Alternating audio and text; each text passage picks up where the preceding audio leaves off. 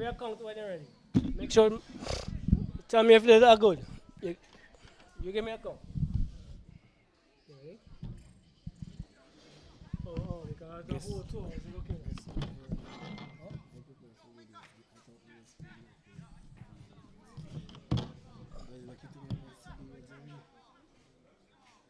You tell us that? You tell us when you're ready.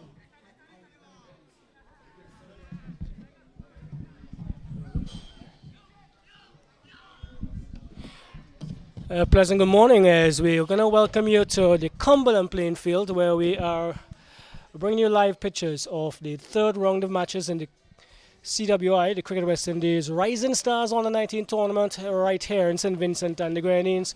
Here at the Cumberland we'll have the Leeward Islands. They are going to take on Trinidad and Tobago. The surface looks a good one and there are a few damp areas around. I think the report from the umpires is that there is going to be another inspection at 10:20 this morning. So we would have a delayed start. With me, Roxel John, with me this morning we have Casnell. Casnell, from what we've seen, a good encounter in store for the viewers. Good morning to you, Roxel. Good morning to the viewers. Yes, it should be a good encounter. Trinidad and Tobago is looking forward to come off on a high, as well as the Leeward Islands. They have won their game and they are in hype, I would say, coming into this game. However, this is a third round and each team will want to come out with a win. Interesting times ahead. Yeah, definitely interesting times. We are seeing some warm-up activities from both teams. As you said, the Leeward Islands had an extremely impressive, a comprehensive defeat of Guyana up there in Park Hill. I was privy to see that. I had a day and a half rest before you guys, but they were definitely on the ball. Trinidad started well. They defeated Guyana as well, but they went down to Barbados in their last encounter, and so they'll be looking to bounce back in this encounter. Yes, they should, and they have a very compact team. That is a good thing about the Trinidad. Each player know their role, and each player will tend to come to the party whenever they're asked to put up their hand. We don't know the teams as yet. I don't know who will be sitting out or who coming in. However, later when that is announced, I will be looking forward that each player really put up their hand, because Trinidad and Tobago, if they are to advance to the next rounds, they have to win this game.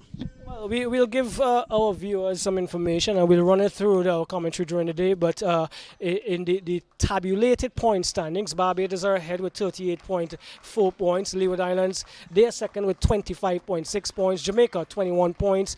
Guyana, 19.8 points. Windward Islands, 11.2 points. And Trinidad and Tobago, 6.8 points. Remember, they're in two groups. And so the two top teams from each group are going to play the final. So in Group 1, at this stage, Group 1 is being led by the Leewards because they are on 25.6 points. Guyana is second in Group 1 on 19.8 points. Trinidad and Tobago on 6.8. In Group 2, Barbados out front, running away, 38.4 points. Second, the Jamaica on 21 points. So a very, very, very big gap there. And the Windward Islands in Group 2, they are third on 11.2 points. So, go ahead. Yes, so and the Leeward Islands, as I said, they're coming off a win. Trinidad and Tobago, they have dropped the momentum from the last game. It doesn't say that their cricket is down. This is the way we know the Trinidad and Tobago cricket team. Even in the senior team, they tend to play, lose their early games, but rest assured they're going to come back. I am not too sure if they have a different plan today, but I'm sure that the Leeward Islands, they will look forward to come and play top quality cricket. I've been impressed with their cricket from the day that they have started at Arnoldville playing field. They've continued that in the second round. They drew in the first round with the Windward Islands, and we saw different players really putting up their hands and representing the Leeward Islands. A cadre of players. Edwards, who started with his left arm seam, he really started off things for the Leeward Islands, and they continue that momentum. But Trinidad will have to come with their A game. Even though they are known for good quality cricket, they will have to come with their A game. They cannot sit back idly by and allow the Leeward Islands. They have to commit themselves to batting. When they're in the field, they have to make sure that they feel proper. take the wicket, take the catches, and that will bring out a better result for them. So in store for you when we do start here at the Cumberland Playfield, will be a really intriguing encounter. Leeward Islands against Trinidad and Tobago, and we're in the lovely valley of Cumberland here in St. Vincent and Grenadines. We'll take a break, and after the inspection, we'll come back and give you an update on proceedings.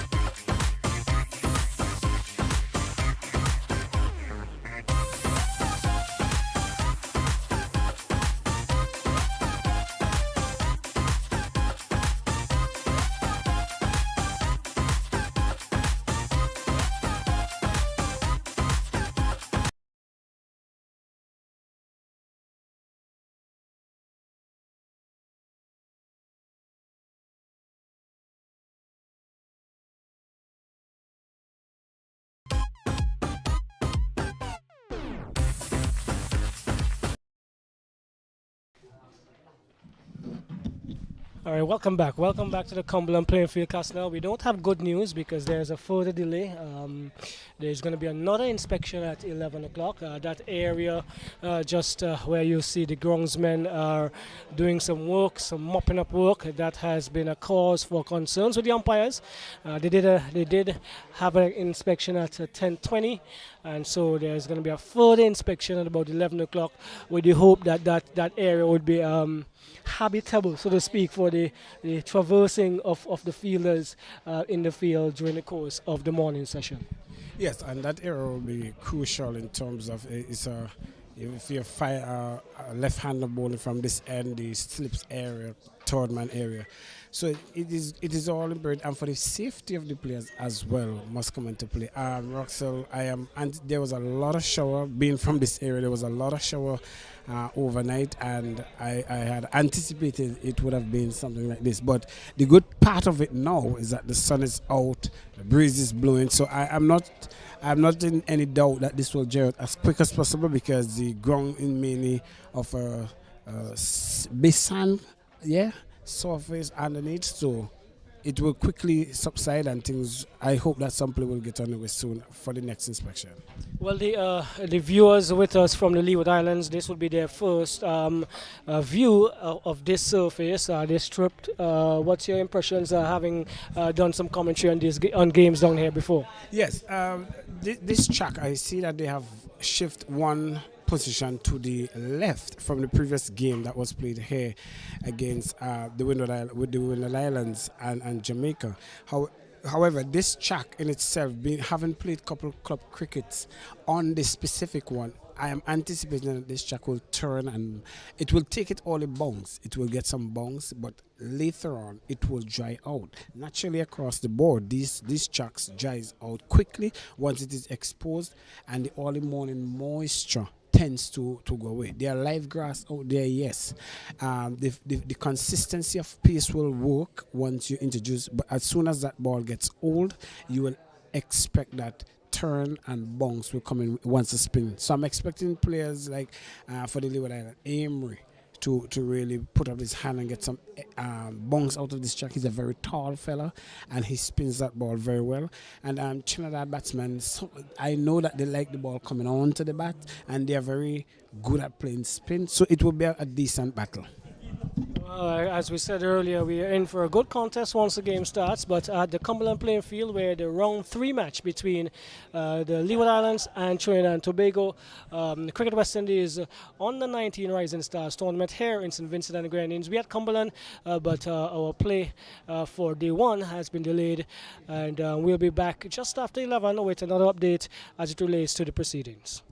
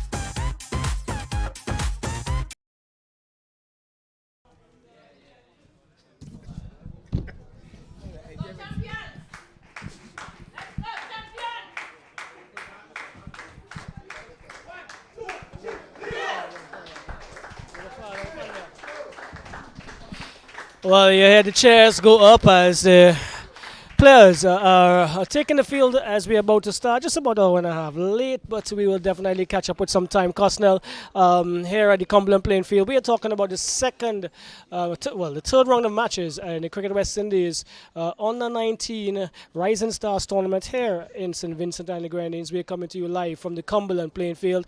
The Leeward Islands against Trinidad and Tobago. The Leeward Islands won the toss and they decided to field. Interesting, and they have the bowling artillery that have supported them over the two previous games. Nathan Edwards, who have led this attack successfully, and Omri, he have really put up his hand as an under 15 West Indies under 15 player. He's leading the cause with 11 wickets, second in charge. So it would be interesting. It's not a bad decision to win the toss and field. Well, I think they're playing at their strengths. They've bowled consistently well, which is a hallmark of their success so far, and they've batted consistently in terms of trying to put some totals on the board. So they're playing from in front here, using their strengths, and hopefully they can get what they want from it. Trinidad and Tobago definitely will have to come back onto winning ways. They won against Guyana, lost against Barbados, and so this is an opportunity for them to get back on track in terms of their campaign. Yes, they have to come out positive, and they have a very good team line. Well, they have made 3 changes. Zachary and Jagasar, along with Davis, they're out. So clearly they are having 2 debutants, and a Tobagonian as well. James, Orlando James, he's playing as the only Tobagonian, as you know, Trinidad and Tobago, Twin Island State. So he will be looking forward to really put up his hand and come to the party today. Right, so it's Nathan Edward, bowling hand. He has 9 wickets in the tournament, and ironically, the Leeward Islands have 3 of the top 6 wicket takers in the tournament, and they are all going to be on show this morning. That's going to be interesting as we have the 2 openers for the Trinidad team. Yes, it's Ramlal, and he will take strike from Nathan. And Nathan will take up the attack from the it's Ramlal and James who is making his intentions here for the Trinidad and Tobago. As I said, Edwards coming from the river end. This will be an interesting ploy because that end will tend to move that ball early for him. In that is the direction in which the wind is coming from. So I'm expecting that he's wanting that ball to go across the right end. Edwards to Ramlal. A good delivery, starting right on the spot as per usual. This has been his hallmark of this entire tournament. Doesn't seem as if he has a day off because he comes and he goes right back on spot. And an excellent start for the Leeward Islands as it relates to the most experience of the fast bowlers here on show. Yes, and as any fast bowler, you would want your first delivery, whether it's be a loosener or anything, to be spot on. And that will put a doubt in the batsman's mind that, listen, I have to be careful, I cannot lose all the wickets here. The good thing about it is that Trinidad and Tobago, they have to really set time. Time is what will be important here at this wicket. This one getting up off of a spot there and beaten again outside the off stump. Ramlal, he is going to have to really dig in and dig deep here. Let's say good morning to our viewers in the Leeward Islands, up there in St. Martin, Antigua, St. Kitts, Nevis, Barbuda, Antigua, Barbuda, who are we missing? Anguilla. Yes, let's say good morning to the viewers in and cricket-loving people in the Leewards. This one's on the spot again and coming forward. This time, solidly behind it is Ramlal. Do we also need to say good morning to our Carnival, Calypso, Soca people in Trinidad and Tobago? They are all one family. We are all one family, and Trinidad are very similar to us in terms of the carnival and soca and the culture that we have here in St. Vincent. Things that you enjoy, Roxanne. Definitely. I can't say no. I love my soca. I love my music. I love cricket. Edwards to Ramlal. This one is driving into the onside, gets a single to where mid-wicket would have been. Ramlal is off the mark. Trinidad and Tobago off the mark, and definitely good sign so far. Yes, good positive stroke. Clearly, Ramnal got the first ball to hit the middle of the bat, so that confidence will somewhat come into play. And there you see him just using that straighter delivery that it was put bring more so onto him. It was looking for swing only, fuller length, so he was able to get off the mark. So it's James, Orlando James. He's in you, as you said, for his first game. Tobagonian, the only Tobagonian in the team. And we want to say good morning to Jelani Beckles and the newsroom down there who offered us some information last evening so that we can bump up our commentary. So it is Nathan Edwards to James. He drives outside just into the cover area, can't score. And that was overpitched by Edwards. James could have done a little bit with it, but obviously as a opening batsman, you're just trying to get a feel of what's being offered. Well, just a bit of correction. James have played before, but he have not opened the innings correctly.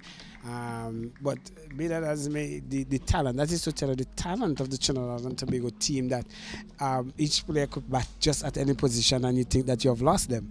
Well, good start here for Edwards as well. That one swung back. Yes, and this is what they're going to have to look at. The Trinidadians going to have to look at Nathan Edwards when he gets into his work. He moves the ball both ways and he's always on a good length. And that one came back appreciably there, but it did not do any damage. Trinidad and Tobago won without loss after being asked to bat. Good start. Very well. The Trinidadians are very watchful, and this is something that they have to do. And if teams come into Cumberland to play cricket, one of the fundamental things is patience at this wicket. It's not going to have any demons in it later. It's just going to play through just as it starts. The only thing is that the ball is going to get old, and then what is going to happen, a lot of turn is going to take place. So they have to occupy the crease a lot, and then it will make things easier as this ball gets older. Well, Ramlal is going to come back into strike. 67 runs in the tournament so far, 7 wickets as well. At this stage, he'll be looking to add to that 67 from Central. Would have played for the Hummingbirds. Let's get that right in the preparation for this tournament, and I will talk about that because Trinidad and Tobago seem to have been one of the units that had a really good preparation coming into this tournament. And we'll talk about what they went through as we go through the commentary. But it's Landerfort, and I'm going to tell you, Landerfort was extremely impressive up at Park Hill against Guyana. I think he was the one who broke the back of the camel up there. He was on really good lengths and got 2 wickets very early. Let's see what he offers. All right, just making sure he gets his run-up as it should be. Boards his delivery through his delivery stride there, and he has 2 slips, a gully, a man at point, a cover wideish, a man at mid-off, a short leg, and a man on the fine leg boundary. Landerfort from St. Martin, and shouting out Coach Singh and the guys up there again as he comes in now to Ramlal. Full toss outside the off stump. Again, is a no ball called. Umpire Trudeau is from Barbados. He signals. And so Trinidad moves on to 2. It's 2 without loss. And Ramlal, as I was saying, Central played for the Hummingbirds, St. Mary's College student. And he had a well-played 69 for Central in the final of the Interzonal Under-19 Championship. A big partnership with one of his partners you'll see later on of 81 runs. Well, this is the kind of partnership you would want for the opening stand here, and it will be fundamental, I believe, in under 20 innings as well. In 7 innings, he scored 119 runs in those innings at an average of 17. So clearly, he have pedigree in terms of the batting, and this is something that you would want from the opening stand. Someone who assesses the environment, the opening stand, the bowling, see where the ball is swinging, if it's doing anything unorthodox, and gets into the game early. Good delivery here from Landerfort on the spot once more. He's doesn't look as comfortable with the run-up, not as yet, based on what I've seen in the two previous games. So he's probably just sorting himself out. But again, still on the stumps, attacking the stumps. Again, one of the hallmarks of the Leewards team in this tournament. They have been on the spot. They've been asking questions of the batsmen. And once you're there, you always give yourselves an opportunity of getting a wicket. Ramlal has been equal to the task so far. As Tuckett, Boyne Tuckett, the captain, he is making sure his field is in the correct position. So short rise in delivery, and Ramlal decides to leave that one outside the off stump. We have some serious support behind us this morning, as both teams seem to have brought out their spectators. Well, as the tournament develops, we see persons traversing even these rugged terrains of St. Vincent and again to support their team. Some of the players, they brought along parents and well-wishers. So it will always be intriguing to know and to see how these players operate under different conditions. Yes, Landerford just outside the off stump and allowing that to go by is Ramla. Landerford 4 wickets in the tournament. That does not speak to the quality of which he have really performed for the Leeward Islands, but hopefully we'll be able to get an opportunity to see that. And if the batters from Trinidad can really stick up to this, then we are going to be in for an intriguing morning's play. Just an hour, we're going to have an hour's play. We did start late, and lunch is going to be at 12:30. As Landerford comes up to Ramnal again. This one is a good delivery! He's dropped! Oh my word! Excellent delivery as we were talking about. Landerford in the business, in the spot. He was caught in no man's land there, Ramlal. Went through the second slip's hands. Not tall enough, it seems, there, Nathan Edwards. And chance goes up back in. A difficult one, we may say, but you're going to take those in this type of cricket.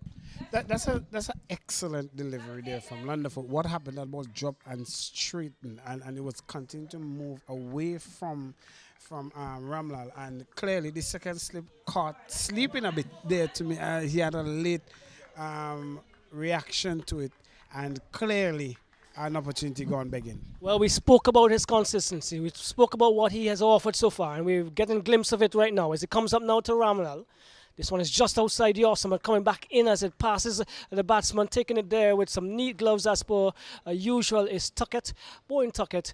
The Windies, well, Trinidad and Tobago, they have gone on to 4 without loss. A good over offered up there by Landerford. Well, early morning scare for Trinidad and Tobago, they should be able to.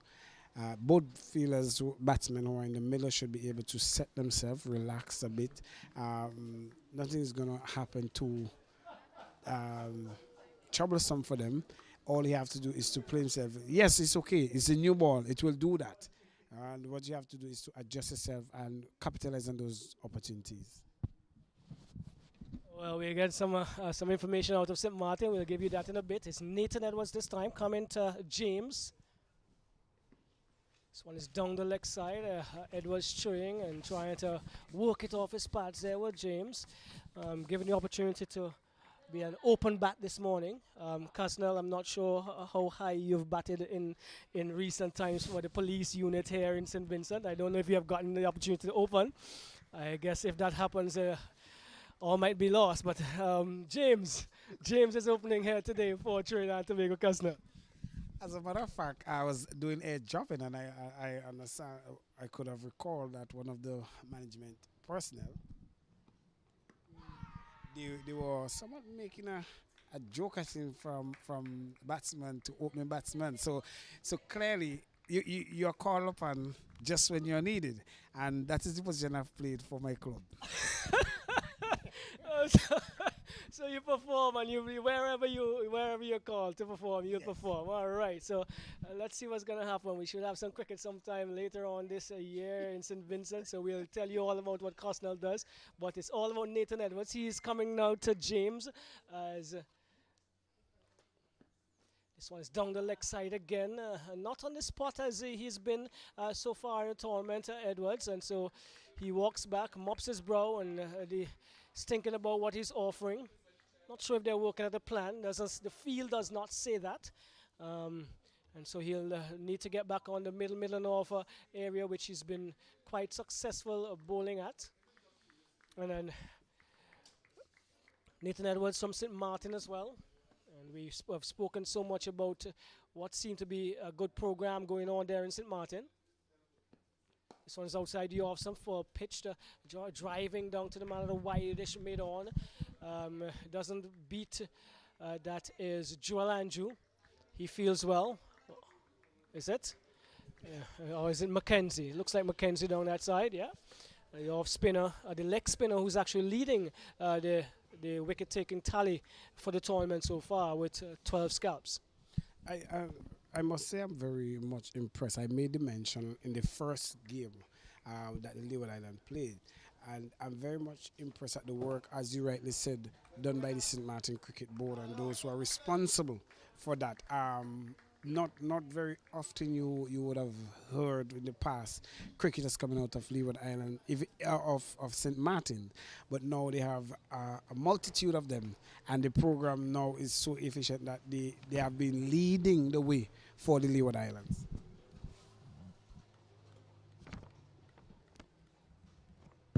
Edwards, he's going to offer up to James again. A 4 without loss, Trinidad and Tobago. They've been asked to bat this morning by the Leewards.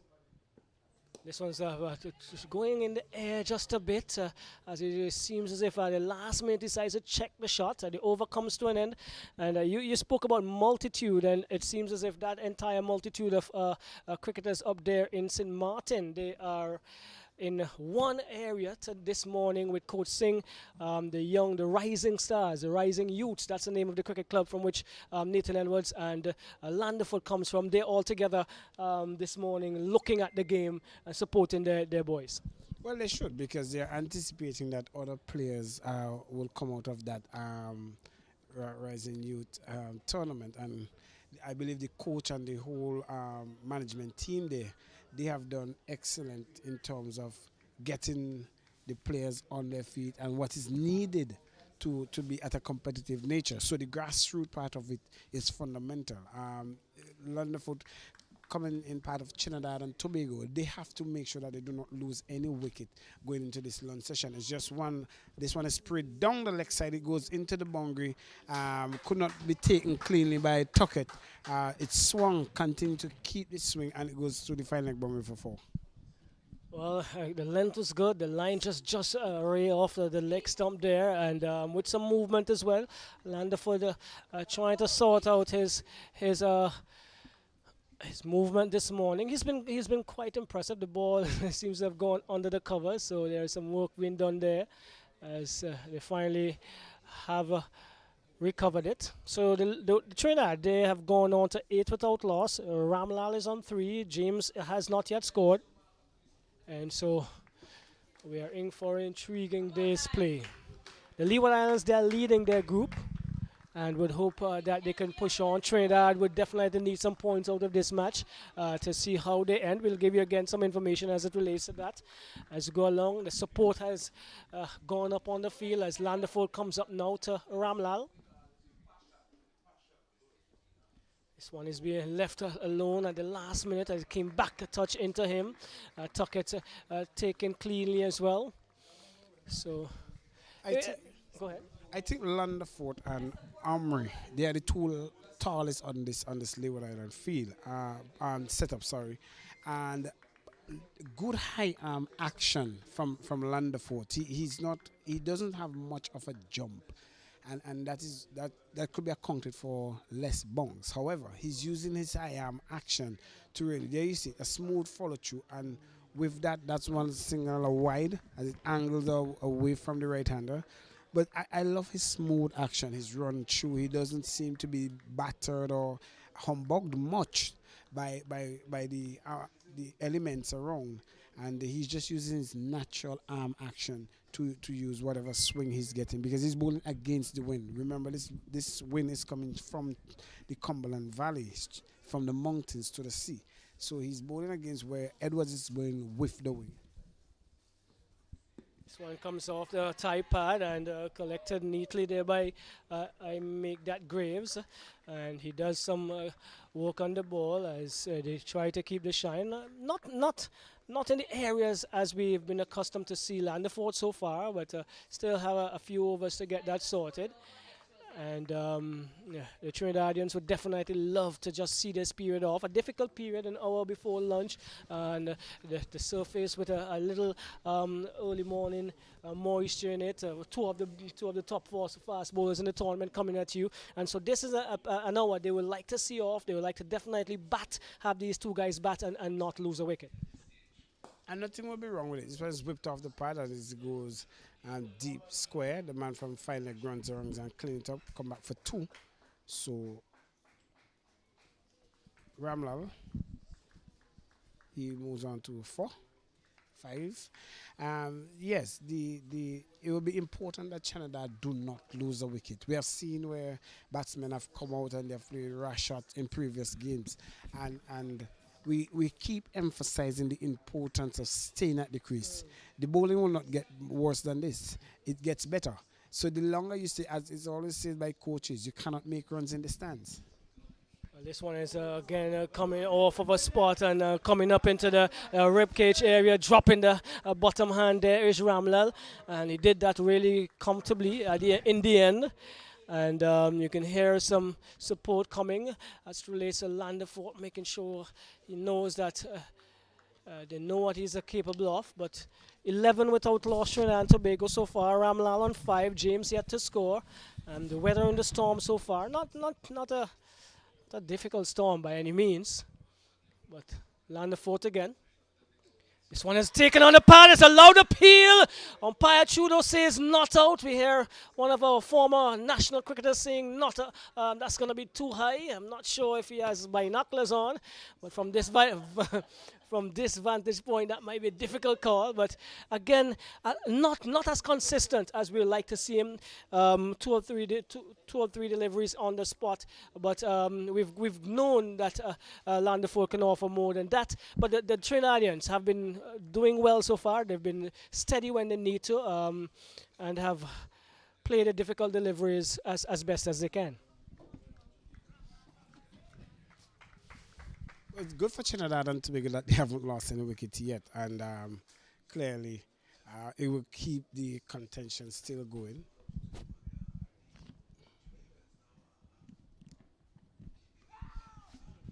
This one is down the leg side, and Nathan Edwards showing a little bit inconsistent in his line. Looks at his shoes. James there. He's been asked to do a job this morning for Trinidad and Tobago, the Tobagonian in the team. Been asked to open the batting today, and so far he has done the job that has been required. He would want to come from this period back in at lunch and then come back and do some batting after lunch. Nathan Edwards, however, would have other ideas. This one is down the leg side again. Looks as if he moved across there. Leg stump may have been exposed, but no harm done. And so, as I said, Trinidad and Tobago on the 19th, they had an interzonal tournament, which was sometime in February into March. And then the players also went into what we call the Trinidad and Tobago under 19 Sports and Culture Fund Cup. So it's driving outside the awesome beaten. So they had 2 bites of the cherry so far. They had some cricket behind them. After the interzonal, they were picked into 4 teams. I think it's Scarlet Ibis, Hummingbirds, Masqueraders, and Flamingos. They played among themselves, and then they also had a classic cup, North versus South. So they had some preparation, some pleasing preparation from what we have seen. Yeah, and that's the thing you would always get from Trinidad, and they have always provided talented cricketers. We see a number talking about talented cricketers. Speaking of Brian Lara, who have really put up his hand as one of the top batsmen we've seen in the region. So Trinidad and Tobago have never come under the pump of question in terms of the caliber of cricketers they produce. In no way they have the mechanisms, they have the assets that will facilitate all these preparations. Whereas in the lesser Caribbean, in the lesser territories, we are not exposed to such. But however, what I'm saying is that cricketers adapt themselves to whatever conditions, and this is what Trinidadians are known for: patient cricket, and will play just when you want them to up the tempo, they can up the tempo. Well, they've been in competitive cricket since about February, and so they're well oiled, well drilled. The only concern for me there is whether they would have peaked early or still need to peak a little later on. That we will see as the competition, well, the competition as it goes on. Nathan Edwards, however, comes up to James. This one is on the middle stump, full pitch delivery. James is conservative in his approach. He could have driven that. He rehearses that stroke now. But the end of a maiden over, I make it 11 without loss. Trinidad and Tobago, they lost the toss and they were asked to bat by the Leewards.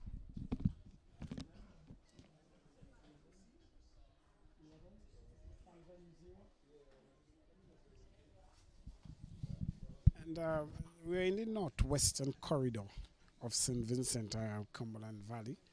The very quiet Caribbean Sea. As you look to our extreme west, you are seeing a preparation for a wedding, Roxelle, been taking place. So everything is happening down here.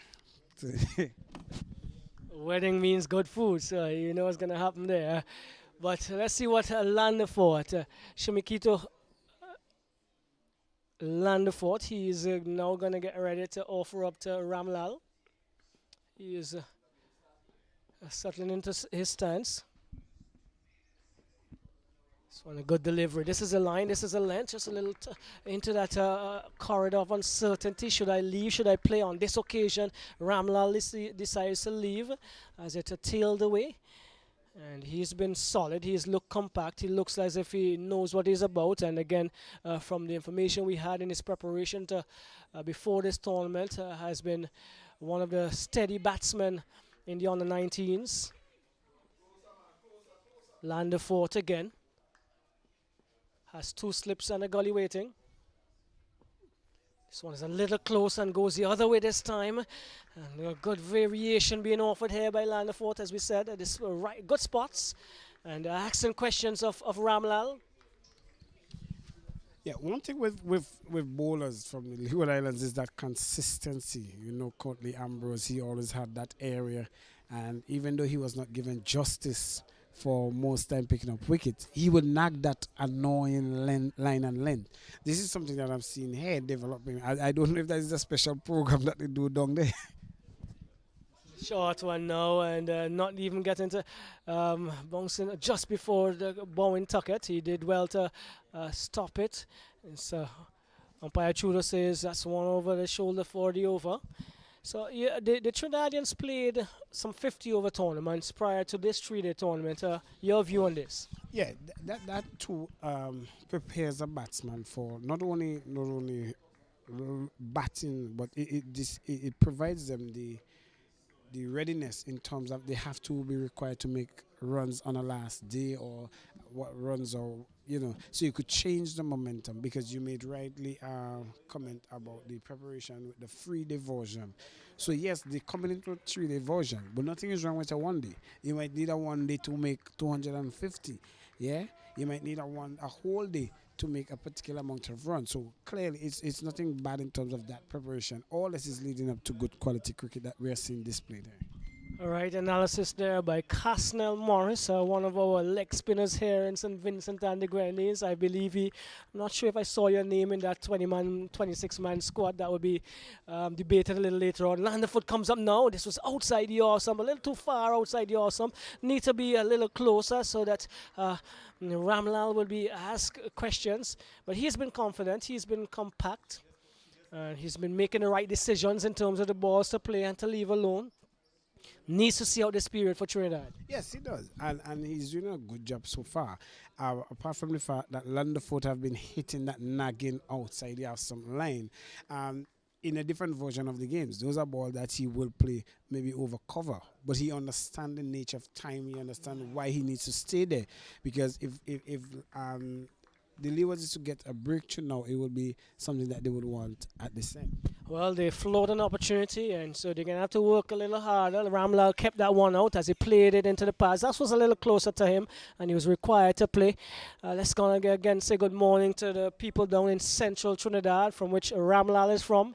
The students and staff at the St. Mary's College. He's a student there. And I know they would be supporting Ramlal and Trinidad and Tobago throughout this 3 days that we are here at the Cumberland playing field. Yeah, because when he goes back to school, he would want to have that bragging rights. I mean, the central part of Trinidad and Tobago. Good morning. I must say, this was chopping short of the man there at a wide-ish middle. Well, it seems to be falling over a bit as he tries to turn it into the onside. He's not getting over it and it's falling over as he turns the bat to an angle. This was just short of Mackenzie. Mackenzie now takes 2 steps forward. He's putting a new mark in terms of his start position. So we did say that it might have been something that they're working at. This one is going across the right-hander from Edwards and taken by Tuckett. So there's a lot of discussion as the supporters go up.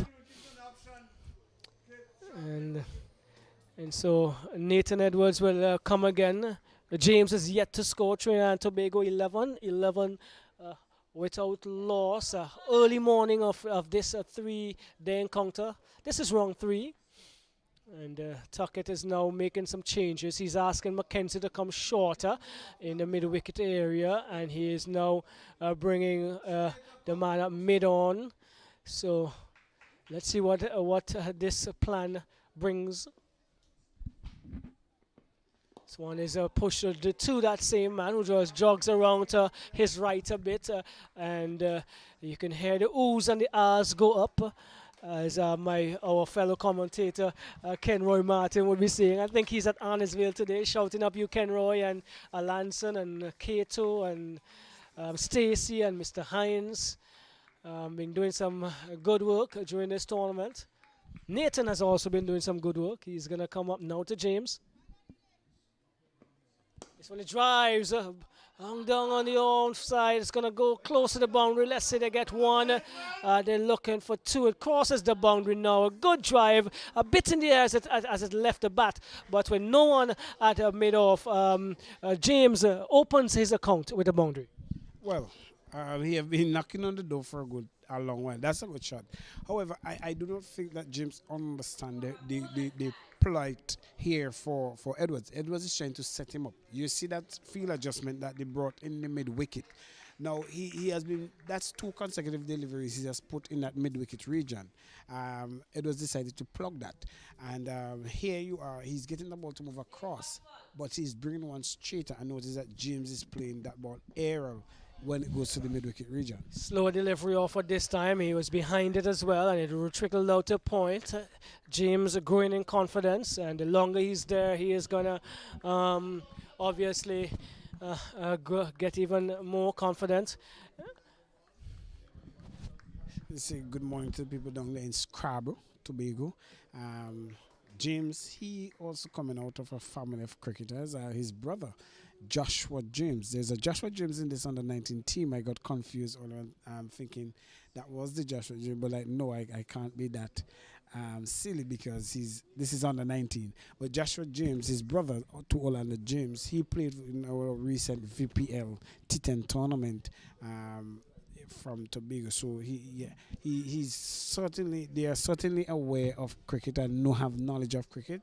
So he will also want to make his mark here in St. Vincent.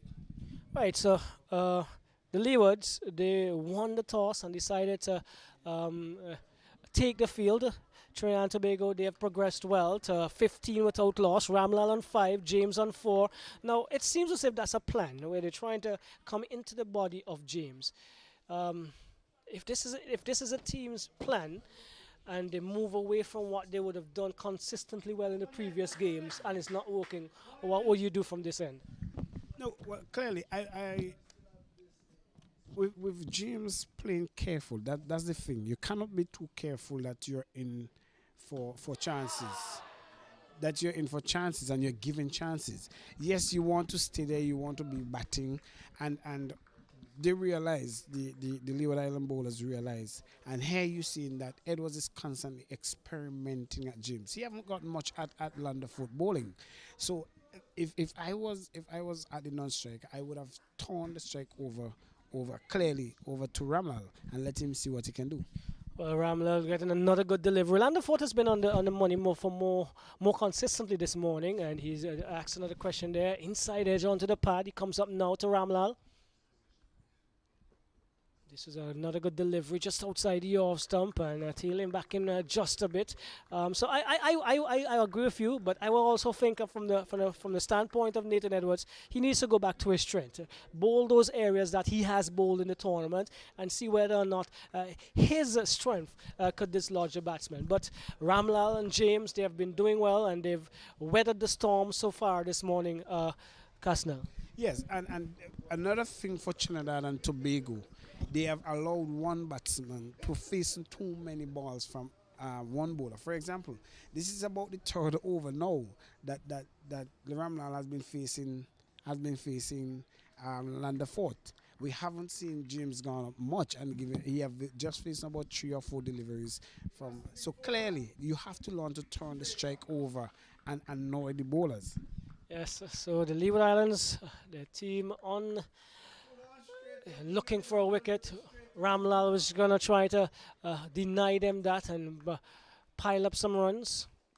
Orlando James so far in the tournament prior to this innings would have had 61 runs, and the opportunity he had to bowl, he had a wicket. Landerford to Ramlal. This one is short outside the off stump and left alone. Ramlal is confident and comfortable just leaving that one there. And there's some more support coming in terms of where he should be bowling. I agree. His lines and lengths were better in the 2 games before. I'm wondering, Casnell, the Leeward Island team, they had 3 days off, 3.5 days off. Could that be the reason they're starting a little out of the norm this morning? Well, we made mention that this Leeward Island team have never played here at Cumberland, and that too could contribute to the performance. They're not performing bad. They're not starting bad. They are experimenting. Okay, that's okay. It's a new ball. I'm not seeing. I see a change of bowling coming soon. It's imminent, clearly, because you don't want to exhaust these fast bowlers. They're all that you have in terms of the artilleries, and we have bowlers who have put up their hand and could give you partnership. Emery, he have really put up his hand. He's 11 wickets. So clearly we are going to see some change sooner or later. This is a better delivery. That's a better delivery. That's about the area where you want to be more consistent than not. But this time again, Ramlan looking at it carefully and allows it to go as it tails away back into the gloves of Bowen Tuckett. Another over comes to an end, and the score remains on 15 without loss. 15 without loss. Ramlal, he is on 5, and James, who is going to come into strike now, he is on 4. So far in this tournament, the Leeward Islands, they have had 3 of the leading wicket takers. Michael McKenzie, the leg spinner, he leads the pack, would have been leading the pack into today's first day of this third round with 12 wickets. Onaje Amory, as you said, he had 11. Nathan Edwards, 9. So 3 of the top 6 bowlers so far in the tournament in terms of wicket taking from the Leewards. Clay, and that is why they are in such a good position in terms of the point standing, because the fielders and the bowlers, the batsmen, they have really brought them to this position of winning and drawing, and clearly they are on a hype. As you see, the captain Tuckett there, he's signaling for the helmet. I'm not too sure if that was signal any change or if any adjustment to the field. But one of the things that you need in this is that the batsmen for Trinidad and Tobago, they have to continue to annoy the bowlers for the Leeward Islands. Well, doing beautifully taken there. He's gone, is he? Yes! Bowen Tuckett made no mistake.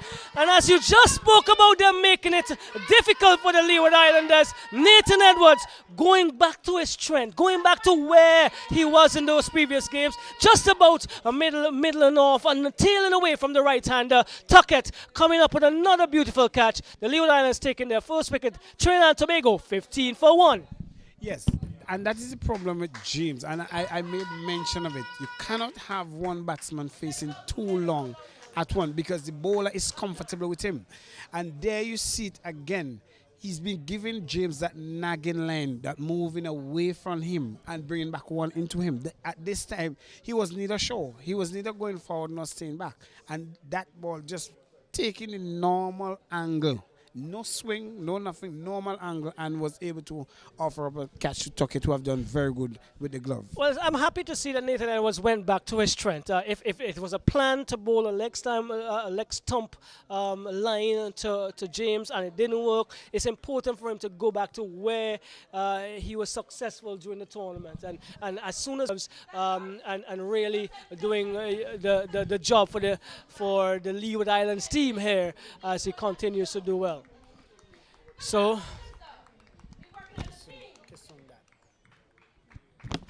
Kisundat, he has joined his central teammate in Ramlal.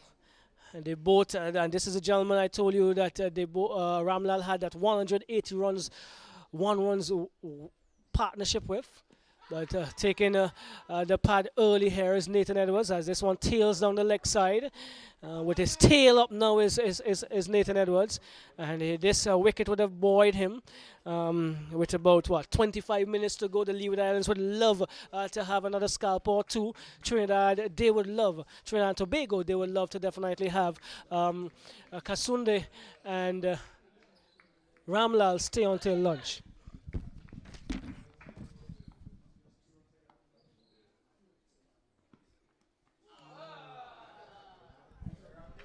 Well, clearly, that is showing you that I'm not really here to be known be as circumspect as James and Ramlal is. If there is a wide ball out there, I'm going to hit you to the covers. And clear, that's good. Nothing is wrong with it. If the offer is there, take it. However, you have to be very meticulous and very selective in terms of your shot selection. Narad Kisundat, he's gonna take strike from Edwards. And this one is in the block hole, the first of the few that we've seen this morning. Bowls a very good Yorker and swings as well. But coming down hard on it, there is Kisundat. He's also from the central zone and would have played for the Masqueraders in that tournament that they had preparing for this final hurdle here. Would have went to the Naparima School. Naparima College? College, yeah. And this is what we're talking about. Yorker length again, swinging as well. And definitely asking questions there now is Nathan Edwards going back to what he's done excellently during the tournament. And we have seen a difference. And he will be a handful in his next few remaining overs. Well, clearly, that's good. That's good bowling. The Trinidad and Tobago team will have to be very alert when it comes to facing up to Edwards and Landerford. They have bowled very well in Tantrum and have kept things well for the Leeward Islands in this tournament so far. Another area of strength for them is that the bowlers who have followed after them have really kept up as well to what the coach, what the management team have instilled into them, and they have really, that's why they're in this position. Well, Ramlal and Kisundat, they're definitely going to have to bat a long time for Trinidad and Tobago. As Landerford offers up now to Ramlal. This one is outside the off stump. He allows it to go by easily.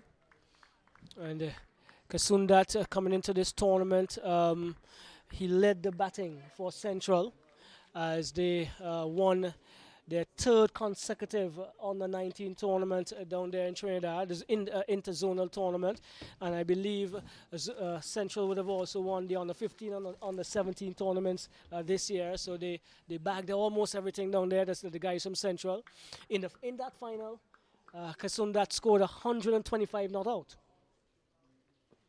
This one is a good delivery, better delivery. On about the middle stump, up to the bat and driving down to the onside is Ramlal. Can't beat the man into the Hilroy Andrew.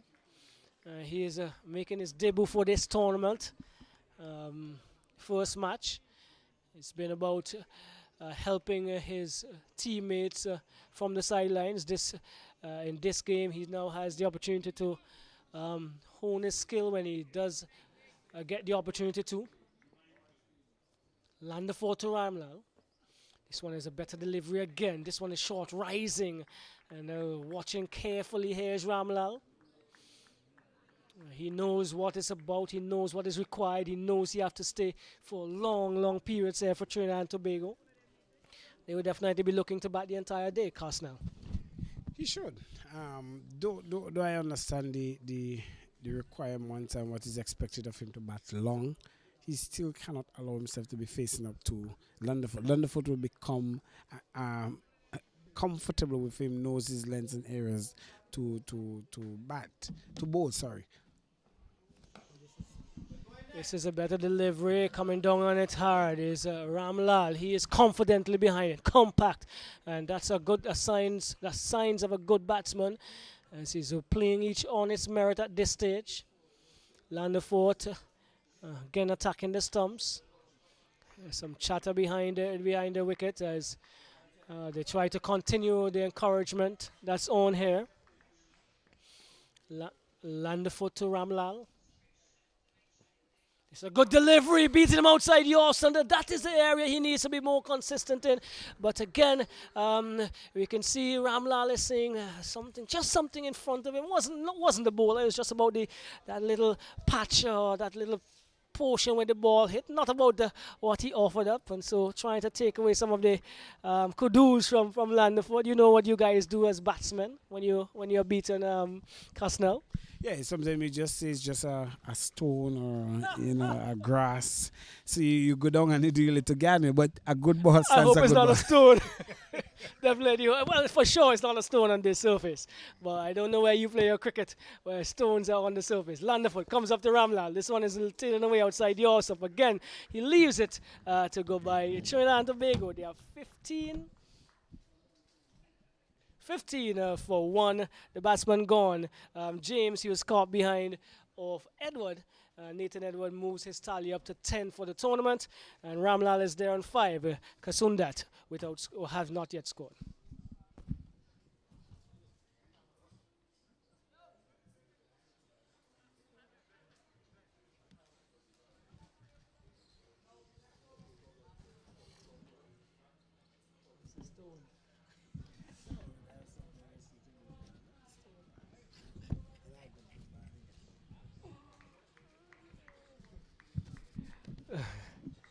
So it's 20 minutes remaining before the first interval, our luncheon interval, delayed by half an hour. We did have a delayed start. Nathan Edwards, he picked up the wicket of James. He's going to come up to Kasundat at this stage.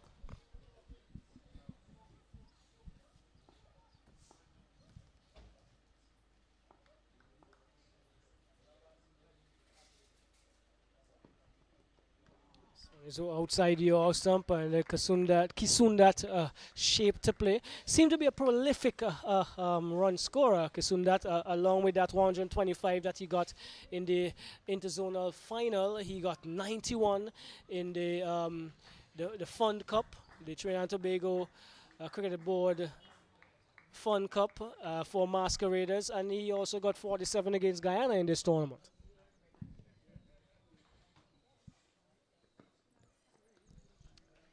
I like his approach. I haven't seen him much play. I haven't done any commentary in terms of the Trinidad and Tobago team. However, clearly he's showing you that if the ball is in his area to score, he's ready to score. Apart from just being watchful, yeah. he appears to be very methodical in terms of of getting his runs. He haven't got off the mark as yet. Okay, cool. But clearly, when he starts to get the middle of this bat, it will be interesting. Well, with some um, showers just coming above us on the valley, he drives this one into the short mid-wicket area, doesn't score. He's the leading scorer for Trinidad and Tobago so far in the tournament with 86 runs prior to this innings. So a lot of responsibility would definitely be on his shoulders. The Leeward Islands will also be aware of it, and they would want him to be back in the hot soonest, whether it before lunch or just after lunch. But Edwards will do very well.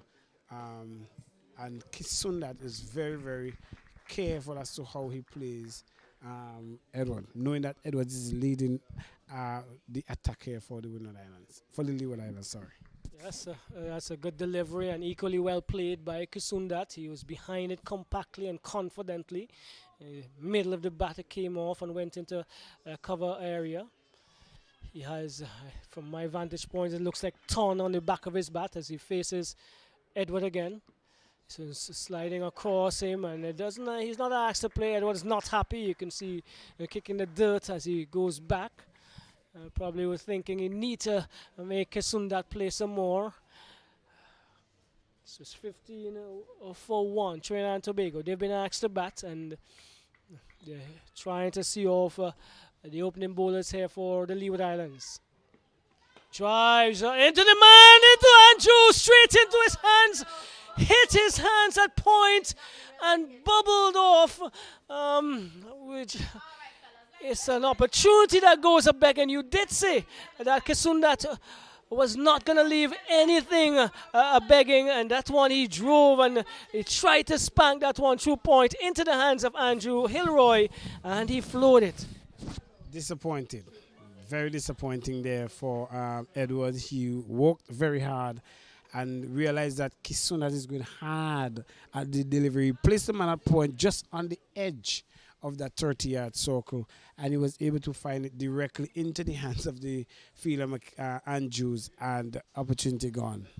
Well, I believe the Leeward Islanders will be saying I prefer the central part of the country and the windward part of the country, because in the two games they played, I can remember probably just one opportunity going to begging, and we have seen two so far this morning in about 45 minutes play. And they would definitely need to improve in their fielding. The Trinidadians would be happy that they still have an opportunity to bat again. So Mackenzie, the leading wicket taker in the tournament coming into this morning, he's going to offer up his leggies. Micah Mackenzie. This one is short outside the house and punch to the covers. He's going to get one. They're turning, looking for two. That's two easy runs. And it is now the score moves on to 17. Ramlal moves to 7. And so, your thought on the change of bowling, Kasnal? Yes, I made mention that the change was imminent. The writing was on the wall, metaphorically, and clearly we are seeing now. I'm somewhat disappointed with this field. There's not a sweeper on the point boundary, and you see that first ball was a bit wide, and he was able to punch that. And this is what you're gonna get. I think Tucker should no ball this time, and I think Tucker should look to place a man on that sweeper boundary to clean up. But I am not too sure if this is a ploy to have him the ball go for the drive, let him go for a drive. But if you have to do that, Mackenzie have to be a bit fuller. Well, what we've seen of Mackenzie, it takes a 1.5 to get his rhythm going, and so this is normal, and this one is a better delivery, the best of them, but he still has the opportunity to punch it. It was that the turn off of the surface was very slow, so he stood up and punched it well. That's Ramlal. He moves on to 9, and Trinidad into the 20s, 20-1. And Nathan Edwards offering some words of confidence and support to Mackenzie. Mackenzie from Antigua. Michael Mackenzie, the leg spinner.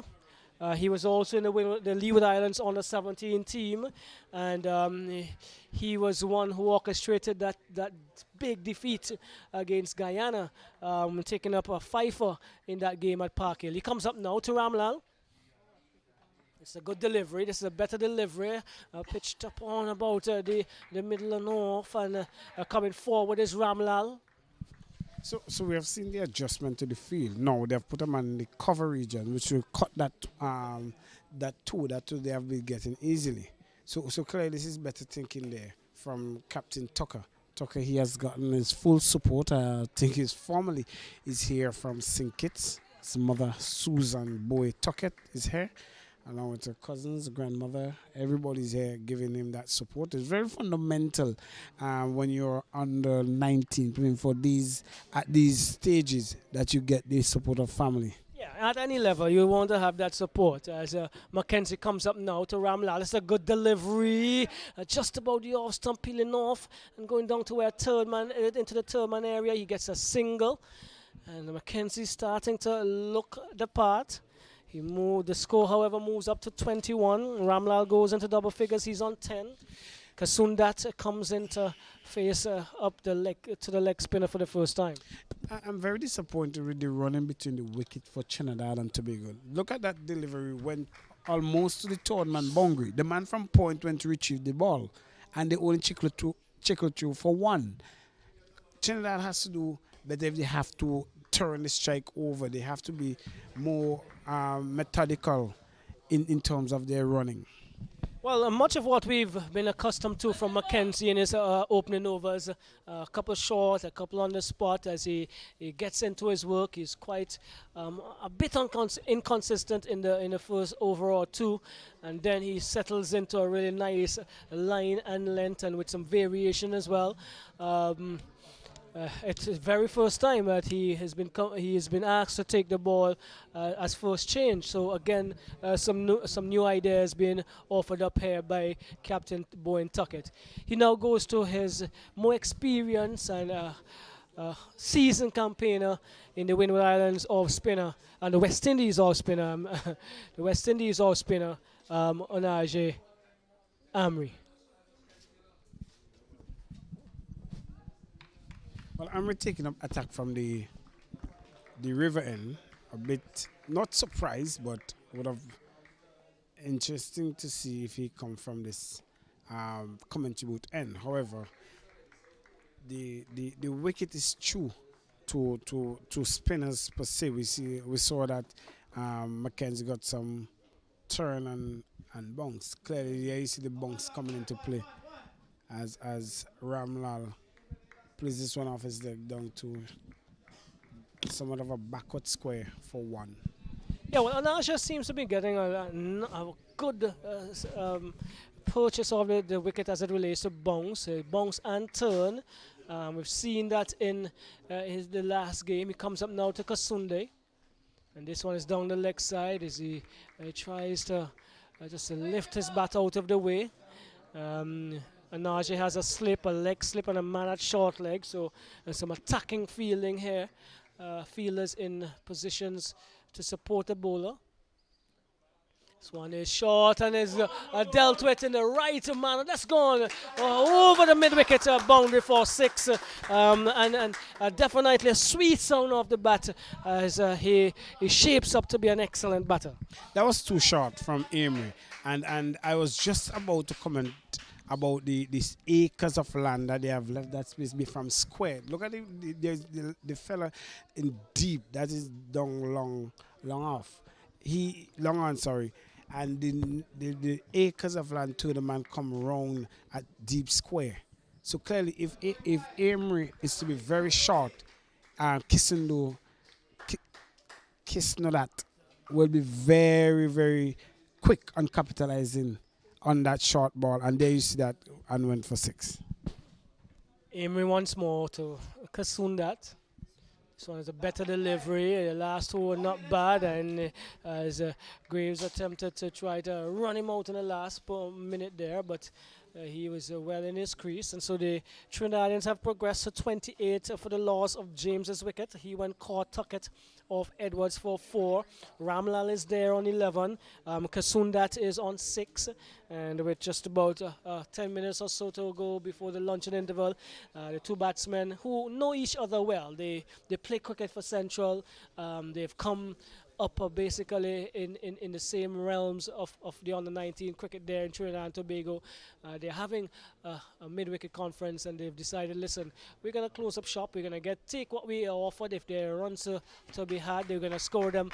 But we're not going to allow the Leeward Islanders to get another wicket today before lunch. They shouldn't. And the Leeward Islands should not be settled too much for the one wicket. They should keep knocking at the door. Hence the reason why Captain Tuckett have opted for his two main, not only experience, but two main leading wicket taker.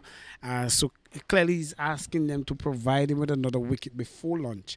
But Trinidad and Tobago, they as well should know that, listen, I know what's your plan, Captain, so we are not going to give it to you.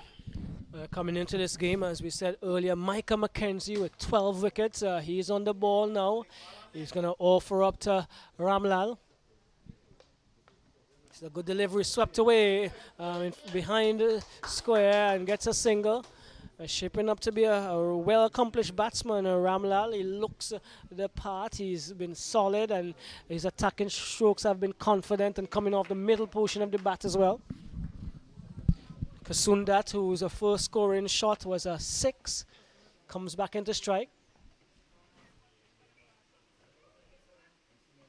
This is a good delivery on about the middle stump, and they're just moving away. Kasundat equal to the task and happy to be confident and in his defensive stroke behind that one. Mackenzie has a lot of support out there in Antigua.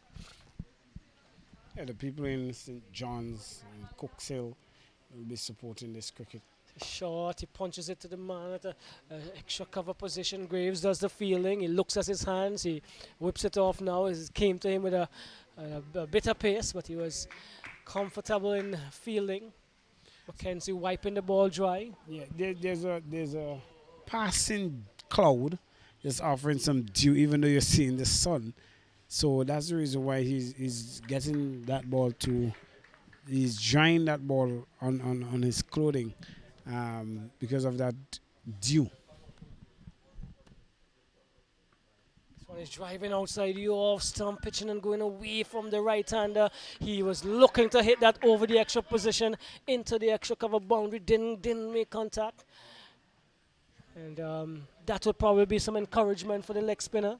Yes, and that is something as a leg spinner myself you like to see. You like to see right-handers going out there. We are close to the beach, and you call it fishing, you know, and excellent delivery. So that's the thing. As a leg spinner yourself, you know that once he goes out there, you just jump on straighter, and he will not be sorting as to what will come to him, whether you're bowling a wrong one or if you'll be going again out that area. So that's the talent that you exhibit as a leg spinner. Well, Mackenzie has been doing well, and he comes off of a very successful game there in Park Hill, where he picked up 5 in the second innings to have the Guyanese crumbling. And here now started well, first over as per usual, a little inconsistent, but he has found his range, and he was on the money, so to speak, in that second over. Amory once more. Swan to Ramlal is misfielded out there at point again. I make it first game jitters for Andrew. Well, you have been on the ground for over 50 minutes. Those butterflies should be out. You're warming up. You've been playing cricket. Yes, you have to be adjusted with the ground. However, that's 2 consecutive opportunities. One have gone a beg, and one allow one to go through. And Amory back on the spot there, coming forward is Kasundat. He is equal to the task. The score for Trinidad moves up to 29. Trinidad and Tobago. Ramlal is on 13, Kasundat on 6. Emery offers to Kasundat again. This one is flighted upside the off. That's a better delivery with some air and slow as well through the air. This is what we've been asking him to do during the tournament. He's been a bit quick through the air, but so far he is on the money so far this morning. Emery to Kasundat once more on the money, on the spot, back behind it, over it, and with that vertical bat straight. Plays it right in front of him is Kasundat. He's saying, I'm here to stay today. I'm going to be here for a long, long period. And that is what the Trinidad and Tobago team would love. Yes, that is so. I like the way in which Aaron is bowling. He knows that Kasundat is aggressive and he's slowing that ball. So he's asking him to manufacture your own strength. Yeah, and he's bowling that variation of pace. And if he's bowling to Ramlal, he's pushing it through. And he's bowling to Kasundat, he's looping it and asking him to make your own mistake. Excellent, intelligent bowling from Emery. Loops another one up outside the off summer, driven straight to the man at mid-off. Can't beat Palmer down in that area, so a maiden over comes to an end. 29 for one Trinidad and Tobago. Again, Ramlal, he's been there from the start. He's on 13, and Kasundat is 6. That's going to be lunch on the first day here of round 3 of the Cricket West Indies Rising Stars Under 19 tournament here in St. Vincent and the Grenadines. We at the Cumberland playing field where the Leeward Islands, they are taking on Trinidad and Tobago. The Leewards, they won the toss and they've asked Trinidad and Tobago to take first strike. Trinidad at lunch 29 for 1. James, the batsman, gone. He was caught behind of Edwards for 4. Ramlal is still there on 13. He looks good. Kasundat, the more attacking of the two, he's on 6. And they have seen Trinidad to the luncheon interval. Yes, and that is what Trinidad would have asked for the batsmen to see them through the lunch interval. It's just an hour. Started late. However, what you didn't want is that the Trinidad and Tobago going into lunch losing 2 or 3 wickets. The Leeward Islands on a whole, I believe, would have won the session, being that they have kept things tight and they have kept things well in check, and so they have gotten all the inroad in that they got James, who never seems really too comfortable with Edwards and had faced up too much deliveries with Edwards. In that case, Edwards experimented him and was able to defeat him in the purpose. So here at the Cumberland playing field, as we're going to take a break for lunch, Trinidad and Tobago, they've been asked to take first strike. They are 29 for 1. The batsman gone, Orlando James. He was caught behind by Captain Boyne Tuckett for 4 off the bowling of Edward. Ramlal is there on 13. Kasundat on 6. Just to run through the bowling figure so far, Nathan Edwards 6 overs 4 minutes, 1 for 5. Landerford 5 overs 3 minutes, and he conceded 6 runs. Mackenzie 2 overs for 7 runs, and Amory 2 overs for 8 runs. We're signing off here for lunch, and we will be back at 1:10.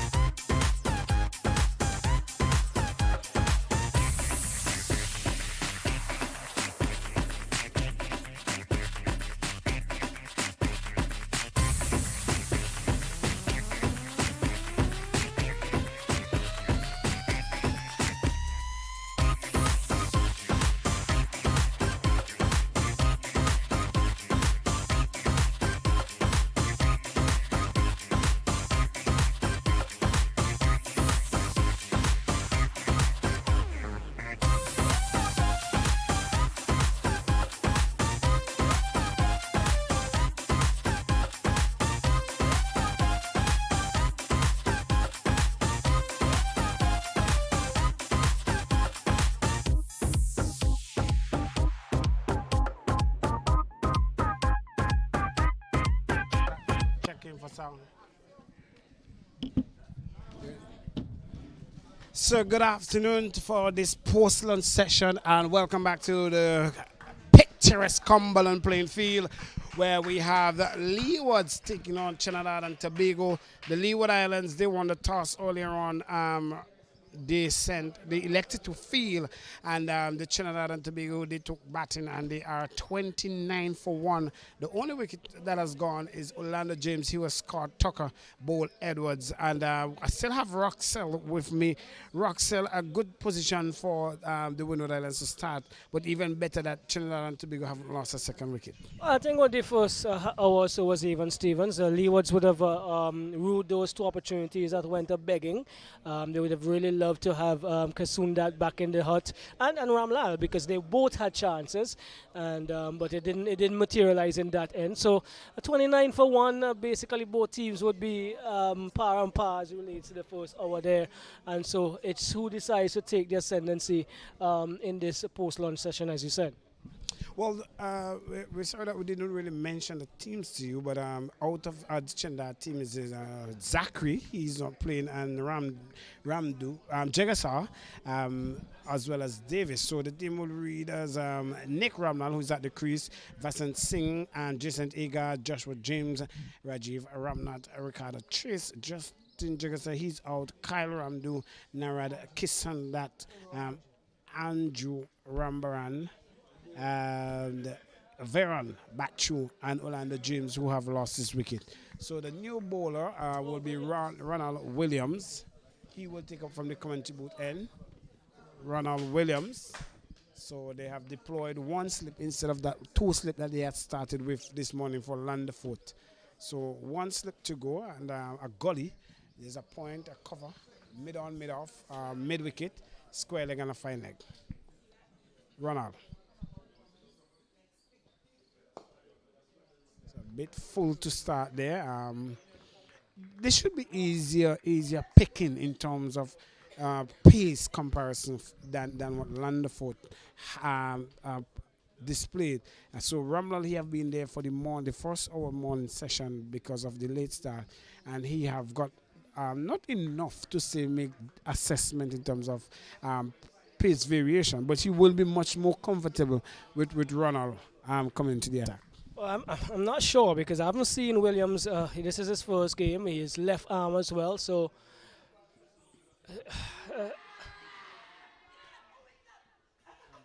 some work to be done. And as we say that, there's a good delivery, a Yorkerland delivery just outside the off stump. Tuckett and his teammates thought that they got something there, but the umpire Trudeau did not agree.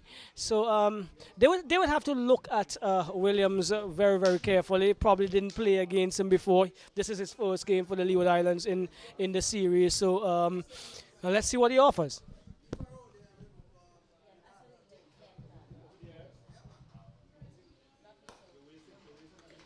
So I like the first 3 balls I've seen for Williams so far. He's clearly telling the batsman, I'm going to come up in that area to see if there's any hint of movement or swing so far to if there is, to create any doubt in your mind. So that's good question, and it's also a good move from the captain Tucker to start with pace after lunch.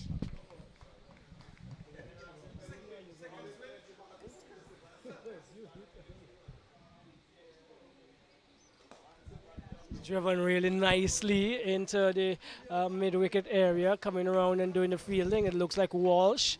So something new for Ramlal and Kisundat to get around and to get on top of this afternoon. Ronald Williams look like he gets to the wicket a little chest on. Does been hitting the full area so far, and he's going to want to make inroads for the Leeward Islands.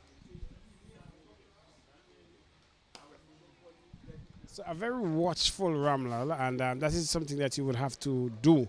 And the Leeward Islands will be happy with the start as well, coming after lunch, still maintaining that pressure that Landerfoot and Edward started with, along with the spin attack that started after lunch with Mackenzie and Emery. So nothing really have gotten away for Trinidad, and the Leeward Islands will be satisfied with the bowling. That's why they are still being able to restrict the field within the yard, the 30-yard circle.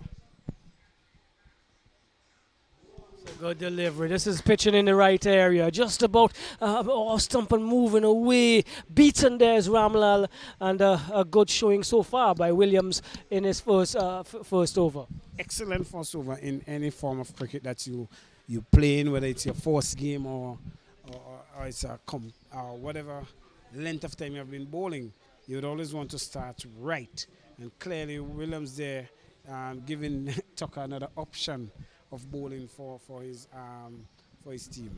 Well, the Leeward Islands team, if you missed it earlier, is led by Captain Carl and Bowen Tuckett. We have Michael Graves, Nathan Edwards, Joel Andrew, Micah McKenzie, Michael Palmer, Hilroy Andrew, Anaje Amory, Ronald Williams, as we just saw him on the ball there, Shamakiko Landerfoot, and Malik Wall. So those are the playing 11 today. Out today is Harris and Tariq Charles, and we have Williams and Hilroy Andrew joining the party. As we see, this one Mackenzie's just a full deliveries, struck into the deep mid-wicket area, and Nick Kisunda, who plays that one in the deep area, goes off with the scoring for Trinidad and Tobago after lunch. First run after lunch, 30, brings up the total to 30 for 1. Very sedated start there.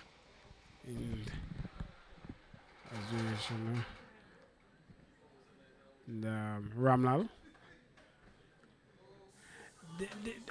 And Roxell, he has switched ends. Before lunch, he was coming from that. He was coming from the commentary booth end here, where I thought he should have started from that river end. So now you're seeing he's getting extra, even more porches from that end. And I believe from this end, we will see Amory operating. There is a googly, just pitch too wide. Umpire getting the exercise to stretch arms out. And this is something that you would always have to anticipate. These are under 19 players, so the consistency is not as we should expect them, as in the game you expect a little wide to be bowled. With the leg spinner, yes, but as it relates to consistency, that is going to be important for them to develop their craft. They must be consistent from this level. We can't wait until they get to the next level to start to be being consistent in terms of the areas. We've already indicated that Mackenzie takes an over also to get his rhythm back and that kind of stuff. So that's probably what we're seeing here.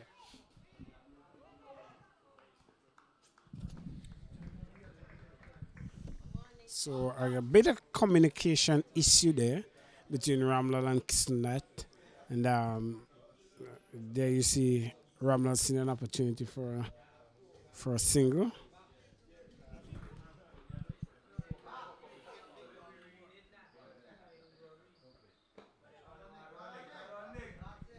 So Trinidad and Tobago, Twin Island State. So good afternoon to the people down there in Diego Martin. And my sister is living in Trinidad and spent some time in Trinidad as well, Roxell. So I've known a couple of people well in Trinidad. I've actually walked in Trinidad and Tobago. So end of the over, it's 30 for 1, Trinidad and Tobago. Right, so I guess you've had some of that fish down at the Maracas Bay. Of course. Actually, if I should share a bit of that story, the first time I was, the first time I had the opportunity to have some bacon shark, Roxell, I actually ate 3. You know, because of the delicacy and the way it was very tasty. So good afternoon to the people down there in Maracas, and I know the entire Trinidad public, they are known for, what we call peppery stuff, but there was good chili. Food. Yes. Doubles, etc. Yeah, the doubles especially. There was Well, the Vendor. guys would have had a good lunch and they out on the field again, doing their do.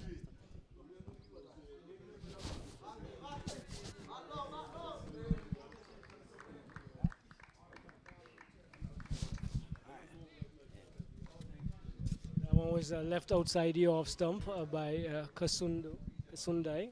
So the score is 32 for one Trinidad and Tobago. And we see some changes in the field now for Captain Tuckett. He has brought a man back. Well, there's a man now at point, and there's a man in front of square.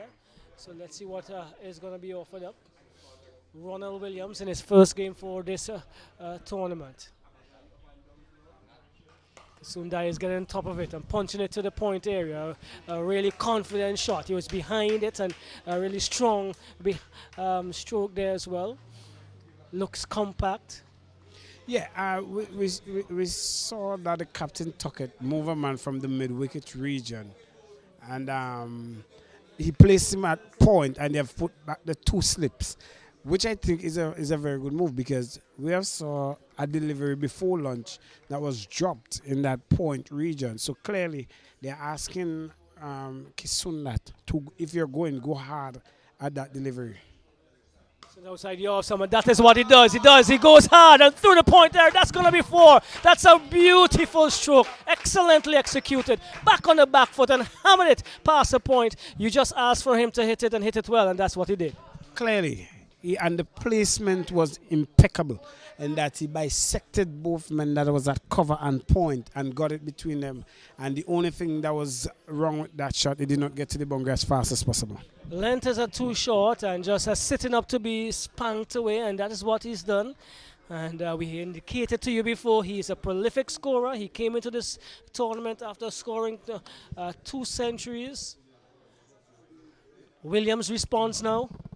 This one is shorter, back of a length, and this one he goes behind point. He gets one. They're looking for a second, and that's what he's gonna get. Kasundat, he joins Ramdal. They're both on 13, and the Trinidad and Tobago score moves up to 38 for one. Looking positive and confident since lunch. Yes, Kasundat played that one on top of the bunks, and he was able to maneuver the bunks as well and placed it behind point. Excellent placement. And got just reward for that shot. In other games, Roxel, in Park Hill, other tournaments have been held in the country. So this one is cut over point, and he will get value for that shot. And as he's going hard, and he was able to place that one over point, 4 more to Kesundat. Too short on this occasion and definitely dealt with. He wasn't afraid to go over the field. He was confident in his ability, and that he did. There's no one behind point on that side of the wicket, and then he just went through, and he looks a very strong person square the wicket player. So as I was making mention, the Windward Islands, they are playing Barbados in Park Hill, so that game is on. It's at a late start there as well. So Ethan Gibson, he's on 1. Stefan Pascal is on 6. The Windward Islands, they're 8 without loss. And they won the toss and opted to bat. Williams now with a better delivery. This is taking you out of position the bat and guided eventually past the man at gully. He's going to get 2 down to the third man area. And he is definitely on the move here now. Kasundat, he moves to 19. Trinidad and Tobago will be comfortable and happy with their position now at 44 for 1. A bit too short in that area and probably bowling to the strength of Kasundat, square of the wicket, and he dispatched a few quite confidently. And also in the other game in Annesville, Jamaica, and Guyana, they are playing there. Guyana, they are 164 for 2 after 41.2 deliveries. And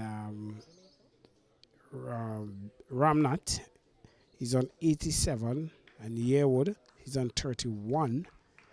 So Guyana batting there. So good hard work there, and good going there for Guyana.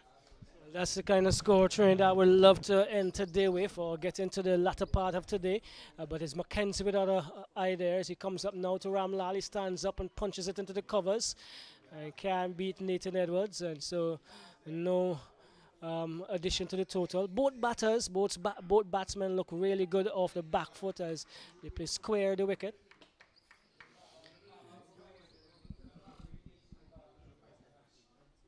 Is flighted a little too close to the batter. He probably think, hey, I could have done a little better that one, but he plays it on the onside. Mackenzie in his follow through does the fielding. He came into this game leading the wicket taking tally. This one is outside the off stump again, and square batted into the covers. Fielded there. Now is Walsh, and picks up confidently and just throws it through. If you missed it earlier, point standings as we enter this third round of matches, Barbados 38.4 points, the Leewards 25.6. It's a good delivery. Mackenzie now pulling his line back just a touch and asking of Ramlal to offer up something. He decides to play defensively back on the onside once more. And third at this stage, Jamaica with 21 points. Guyana 19.8. This one is flighted on about the off stump and moving away. Ramlal comes forward, uses his feet and just walks into that one. Pushes it down to mid-on. Williams does the fielding. Looking really confident now is Ramlal. This one is a good delivery, and not to the pitch fully, but peeling out to the man coming around from backward of point. Finishing the over well was Mackenzie, and Trinidad and Tobago happy with their position after losing that first wicket. The Leeward Islanders look like they have their full work cut out for them today. Yes, and clearly the Leeward Islands have to dig deep because Ramnat and Kisunat and Ramlal decide that okay, it's gonna be hard work here for you all, and once you are there, you should be able to make batting easier for you throughout this session. One of the things I see with the Trinidad and Tobago team, they're not turning that strike over. This could become crucial in that yes, you are at the crease, but you need to put that runs on the table apart from trying to find the boundaries only. This one not a lot of movement to get behind it. It was shortish outside the off stump, and he was just pulling his bat towards it, and so he came off the inner portion of the bat and bubbled on to the onside. This is Kasundat. These guys seem to be relishing batting together, and their thoughts may be going back to that big 181 runs partnership they had just a couple months ago. Williams, however, would have other ideas. He comes up now to Kasundat. So it's outside the off stump, inducing that horizontal batted shot, and he cannot make contact in this case. Feeding the batsman a carrot here, you think? Yes, Russell, I always say there's a shot that a batsman love that could bring you reward and it could cause you a downfall. Now we have seen where Ramlal played 2 consecutive cut shots that he got just reward for. Yes, that may be so. But you do not want to be falling victim to that same cut shot. There's a gully and there's a point.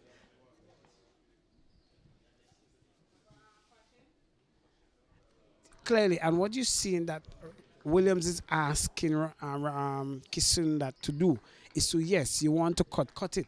Go ahead, make your own mistake. A force or what? Yeah, but we are going to set you up. He decides to pull out of that last one as the ball makes its rounds now to land the field, and he does some work on it. Kasundat, he came in at number 3. He's on 19. Ramlal is on 13. James was the batsman to go. And trying to make further inroads now is Williams. Beautiful afternoon here at the Cumberland playing field.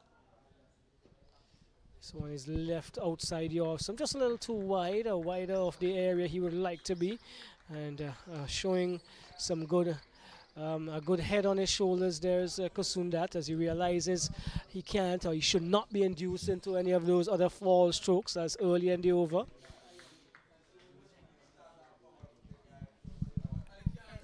Roxelle, this is where, as a captain, you have to be mechanical in your approach. Tucker seeing the approach of Ramlal and he realized that he loved to cut, so he have plugged two slips.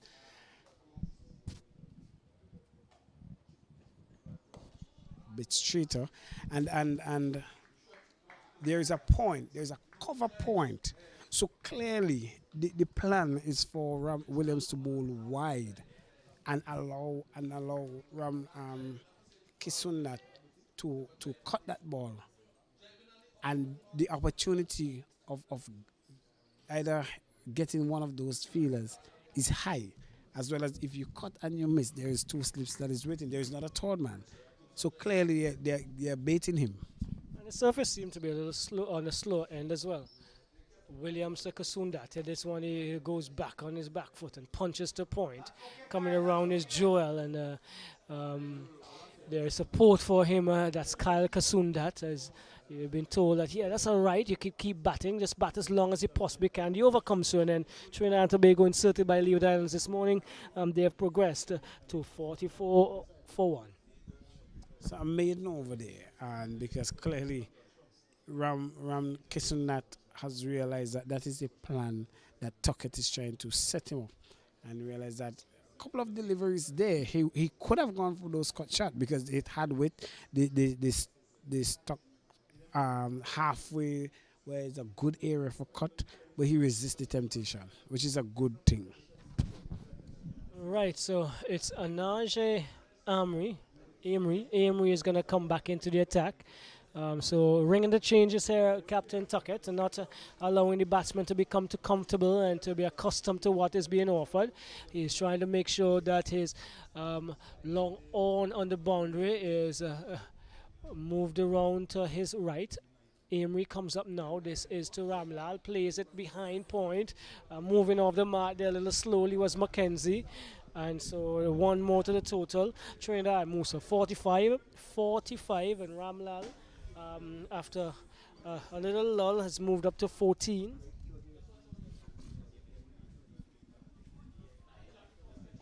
So he comes up again, Anaje. And he drives Kasundai back to the bowler on the onside. He picks it up in his follow through. He has bowled quite a lot of overs for the Leeward Islands in this tournament so far. The West Indies on the 19 player. So we'll have to shoulder a lot of the responsibility for the Leeward Islands. This one is driven beautifully. This is going to go into the extra cover boundary now for 4. Kasundat is on the go. He's been really, really on the charge. And when the bat ball comes, he has not taken any bones. He's make sure he dispatched it. He moves to 23. And it's now 49 for 1 Trinidad. That's a very good shot. It had more width on it from the previous deliveries, and clearly, being the aggressor that Ramlal is not going to Kisundat, sorry, he's not going to miss out on that opportunity. Almost ominous signs here for the Leeward Islands because the batters look confident. They're playing. Each ball is married. The bat ball is definitely being dispatched to the boundary without a question. Amory is going to have other ideas. Comes up now to Kasundat. This is short and comes off. Let's see where it goes. It comes down to where a final would have been. He gets one. Jurel Andrew Fields now and gets it into Captain Tuckett. Let's see if there's a signal by the umpire. No, there isn't. So 2 more to Kasundat. He moves to 25, and the 50 comes up for Trinidad and Tobago. 51 for 1. And after a tricky start, a tricky hour where they lost James, and they had two drop catches of. They have moved on steadily to 51. But not only that, Roxelle, is that the run rate have picked up a bit. They went into lunch session of just over an hour. With 29, they have now reached 51.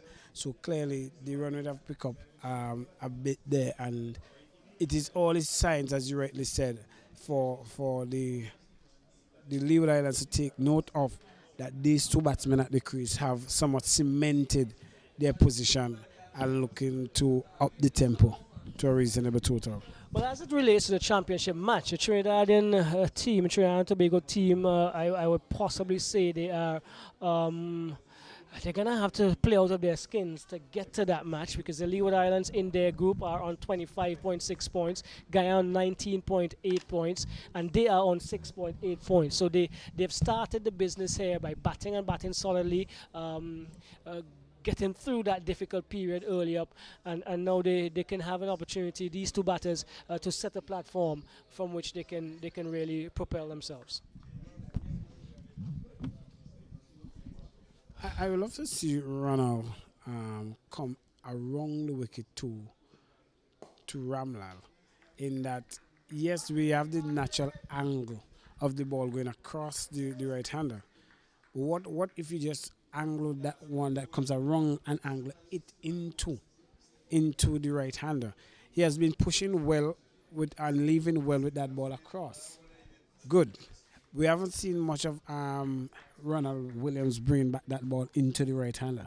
So some on the contrary, bring it back into him and see what he have to offer.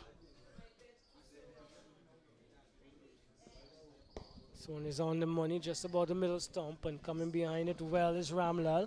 A neat, comfortable, tidy run-up for Williams, and looks as if he's one. If he gets a skiddy surface, could really be some problems because it nips off of the surface, doesn't, is not hitting the surface hard, but it's skidding off the surface, and that looks like his trademark, a trademark of his quality bowling, and. He would be looking to get one just nipping off and going away from the right hander. Now he comes up now to Ramlal. This one is, yes, just as we spoke. This one just a touch back of a length here now.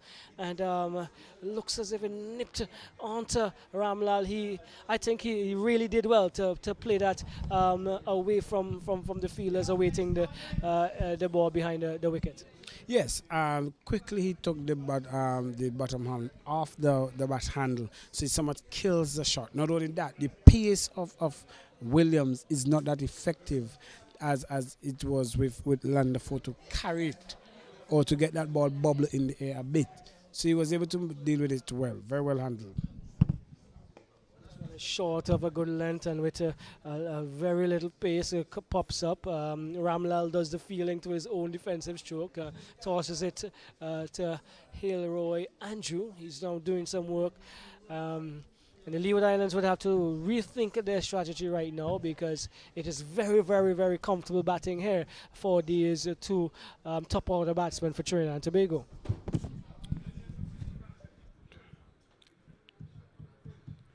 So the Cumberland River is in the back of the keeper, and some years ago, yes, some years ago, 2013 to be precise, Roxelle, we were, the people of the surrounding area, Spring Village, were affected greatly by the river making inroads into the community. And you know, this is an island you could say prone to natural disasters. Yeah, well, it's a hilly, a mountainous area, so when the water rushes from thunderstorms and heavy showers, you know they're going to come down with some serious ferocity. But the resilience of the people have made it back. So Williams decides to change his strategy, and this one is a short rise in delivery. Had enough time to get out of the way, Ramlal, and that he did comfortably. And the over comes to an end. The Trinidad and Tobago progressive nicely. They are on 51 for 1. Kasundat, who came in at number 3 at the fall of James's wicket, he's on 25, and Ramlal on 14. So really good start, even though that Kasundat in that delivery didn't have the expressive pace, but it's a good sign that he knows where to find that delivery to ask about the smell of the leather and that kind of question. So Ramlal and Kasundat will not be easy of just going forward and stroking and, you know, feeling too warm in there. Even though it's a warm condition, they don't want to be even more warmer, just coming on the front foot and cooling shots down. Najee Emery. He comes into the again. He's gonna offer up to Kasundat. So for those who are following the format, we have two groups of three teams, and the two top teams will play in the next round of matches for the championship honor. And this one is in the air! And he scored! Graves has taken a magnificent catch there at short leg. It's Graves again. That bounce and turn from Anaji Emery. And something had to give. This was a delivery that he has not been offered all of his innings, and it was difficult to handle. Graves picking up a good catch. Tremendous catch. Good alert, good awareness there by Mackenzie. He did not get up too early, and that ball just taking the outer edge of the bat there of the one of the most dangerous players we have seen so far at the crease there for Trinidad and Tobago. They have lost their second wicket for 51, and it brings Ramdu to the crease. That's Kyle Ramdu. And he will look to do battle now for Trinidad and Tobago. A good inroad there for the Leeward Islands after lunch. Well, just as the Trinidadians were consolidating their position, they had fought off the early jitters and the early problems. The two batters were looking very comfortable. Emery, as he's done so far in the tournament, comes up with an unplayable delivery basically, and picking up an excellent catch, the joker of the pack, so to speak. That's what they call him in the Leeward Islands team. Mr. Graves, Michael Graves, picked up a stupendous catch. This is probably the second of what we've seen. We saw one in Arnesville at second slip where he dove forward and was really excellent in his catching, and he continues to do that here. Graves is the vice captain, so he also has an important part to play in terms of leading the team. So left-hand batter there for Trinidad and Tobago. Will be very comfortable bowling now to the left-hander. So there's a left and right combination at the crease. So it will be interesting to see how not only Emery, but also Williams adjust. They lost their second wicket. Putting not a spot of butter yet, but good asking from the Leeward Islands. Attacking now is Emery. He's definitely trying to make sure that Ramdu doesn't get anything loose to start with. He doesn't want him to be comfortable at the wicket. He offers up now, 44 on his back. And this is a good delivery. Just past Graves again. This one a little bit flighted. It was in the air, traveled a bit. Graves could not come up with this one. 46 is on his back. Correction. That's Ramdu. And asking serious questions here is Emery. This one is another good delivery. Excellent. Pitching and coming into the left-hander. And he is just managing to get it past the man at a second slip. That's Joel Andrew. Roxa, what this does, it creates excitement for every ball now, because here you see that Kyle in his approach here, he's been pushing the ball too hard. He's going at the ball too hard. Yes, you have just come to the wicket, and then you want your the middle of the bat to be touched. Good, but there are soft touches and kill touch. What we call them kill touch, where you just drop it on the wicket there. Nothing's wrong with that. But if you push hard, Emery's on top, the Leeward Islands is on top. They just got a wicket. You are just coming to the crease, so you must be able to find your footing before you start playing those hard shots. Yes, well, Emery, as we've seen, when he gives the ball some air and he takes some of the pace off of it, he gets that bounce and turn, but he includes the faster one for some variety, etc., etc. Ramdu is from the North Zone, and Fatima College youngster, would have played for the Flamingos, has scored 59 runs in the tournament so far, and he was a steady batsman coming into this tournament from what we've seen in terms of the stats. He had 42 against the Masqueraders in the Under-19 Sports and Culture Fun Cup. And he has scored 41 against Barbados in this tournament as well. So another one of the batters from the Trinidad and Tobago team with some caliber. and would definitely need to shoulder some responsibility today. This one is short, rising on the slowish part of the surface, not really coming through as the bowlers would like. Slow in terms of the bounce coming up, and so it's a good height and a good pace for the batsman to get on top of. And that was Ramlal. Yes, and what Ramlal has to do, and I've been keep reiterating all morning, he needs to rotate the strike. You need to get it.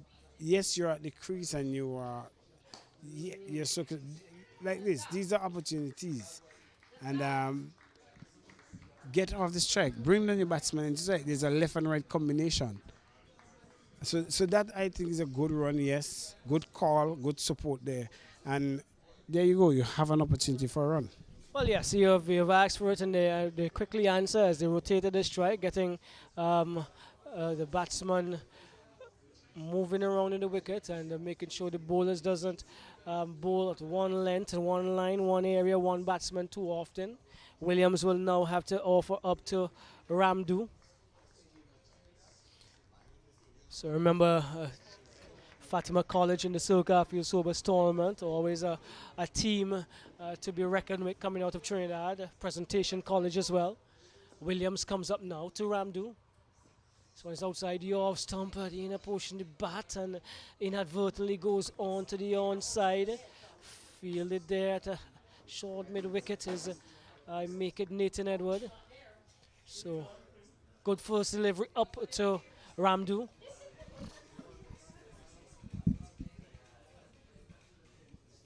As we have lost the sunshine a bit down here at the Cumberland playing field, but conditions are really good for cricket. Williams again to Ramdu. This is a full toss, may have slipped out of his hands, and you can see as he decides to get some dust in his hands from the surface. The umpire threw those signals and no ball, and he also signals to Williams as the one for the over as well. That's not something that happens to the fast bowlers. Probably when they too much moisture in their hands, it slips out in the wrong direction. Yeah, there is him quickly apologizing to the batsman and also to his captain. You don't want the captain to tell you, that's it, even to the umpire. So clearly it was not intent. These do happen. Conditions sometimes gets the best of you. So it's in there, could be taken. The man is settling on it and taken it is. Trinidad and Tobago have just lost their third wicket. Ill-controlled, the ill-advised shot there from Ramdu. He just went to the wicket. I wasn't aware what was the instruction given to him, but that to me was an uncalculated shot, unwanted shot.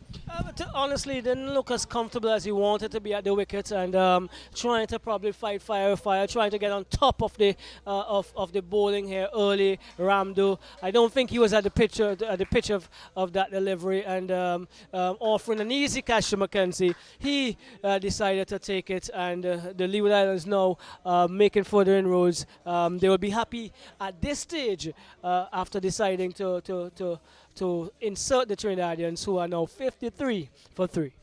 Well, that brings Rajiv Ramnath, who has number 87 on his back. That 87 will be welcomed by Trinidad and Tobago at this time. We haven't even finished giving enough stats on Ramdu, and he's already back in the stands. So I do hope that Rajiv Ramnath will be able to settle himself at the crease. Ramlal is still there. He opened the batting. So maybe they need to take a page out of his batting in terms of his patience. Well, someone has to bat through the innings, and Ramlal looks like the one who has decided he's going to drop anchor, but he's going to need some support, and he's going to hope that he can get some support from Rajiv Ramnath, who is here now. He scored 77 runs in the tournament so far, Ramnath, and he will love to have, as you said, that 87 that he has on his back. If he scores that this evening, Trinidad will be in a very, very good position, but the Leeward Islands would have other thoughts. Williams to Ramnat. This one is. Oh, he's going to be out caught. Yes! Oh, my word! No! Coming off of a difficult length there and not being able to pull the bat away. Ramnat is gone. Leewards on top. Trinidad and Tobago, 54 for 4. Awesome delivery. That delivery dropped just leg and swung back. You see, squared the batsman up. Rajiv, he did not have no time to negotiate that one.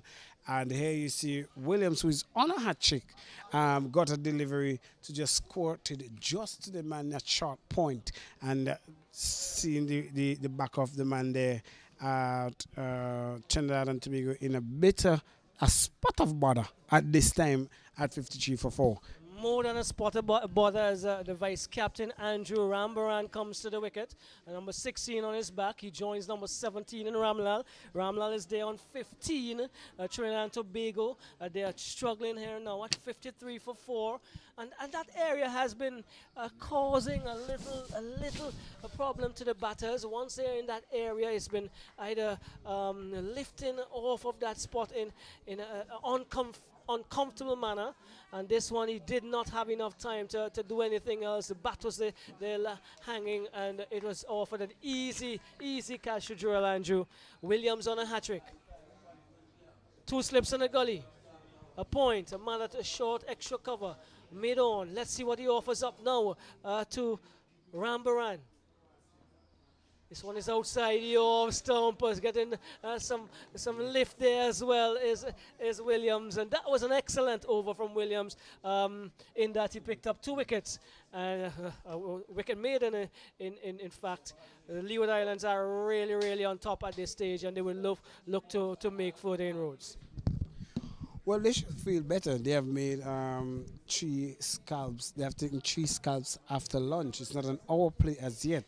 And 3 scalps, we made mention where they were up in the tempo. Trinidad and Tobago was up in the tempo. But clearly, we're seeing that Williams and Amory, they came out after lunch. And maybe I don't know what was in the lunch that was so energetic for them. I believe we were able to partake in the same. Is it that why you have such energy after lunch now, Roxanne?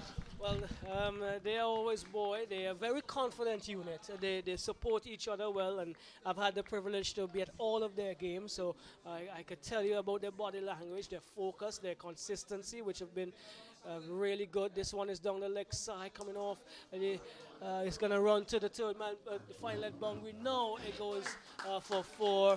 Ramlal getting that one away as it was on the leg stump, and he decides to just whip it away. That takes him up to 19, and Trinidad and Tobago 57 for 4. They were 51 for 1. And we were just about talking about them setting a good platform, and the Leeward Islands have hit back hard.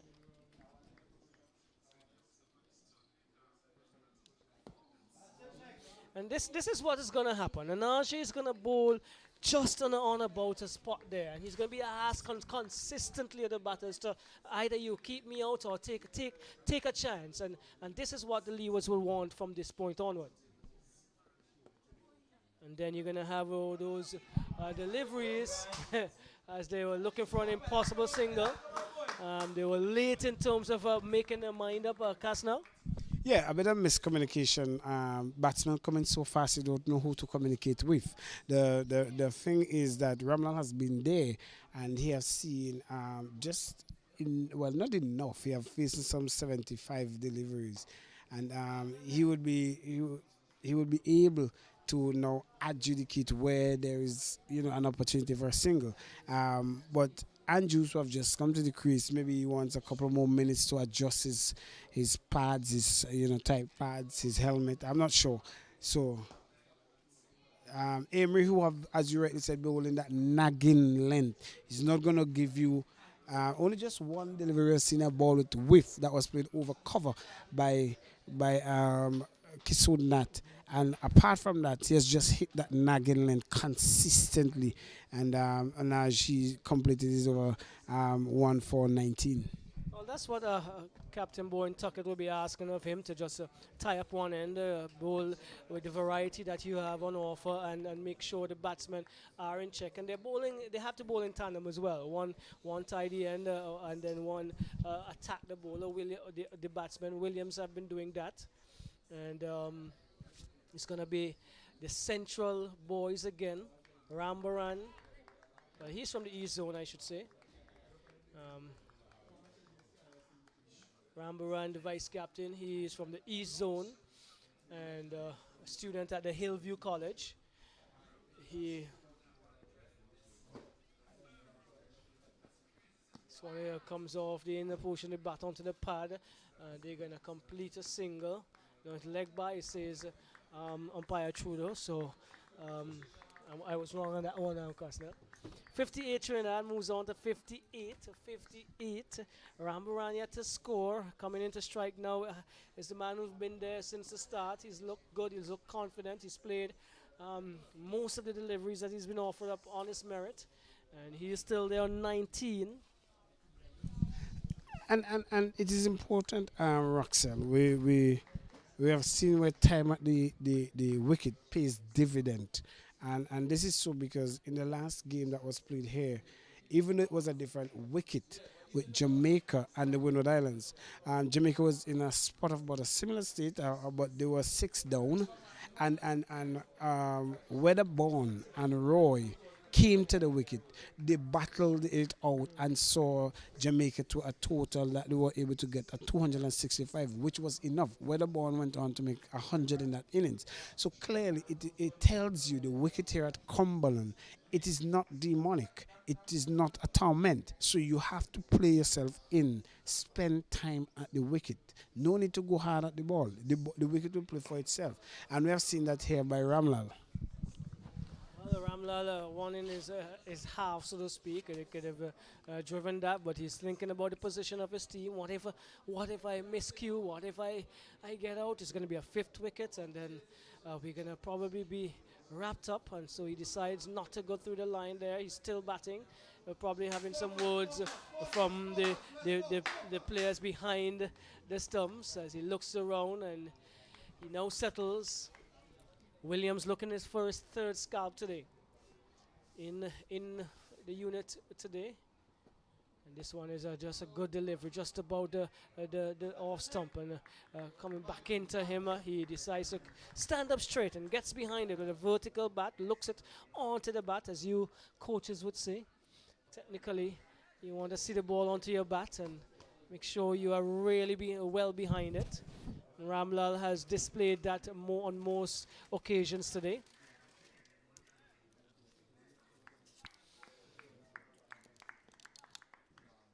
Leeward Islands winning the toss and deciding to field. This one is a full pitch delivery on the middle stump and driven back down straight to Williams, Ronald Williams. A lot of strongly built young men. And some of the ages are 17, 16, 15, 18. Yeah, in our previous game, we spoke with CWI Vice President Mr. Shallow, and he was saying that they're in the plight of seeking an avenue for players to have more temperament coming into, and now awesome delivery there. And end of the over is 58 for 4. Yes, coming back to the story, and he was saying this is the avenue. Instead of using the 50 overs, they decided that they would have go with the 3-day version of the game to make sure that you find batsmen who have the patience, who are knocking on the door of the senior West Indies cricket team. And that is good. And we've seen it with Jamaica. Jamaica have the Weatherborn. Even when the coach, the manager came on for an interview, he said that they realized that Weatherborn is more of a longer version of the game than a person he would put in the T20. They had tournaments and they put him in slots, and they realized that he's for the longer version. He can bat anyway. And I quote the manager, that's what he said, that he can bat anywhere. and play that kind of temperament cricket. This is what you want. Here we see Ramlal playing that kind of cricket, and it is really, really important because this is what you are brought here to test your patience and a test of your temperament. Testing the temperament of the vice captain of, uh, of the Trinidad and Tobago team now is Anaje Amory on the money there with that first delivery. He has a crowded field on the offside. It comes forward confidently again. The East Zone youngster. And again, one who seemed to have some pedigree at the bat because he made 119 not out in the interzonal final, albeit in a losing cause.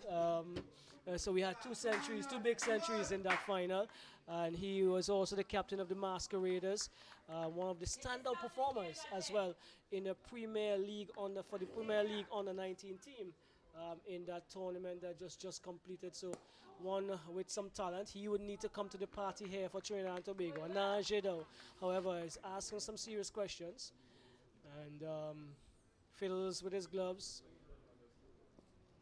84 runs so far in this tournament, and he's also picked up 4 wickets.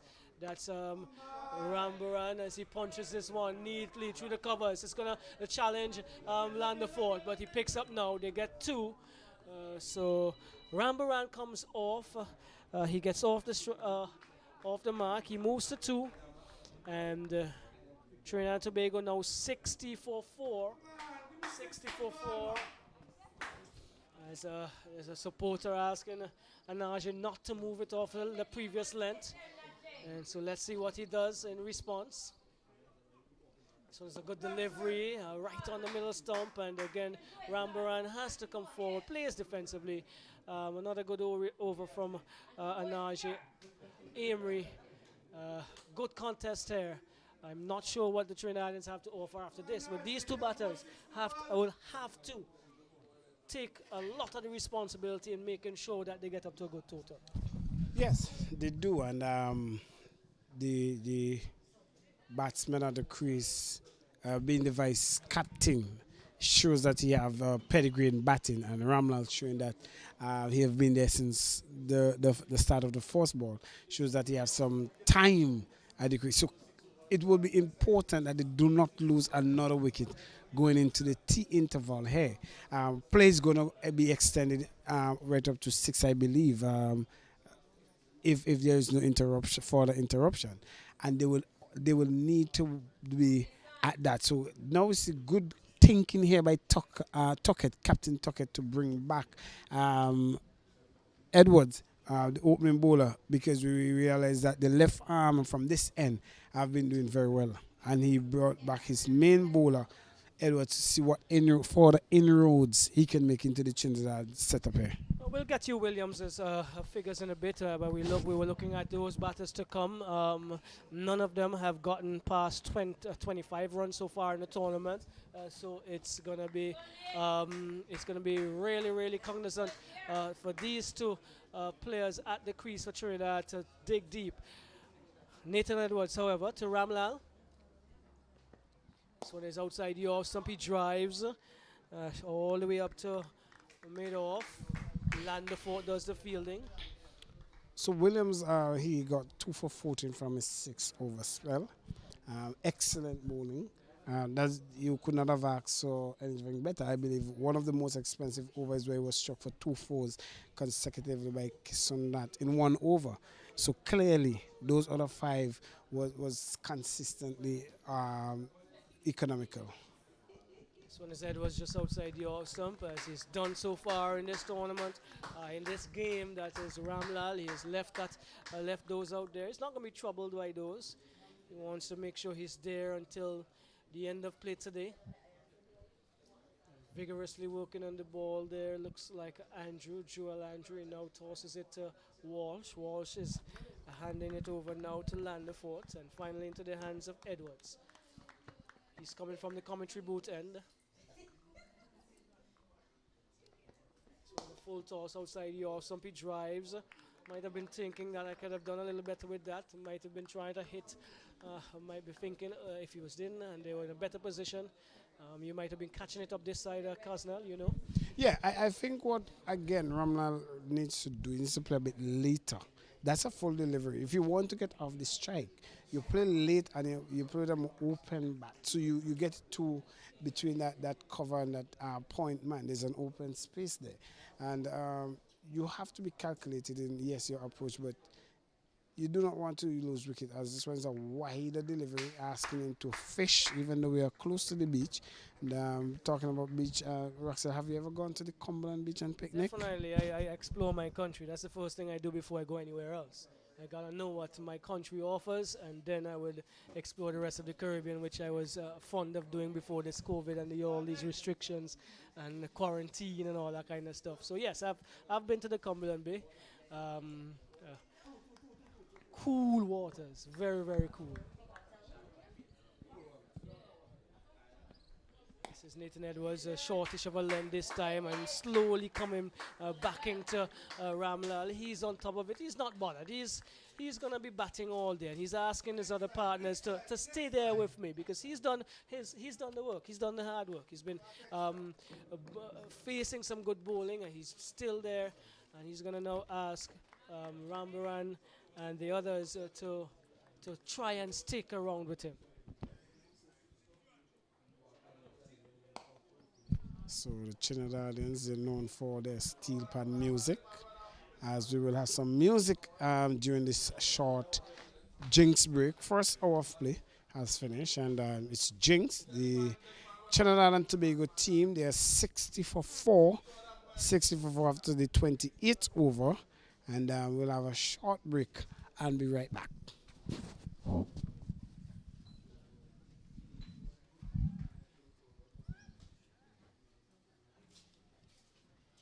only? Rambaran out, right?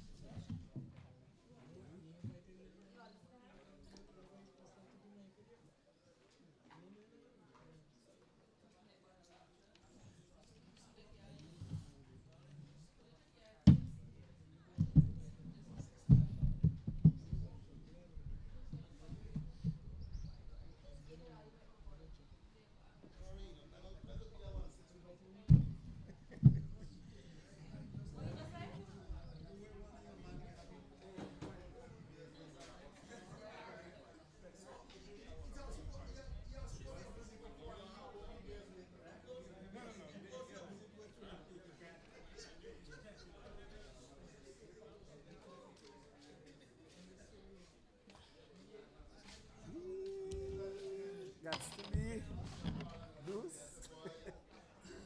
This is my Big man involved. Big man involved. How do I come and get West in Let me call Eddie and tell him you are going. You are putting really one thing. The one thing. How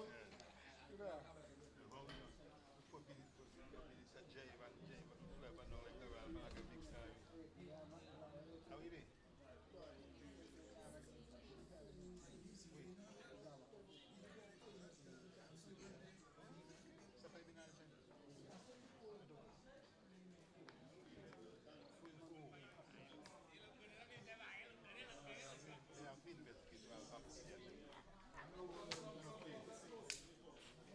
And we don't take nobody from down here police force. I'm still bringing the FBI. Like them is hard strong. And them they are big buff here.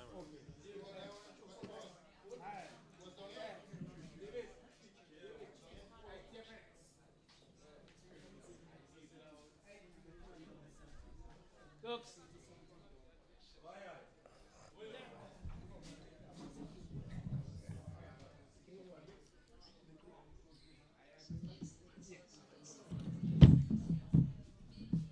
So, welcome back to the Jinx break. The Trinidad and Tobago team, they are 60 for 4. Short Jinx break here, and we have Ramlal and vice captain. And with that at the crease. And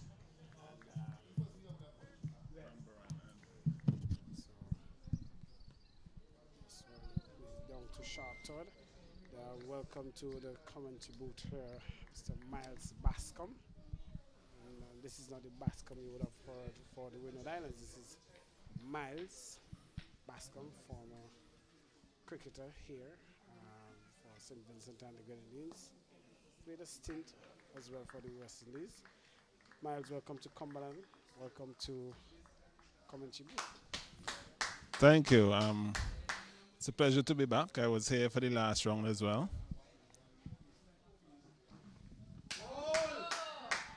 Excellent spell of bowling from Leeward Islands so far into the game, even though we have had a late start and then we went into lunch.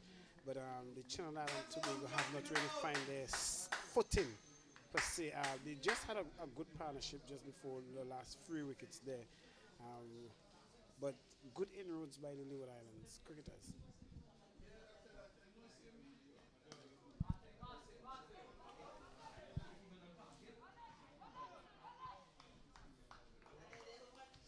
Yes, the Leeward Islands players, clearly motivated.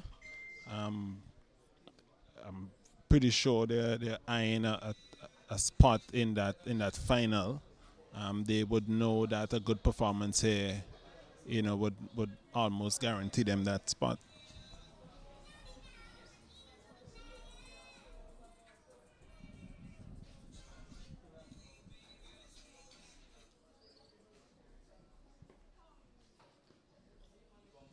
And not only would they want to come out of this third round on top, but with also the momentum going into the next round, they will be a force to reckon with. Definitely, they have played some very good cricket. Um, all wrong so far. Even though they did not get an outright win in the first round, they were certainly in command of that game for the Lions' share of that match. The Windwards did well to hold them off in the end, but certainly the Leewards have been playing some very positive cricket. They have had good performances from Onaje Armory, stalwart off spinner, West Indies under 19 player, as well as Nathan Edward, who is operating as we speak. He has been one of the better swing bowlers in the tournament so far, picking up a few wickets while he was at it. Edwards continue from our commentary booth N.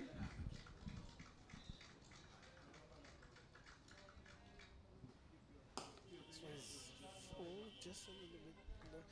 You have been watching the game from the start, and if we could positively critique the Channel Island Tobago team, we haven't seen much changing of the strike, and it has caused somewhat of a, I would say personally, a downfall for them in terms of allowing one batsman to face up too much to one specific bowler.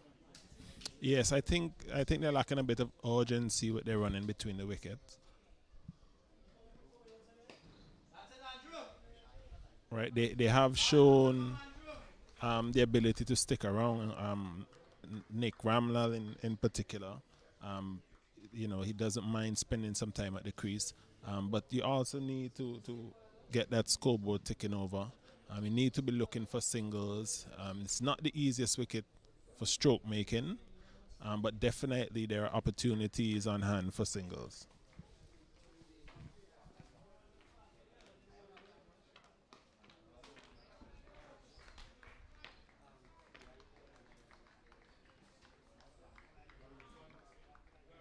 Trinidad and Tobago, they're coming off just a loss from the second round game. How do you think that will impact them, and what do you think that they should do different in this game going forward into the tournament? Well, I was fortunate to see them in the first game that they lost to Guyana at Park Hill. So let's play down to third now.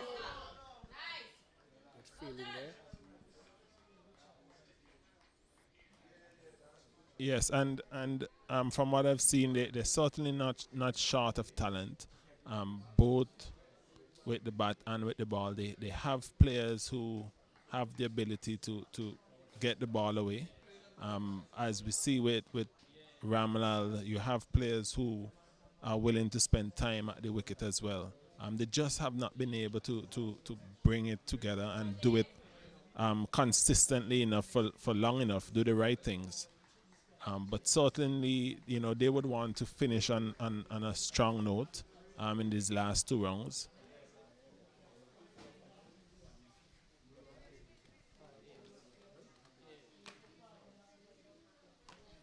But the Leeward Islands are definitely not going to make it easy for them.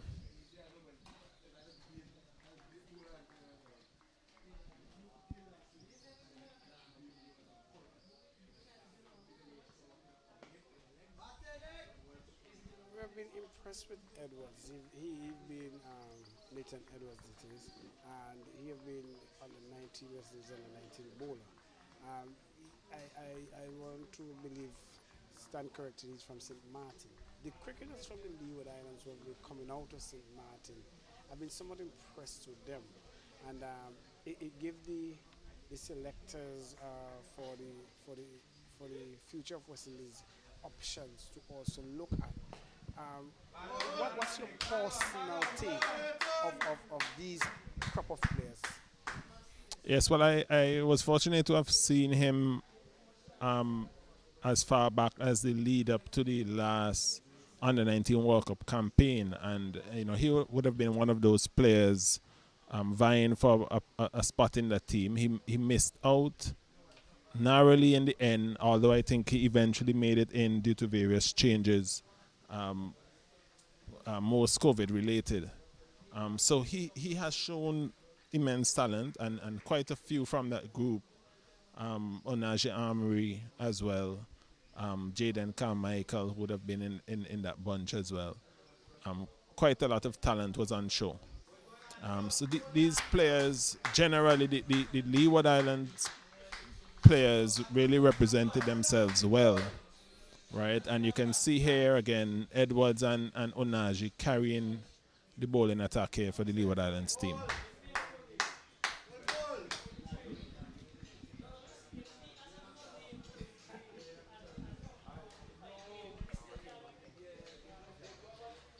A bit of dew, passing cloud, nothing to really threaten the game. So Trinidad and Tobago setup has been a very good lineup. Most of these players have played for the under 17 level and now have the opportunity to play for the under 19. And it will be a part. Wow,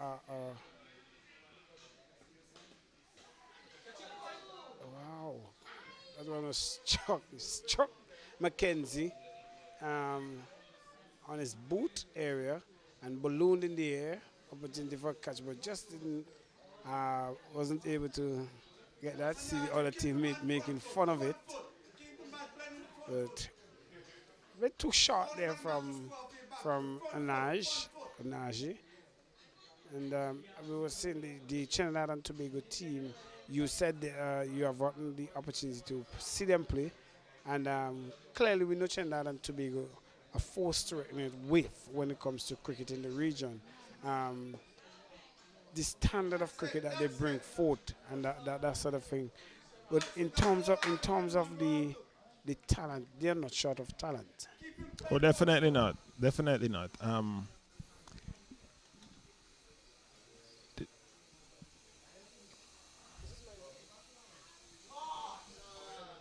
on a swept behind square, reaching to the final leg boundary. A very good shot there by Ramdat. And he got Rambaran, sorry. And he got 4 for his shot there. It's 66 now for 4 Trinidad and Tobago. Yes, and I was just about to mention Rambaran coming in at number 6. He's quite a talented batsman. I saw him in the first round. I think he got something like a 40. Definitely talented. Very easy on the eye.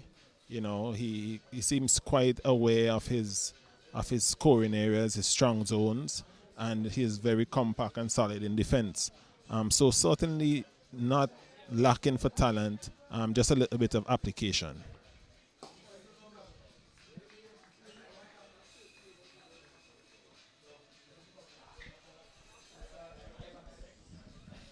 You see that Ramlal, he seems to be very satisfied with just coming to block the innings and dropping it there soft.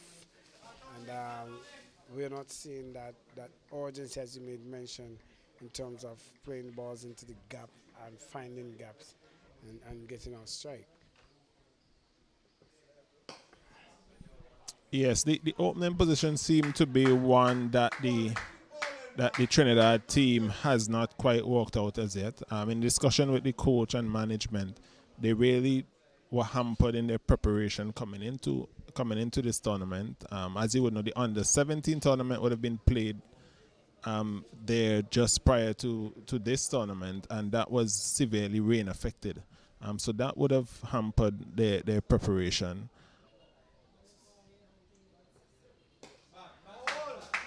Right, but certainly Ramlal would have been one of the bright sparks that they would have seen coming into this tournament, where application, as we said, has been one of the issues. You know, a lot of batsmen are not prepared to bat time. Ramlal certainly is on the other end of the spectrum. He is prepared to stay there as long as he can.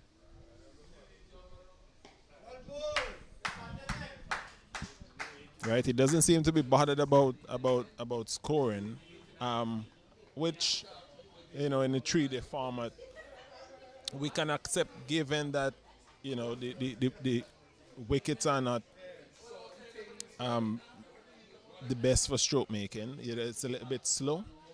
Here again, same thing. So he really is playing the balls on merit, right? And that is what you want from your top order batsman.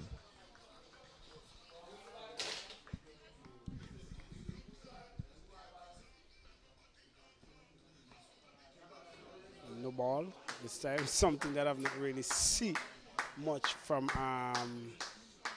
Edwards. But in terms of the captaincy from Tuckett, he have done very well in terms of leading this team into this tournament. And I do not believe there is any way in which he have not displayed his ability to carry this Leeward Islands under 19 team further. And that is something that you would want going forward in terms of leadership. This one is well played on top of, he got on top of that bounce and was able to play through cover for one. So not only patience and temperament, but we're seeing quality leadership skills being exhibited by different captains here. Yes, definitely. Tuckett has been quite impressive so far, with his bowling changes, with his field positioning, and certainly with his wicket keeping. The Leewards team generally seems to me to have a good core of senior guys. You have Armory, as I mentioned, who played for West Indies under 19, as well as Nathan Edward, and I do get the sense that they communicate and that they plan as a group. So while it may be Tuckett making the final decisions, it seems quite clear that, you know, there's a clear understanding between the group of senior players as to what the plans are and how they want to go about executing them. They're 68, 69, that should be, for 4, 68 for 4. And end of the over as we see Amory.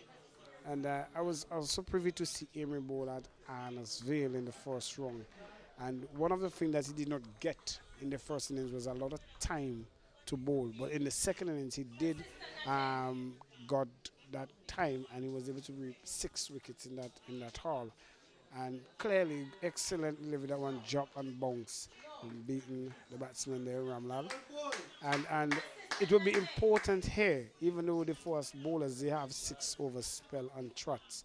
Um, with the spinners, it's different. They got long time, and we've seen where they've been the two leading wicket taker himself and Mackenzie, showing reward that once you give them more time, they will do what is required of them. Yes, Armory is a very intelligent cricketer, very intelligent bowler. I've had a couple discussions with him. He takes his time. He assesses the wicket. He mentioned that he has realized that he gets more purchase when he slows it down a bit. So he basically just tries to keep it in front of the batsman, bring him forward, and given his height, he knows that he will get some bounce. This was camper through for a single. Quiet over so far, and good. Total moves on to 169 for 4. And even the left and right combination in terms of the bowler and Nash, he have not been disturbed by that. He have quickly adjusted as this one is a bit full.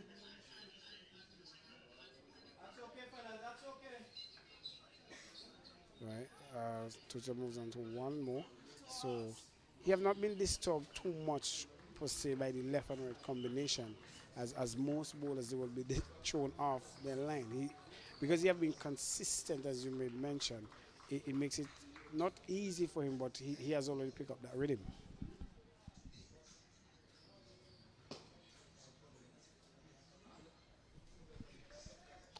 Yes, quite a consistent bowler to both left and right hand batsmen. And as we see him dry the ball now, we have had some short showers. So the outfield does have a bit of moisture. So it is not the easiest conditions for spin bowling. The ball will pick up some moisture, even though play has not been interrupted by rain. There is some moisture on over the outfield. So he has been doing quite well to keep that ball dry, so that he can get the grip, so that he can maintain his control and his consistency. But he has done quite well so far. So we see Malik Walsh. He will take up the attack from the commentary boot end, number 6 on his back.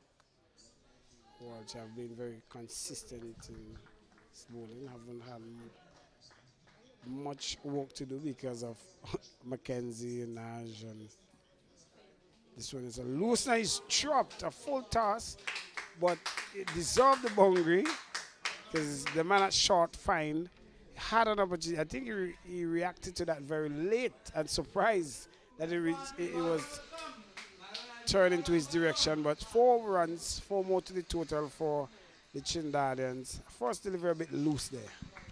Yes, definitely a loosener. And as I mentioned about Rambaran, he is quite sharp on anything that is loose. Quite solid and compact to the good ones, but the minute he gets something that is a little bit loose that he can pounce on, he is very quick to act. So Walsh, let's see how he comes back.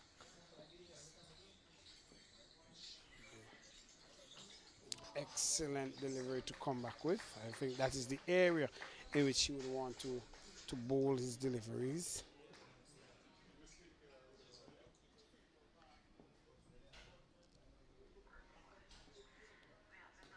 This one's peeled outside the edge of the bat, goes down to third man, where there would have been a second slip.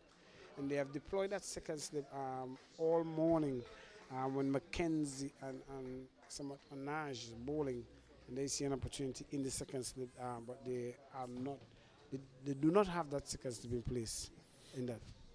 Yes, I think Walsh probably being that is it 5th or 6th bowler. Not being shown that that same type of trust maybe as Armory and I think as well that Trinidad and Tobago at this point of change of bowling should not lose the opportunity to capitalize on scoring. They should be able now. I believe that Ramlal is at the crease enough to be able to take it. Not wrong shot or wrong shot selection, but in terms of making it count with the rotation of the strike at this time. Now you have Walsh. Put Walsh somewhat under the pressure. Well, it depends on how you look at it. I can argue that if Walsh is that part timer, that six bowler, then it is more likely that Walsh is going to give you something that you can get away. And in terms of approach, the batsmen wouldn't necessarily have to change their approach as long as they have that intent to score when the opportunity arises, right? And Walsh, being the sixth bowler, is more likely to give you those opportunities to score. So a change in mindset may not necessarily be warranted, just an awareness that, a few more opportunities to score might present themselves. I do agree. Nash continue. Nick Ramlal.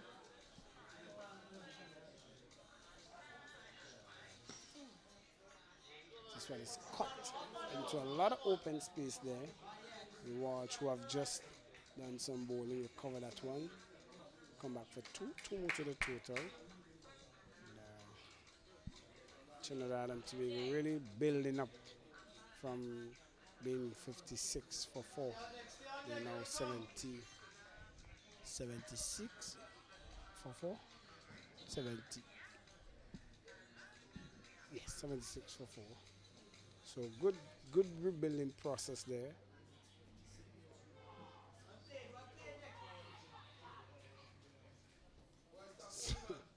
Loud appeal there. Just waiting for Nick Ramlal to leave his crease. Umpire decided he will not have none of that. Yes, the Leewards are quick to pounce. They're looking for every opportunity to get another wicket here.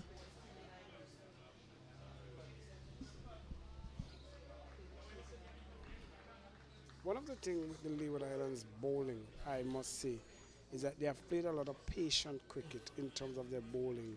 We have seen where teams have gotten partnership, and we made mention of the captaincy, and he have rotated the bowlers, not allowing teams to be settled with one specific bowler, and that have reward for him as Ramal played back to this one. And Bonaj will be happy that Nick Ramlal is playing back, because he also have that faster one that is pushed through at times. So if he could get that one slide through and beat Ramlal there, he could be an LBW candidate as well.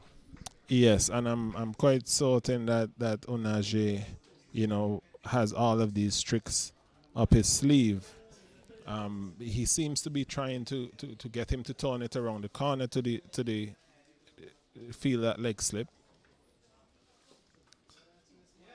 Right, so it's quite clear that he is bowling. He's bowling with a plan. He's bowling with a plan in mind. So end of the over, 78 for 4. And,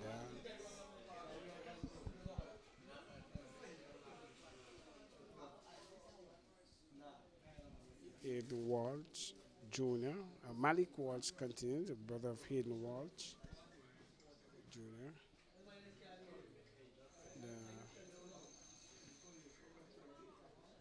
A good day here for cricket.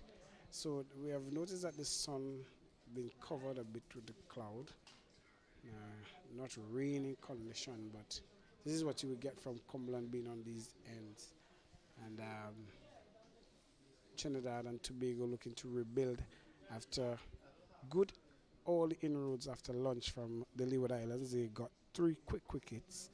As a matter of fact, at one point, Williams was on a hat trick, so it put the Trinidad and Tobago team how to do some rebuilding process, and that's what is taking place at this time with Ramlal and Rambaran. And, Rembrandt, being the vice captain, knows that most of the burden will be lodged on his shoulder. Walsh, and then hitting that nagging line and length outside the half stump there. And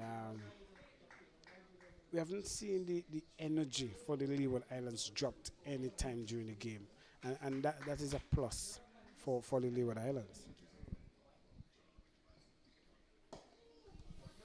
Yes, they clearly, they're clearly focused and they're clearly motivated. Um, Even whenever there's a bowling change, the bowler comes in and there's a clear plan as to how they're going to get the wickets. Defensive fielders, they keep having persons in attacking positions. They have not bowled without a slip at any point. So good bowling here by Walsh. Seeing a bit of turn.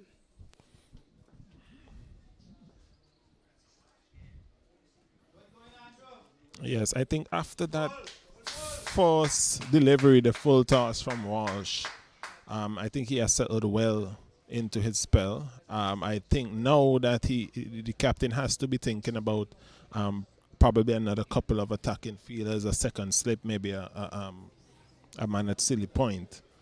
But definitely they have to press on. They have to keep trying to pry out these Trinidad and Tobago wickets. As you said, the energy is still there. The focus seems to still be there. But they just have to not allow the Trinidadian batsmen to settle. Well, the leading wicket taker for the Windies coming on to the attack. Mackenzie, leg spin bowler. We're looking to see how best he could break this partnership.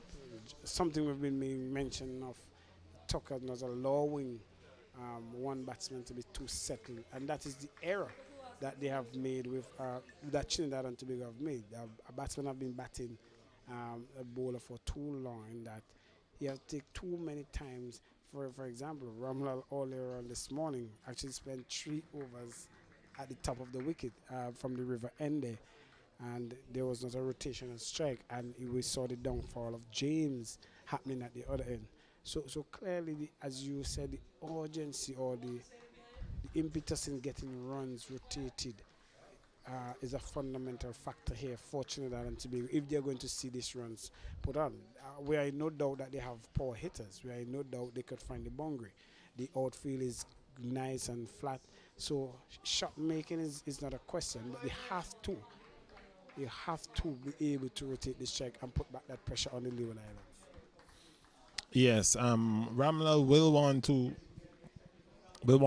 rotate the strike a bit more, especially now you have a left and right hand combination. Just that little element of change for the bowler. They have to adjust every time. The Leewards have done well so far managing the left and right hand combination, but the singles would certainly help in terms of the confidence you get from seeing that score take over.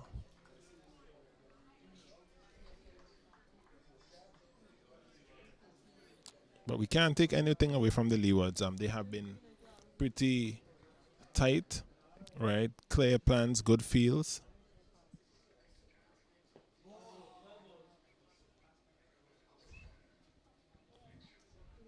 So end of another agonizing over there from Mackenzie.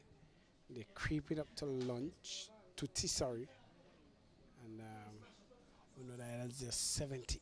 The Trinidad and Tobago, they're 78 for 4. And, Walsh will continue. And,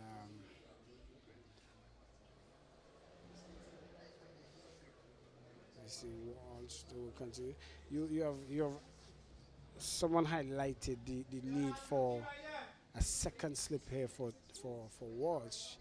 He's still pursuing with that one slip.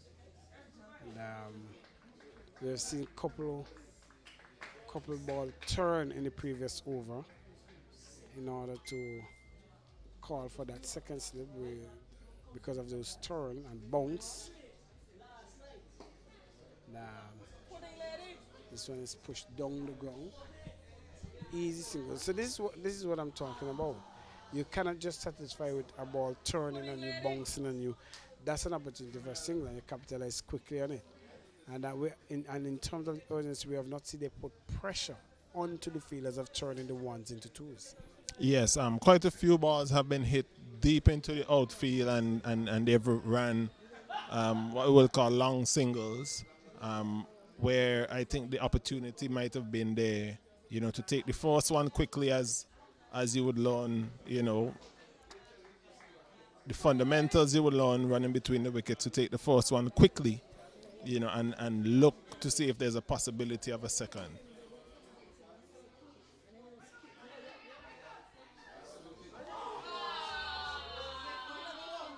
Well, an opportunity gone begging. Ramlal would have been walking back. Had that ball hit the stumps, there you see there was someone waiting to see if the ball would have evaded the man at short mid-wicket. He actually fielded the ball, and an opportunity there for a run out. Had that ball hit the stumps, it would have been the bygone of Ramlal. Yes, that's some good commitment there from, what day is it?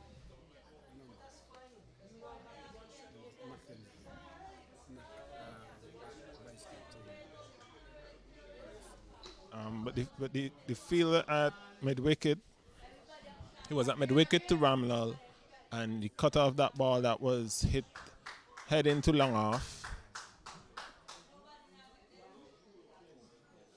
And in doing so, created opportunity for a run out. It was Mackenzie, the vice captain.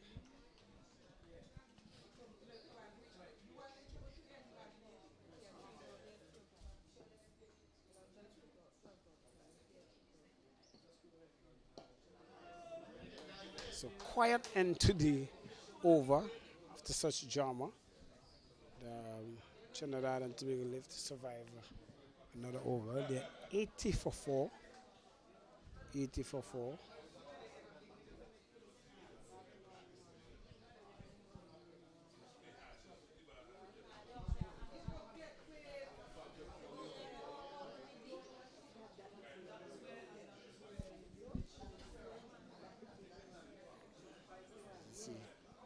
Charles is coming on, substitute fielder. Terry Charles.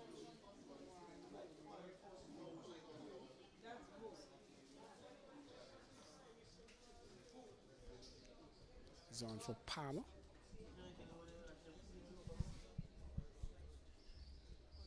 The last couple of overs have seen a bit of an uptick, as you mentioned, in terms of the rotation of strike, albeit creating an opportunity for a run out. But as you mentioned, they live to fight on.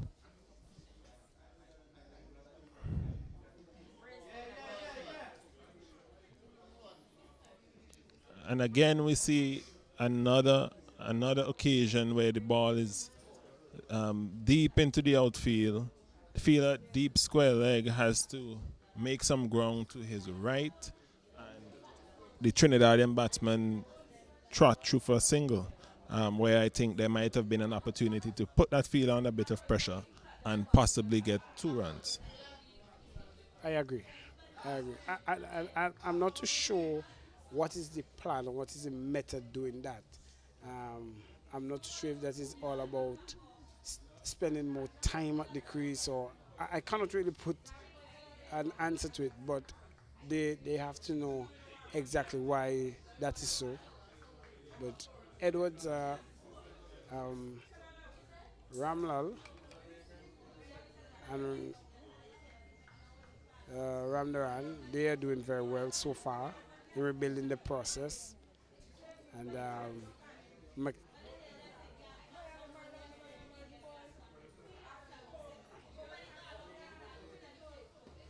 great bowling Great work there by Mackenzie. Yes, there have been quite a few leg spinners on show. A few part timers, but a couple of frontline leg spinners.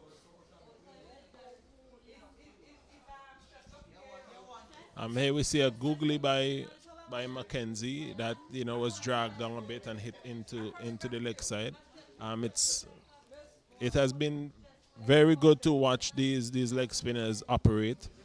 We will see another one in Vasan Singh, who has probably been another one of the impressive leg spinners on show. Good variation, leg breaks and googlies.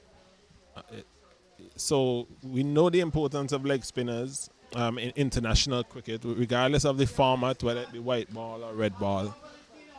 So it's good to see that we have a few coming through, persons who we can work with and hope to develop.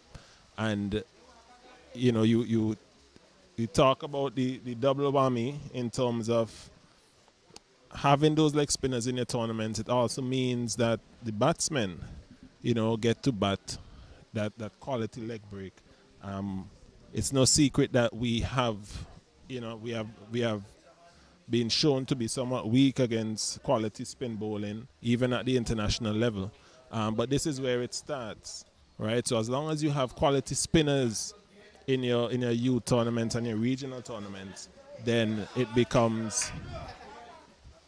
helps the bowlers and it helps the batsmen. Yes, so Palmer is back onto the field, and he feels that one a short fine. He was off for a few. And, got some ice and that sort of stuff. As we see, Walsh continued.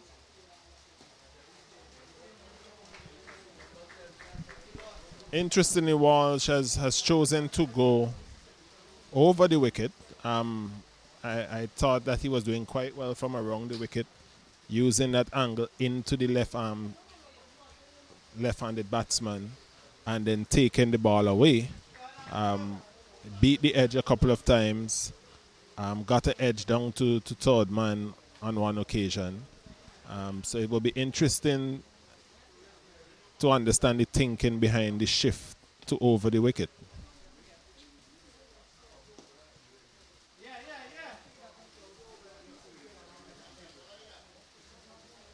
So more relaxed running, I will call it. They see Tuckett not pleased with that performance by Mackenzie. That he should have been stopped somewhat. As Walsh continues.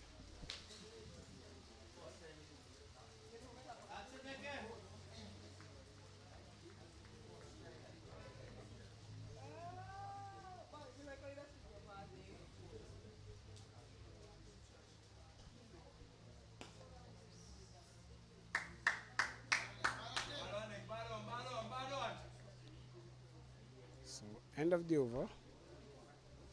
Trinidad and Tobago, they're 84 for 4. Slow recovery, snail pace recovery, but much needed at this time. Yes, and for the first time, we hear a Leeward Island supporter calling for a bit of energy. They seem to have gone a little bit flat within the last couple of overs. The batsmen seem to look quite settled and untroubled, and for the first time, the Leeward Islands fielders have gone a little bit flat. Well, that's what patience and time at the crease can do. It could turn that energy around. So where the Leeward Islands had that energy a couple overs back, because of the batting, the nagging batting of just waiting for something to happen. The Trinidad and Tobago batsmen have now turned that energy somewhat in the direction against the Leeward Islands.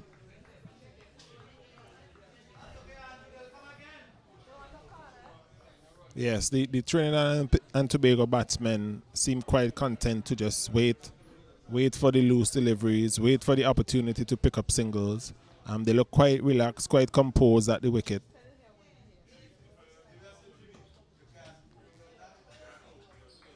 And it is an easy paced wicket. It's not ripping by any means. There is some tone on offer, but it's slow tone.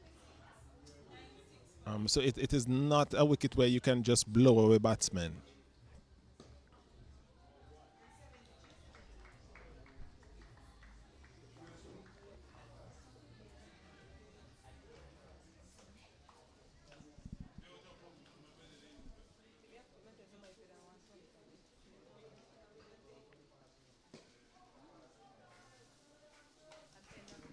Patient cricket here.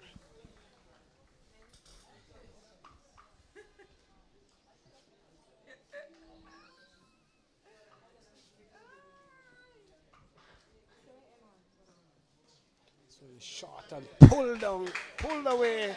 A welcome boundary for Trinidad and Tobago. Welcome boundary for Ramnaran. And the score moves on to 89 for 4. Yes, and again, Rambaran showing that he can be solid and resolute. But as soon as that scoring opportunity presents, again he pounces on it quite quickly and is able to get it away for boundary. So seeing that coming up to tea time, the captain have opted for Lunderfort, opening bowler, to come back into the attack.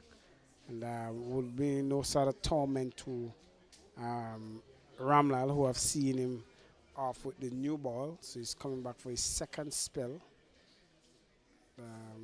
Good move there by the captain to bring back your main pace just before tea. Well, certainly he continues in that trend of not letting anyone get comfortable bowling from any one end. So we saw a few overs from Walls, threatened for a bit, was able to extract some tone and some bounce, but maybe not consistent enough for the captain. And he would definitely want to give Landy Ford, who just had the one spell earlier, another opportunity. So you've seen the maker's face on that bat. Lunderfort coming back.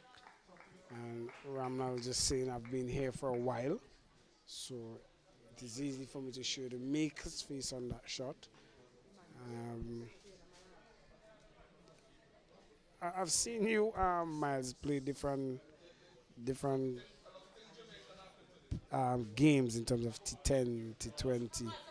And what do you think? What's your take on Ramlal approach to this game? Knowing that it's a 3-day version of the game, would you as a coach be satisfied with his approach so far?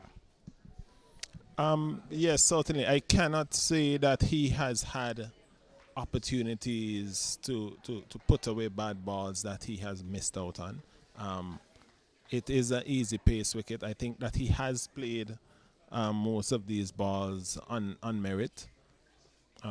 Maybe ideally he would have liked to hit a few more balls in gaps as opposed to the fielders. But again, in the 3-day format, I mean, you do accept that you want players who are willing to spend time at the wicket, right?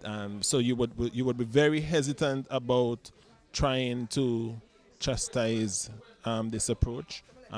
He has been the constant here for Trinidad, and because he has kept wickets from falling at both ends, it makes it easier for them to get these partnerships that would allow them to come back into the game, right? Because as soon as he gets a partner who is willing to spend some time with him, then you have a period of play where things go Trinidad's way, right? So it is 3-day cricket.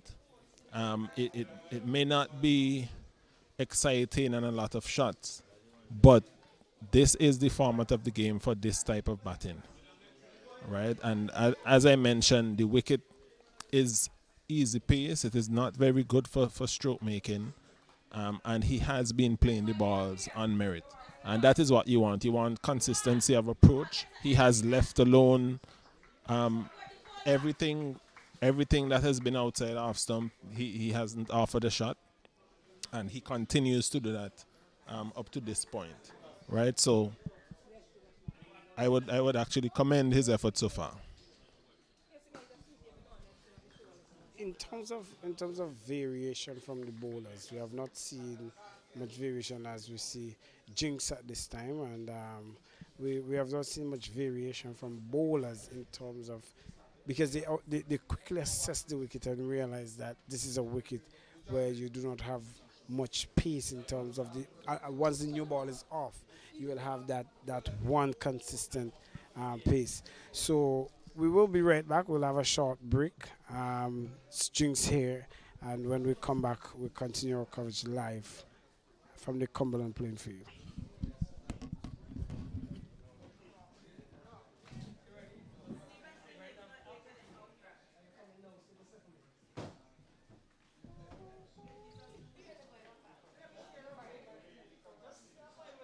Yeah.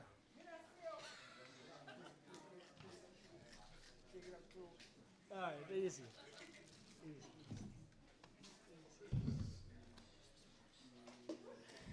I tell you, we had to do the same thing up there because it was just two away. I know Ken Roy like that.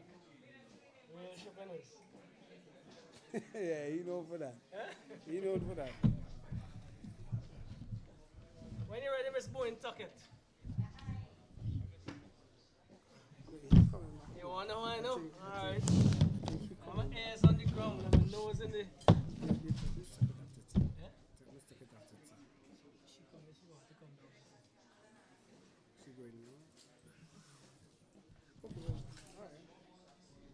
He coming back? He's coming back? Come and stop. Miles is coming back? You know doing it now? Okay, after tea? Oh, you want after tea or no? Miles. It's your turn, your choice. We can't obligate. No, gonna be faster.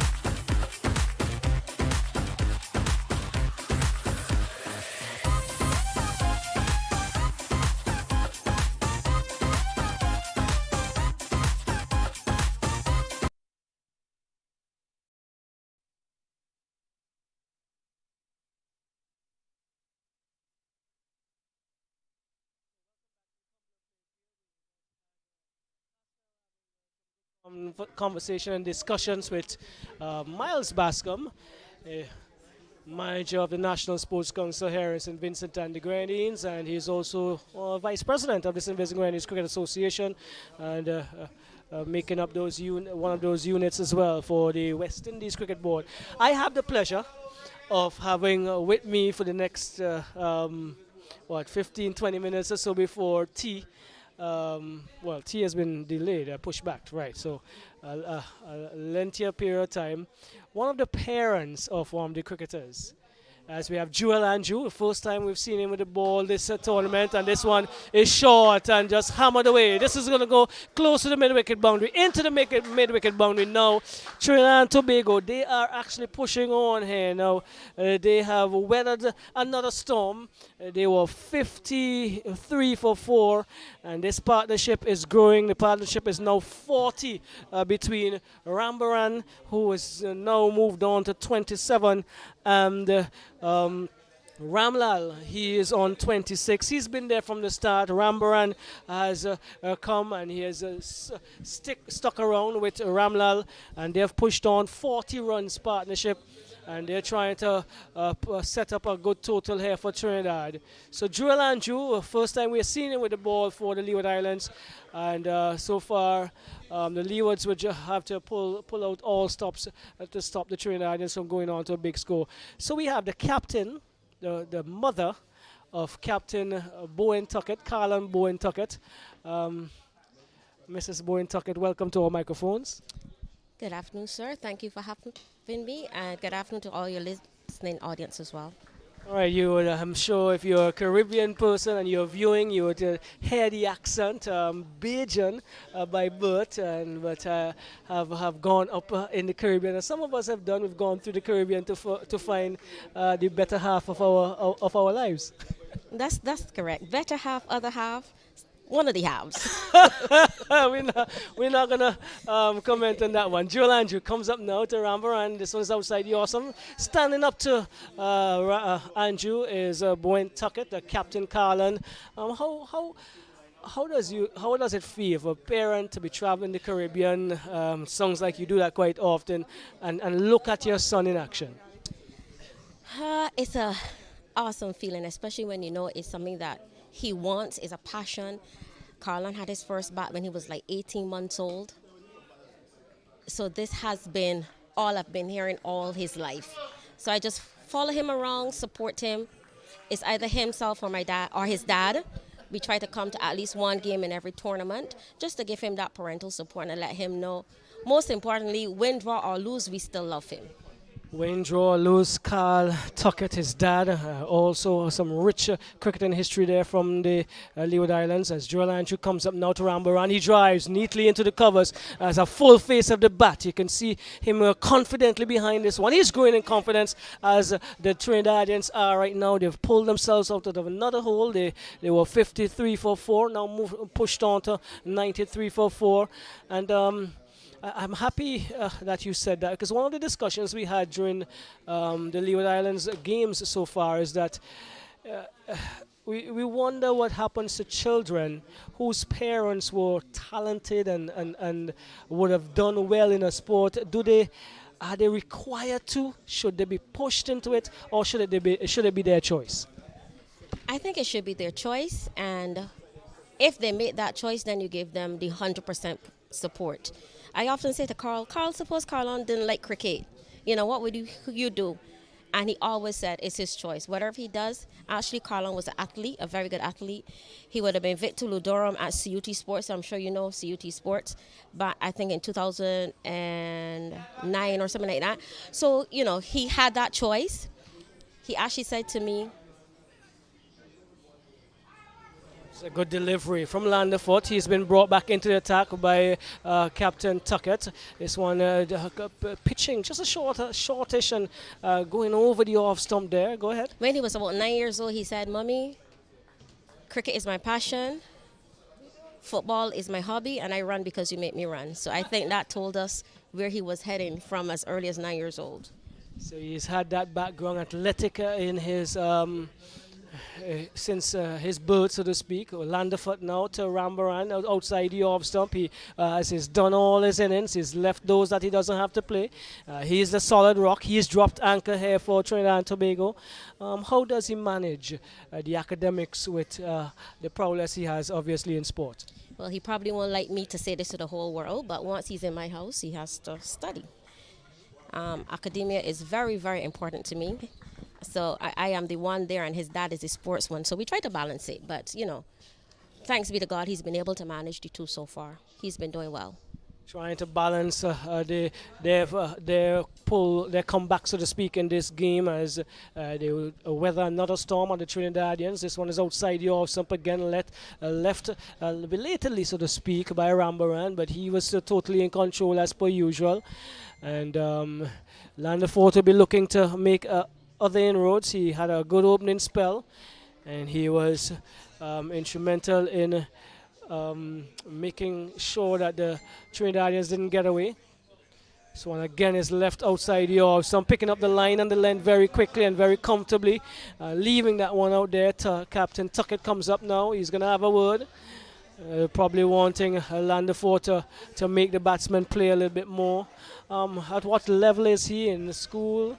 And well, he just finished his first year of sixth form, waiting for Cape results, and then going into his final year in September coming. Do you think we pay enough attention to the merge or the balance between schoolwork and cricket, or schoolwork and sport in general? Because I find that if you can balance them, one complements the other, one helps the other. I agree with that totally, but we have many parents that think once it's time for exams or tests that the children need to stop playing, but I do believe that a healthy body is a healthy mind. It just calls for lots of balance and parental guidance. If you're going to train, say 5:30 to 6:30, give the children enough time, come home, get breakfast, then you schedule it. You know, if the child is an early morning person, you train on mornings. If it's the evening person, so you just have to know your child, work closely with your coaches, and you kind of get the best of two worlds. Trying to work closely to the plan is Landefort. This one is now having Ramla going back on his back foot and punching it to the extra cover. Cannot beat Nathan Edward, but Ramlal has been solid. He's been really looking the part here for Trinidad and Tobago as they push up to 94 for 4. Just been offered an extra there. And so...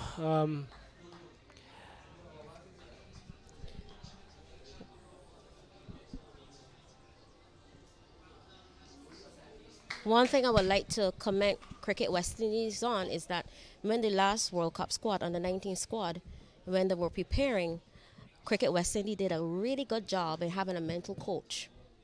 And they used to meet like I think it was every Sunday or something like that. And this guy, Jelani Roberts from Trinidad, he did an excellent job with the young men, I should say, in trying to get them to balance life, schoolwork, cricket. And that's something I think Cricket West Indies can start from grassroots coming up.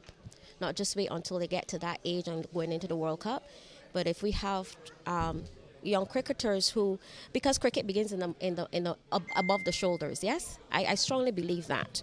So if we can get them to have that balance from young, under 15 coming up, by the time they get to the senior team, we will be a force to reckon with.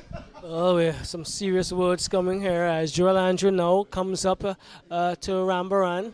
This one is on the about the off stump and solidly behind it again. A vertical bat as he prods forward. I'm really happy to hear the importance of being pushed there by a parent as it relates to making sure that there's a balance. What's the structure like in Antigua as it relates, well, in Leewards as it relates to youth cricket? Well, I can speak to Nevis in particular. We have Stuart Williams, who is also the senior Leeward Hurricanes, their coach. And we have Carl.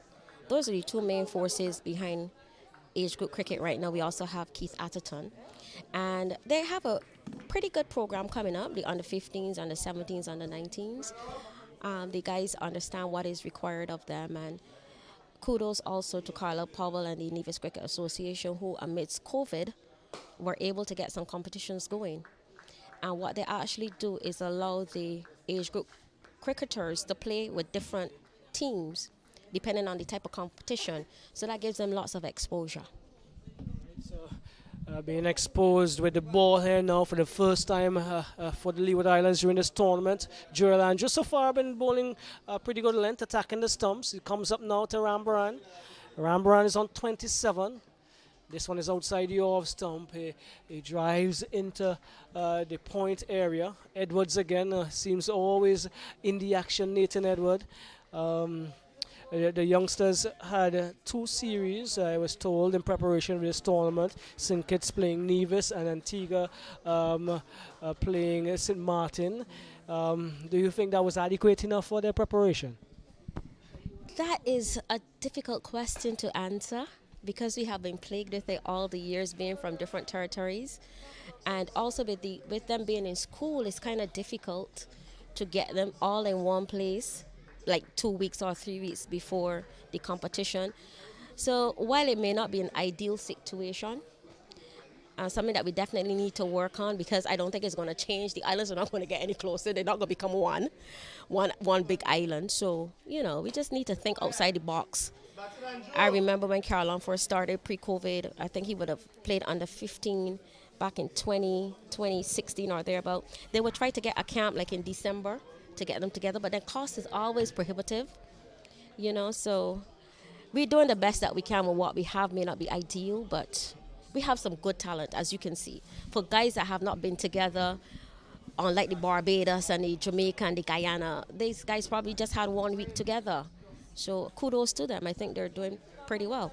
Well, definitely from the information we got prior to the start of the competition and what they had to, how they had to have the team selected, etc. They have really put in a good showing. They have been fighting. They have been working as a unit. I heard you up there, someone indicating that they are flat. They're not giving the support as they were giving earlier. And this I agree with. This is probably the flattest I've seen them throughout the tournament. But this comes with a good opposition, and Trinidad and Tobago are definitely proving themselves and proving their worth here to be good oppositions. 94 for 4. We now have Vice Captain Michael Graves, coming into the attack. He is making sure that his players are in the right position. He has a circle of fielders on the offside as he is going to offer up to the rock for the Trinidadians, Ramlal. This one is some leggies, pitching and moving away from Ramlal. I wasn't sure what he was offering, so he was circumspect in his first opportunity to bat that delivery. Now he settles as Graves comes up once more. This one again, just a good bounce and turn as well, but outside the off, some Ramlal, who definitely knows where his thumbs are, has been very, very good in judging the line and length during this game so far. Graves would want to dislodge him. This one is on about the middle stump, pitched up a little further, and he plays it to the man of short extra cover. He's been very impressive, very impressive. Yes, and that's what we want to see, temperament, strong temperament.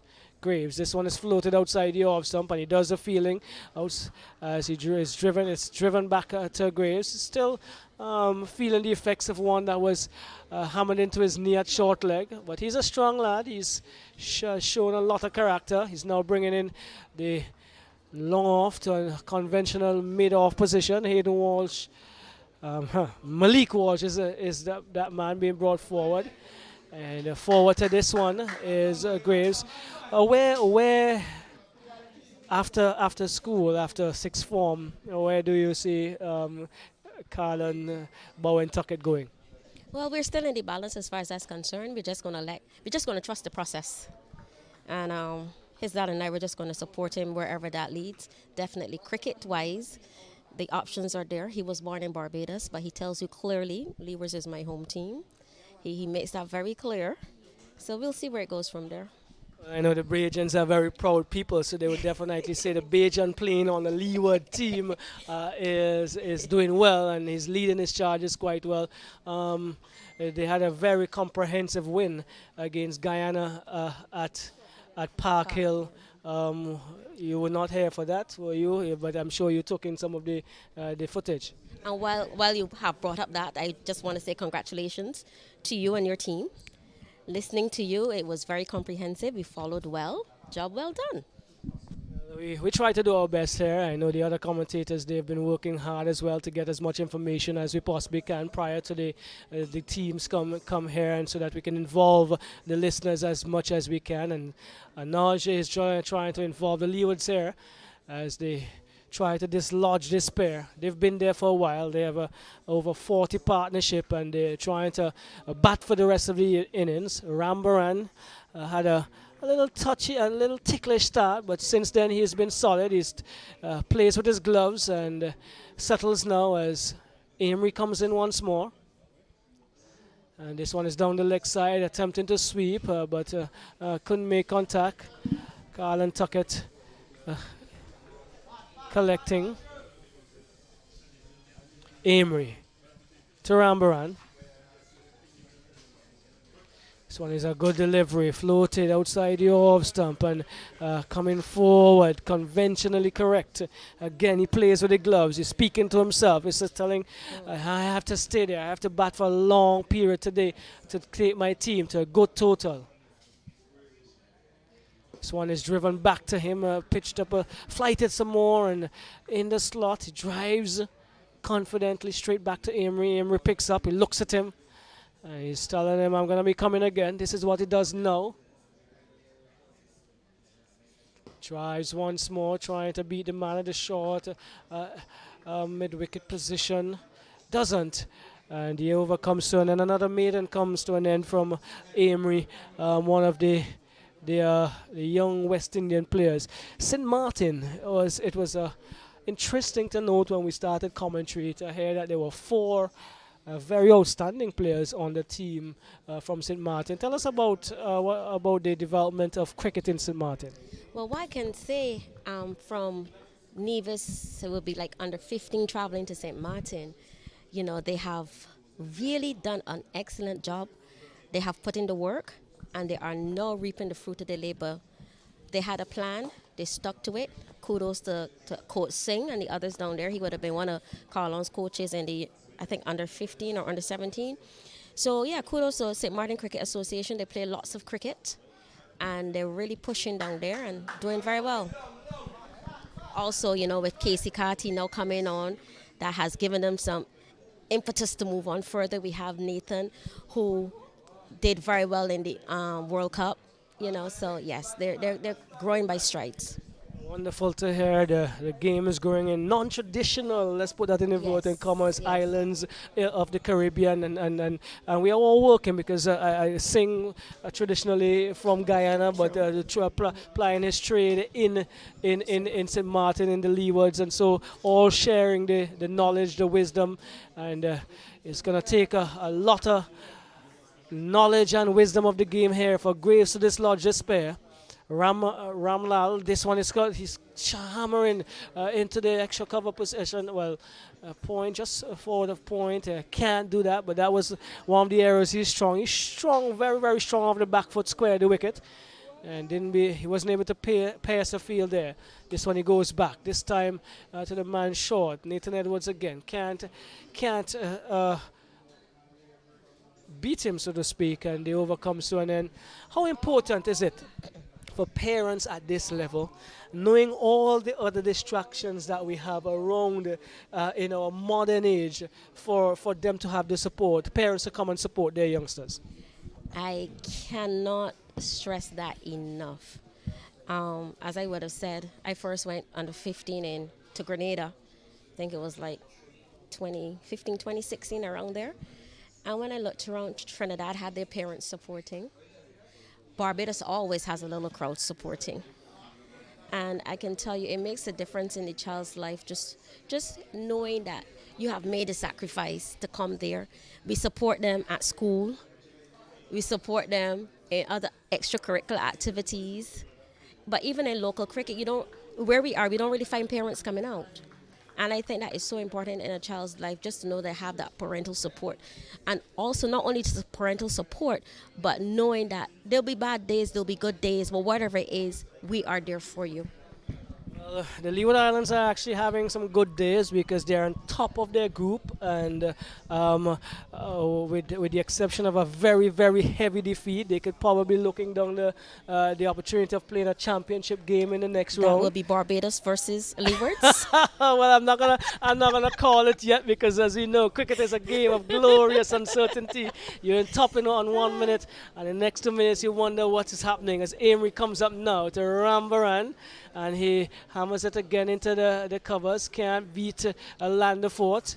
Would probably want to turn over the strike and pick up some singles as they occupy the crease, but they've done really well to pull it back here for Trinidad and Tobago. And he drives down to mid-on, can't beat, looks like Andrew down there. So for those of you who may just be following, just be joining us, we are wrapping up some conversation here with the mother of Carlon Bowen Tuckett, who is the captain of the Leeward Islands team. And the point standings coming into this third round of matches in the Group 1. Well, yeah, in Group 1, Barbados 38.4 points. Jamaica 21 points, the Windwards 11.2 points. That's actually Group 2. And in Group 1, the Leeward Islands 25.6 points, Guyana 19.8 points, Trinidad 6.8 points. So unless something really, really crazy happen to change these point standings, we may be looking down at a Barbados Leewards final, and that would be down your alley, Miss Bowen. Can't lose. I wouldn't lose. Either team winning, I'm on the winning side. All right, so the guys have done well. Shout out to your friends and family in the Leewards and tell them how pleased you are with their performance. Yeah, I just want to say kudos to the president of the Leeward Island Cricket Association for coming to support the guys. Support from all over is really necessary. So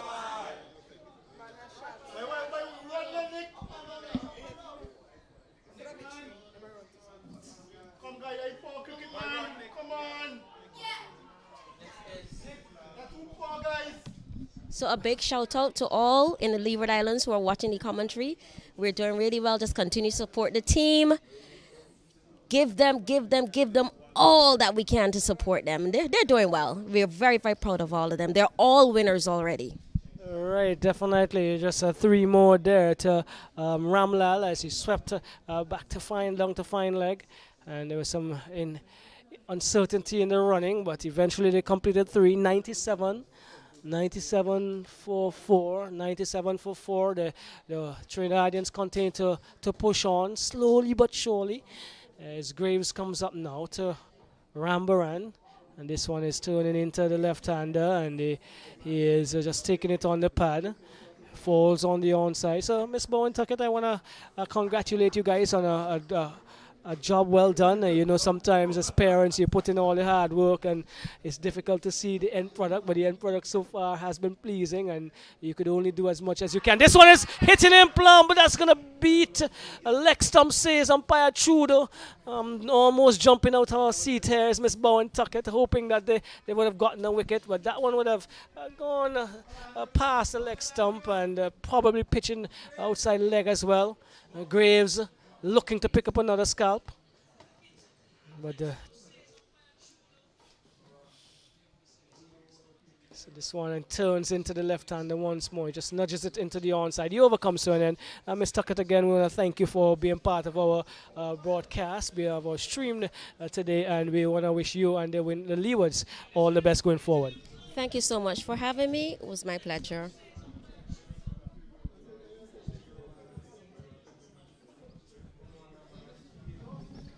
All right, so 97 for 4. The Trinidadians, they have asked to bat. They really come back well. The solid rock, the Iron Man, one that moves because he runs between the wicket, he plays the shots. Ramlal, he's there, he's been solid, and he has taken the responsibility on his shoulders. He's there on 29 and got some excellent support from Rambaran as we welcome back Hasnell. Yes, much needed water break there for me. Great excitement in that last over, full delivery by signaling to Graves that ball may have clipped the edge of the bat. And so that's the first time I've seen some sort of excitement in a while. What I was on for my stint here, we made mention where the Trinidadians have placed that energy back onto the pressure of the game back onto the Leeward Islands, and I think right now they are now playing more so for T, and Leeward Islands will wait for something to happen, but they're still knocking at the door of the Trinidadians by bowling Amory, who's one of the leading wicket takers, and Graves, who really asking some questions from the umpire.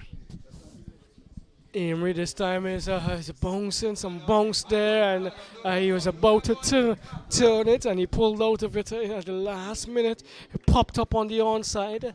Ramnaran, he would definitely want to take his team into tea, with him still being there. Emery this time again attacking the leg stump and coming into the right-hander. And the Leeward Islands are, for the first time in the competition, looks as if they're disconcerted in terms of what next to do. Not something we've seen. They've always been a step ahead of the game, but it seems as if they're now asking themselves some questions. I agree with you. They're probably looking forward to that tea time break so that they could go and recompose themselves, get some other ideas, talk it over, and come back after that period. Yes, and it will be important. And it can also break the momentum of the Trinidadians. The partnership going very well at this time. Not much to talk about in terms of the run rate. That is not of importance now, knowing the position that they're in. But they will be happy with the position that Ramdrat and Ramlal have brought them back to, somewhat of a more sedated position. Unacceptable, knowing the condition in which they were. So they have now poised to put the team in a position where they could go on to 3 figures, and psychologically it will look even much better with 3 figures for 4. Well, inching up to that 100 mark, and they would want to push their team all the way up, probably past the 200 this afternoon. But Graves would have other ideas. Comes up now to Ramaran, that's short, and gets behind it and just plays it in front of him all the way back down to Graves. Thinking about what he's going to offer now. Graves comes up once more. Tuckett is asking for some players to probably get into the area. This is a better delivery, flighted a bit more on about the middle stump, and he again content to just play back along the surface.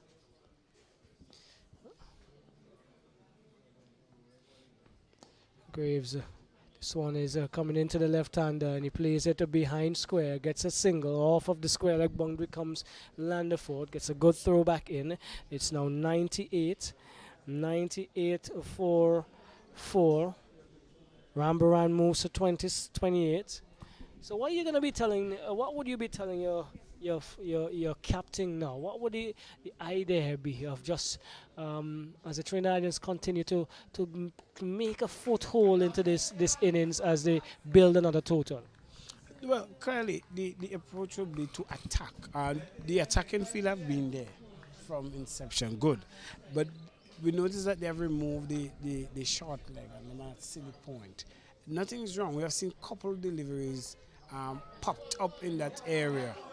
So what you have to do is to somewhat bring back. Now again, the urgency in the running is not there. So the pressure, the fielders on the boundary, they have to look to either capitalize on whether there is a misfield or something, because clearly they are not in no urgency to run between the wicket. That is what they have been showing.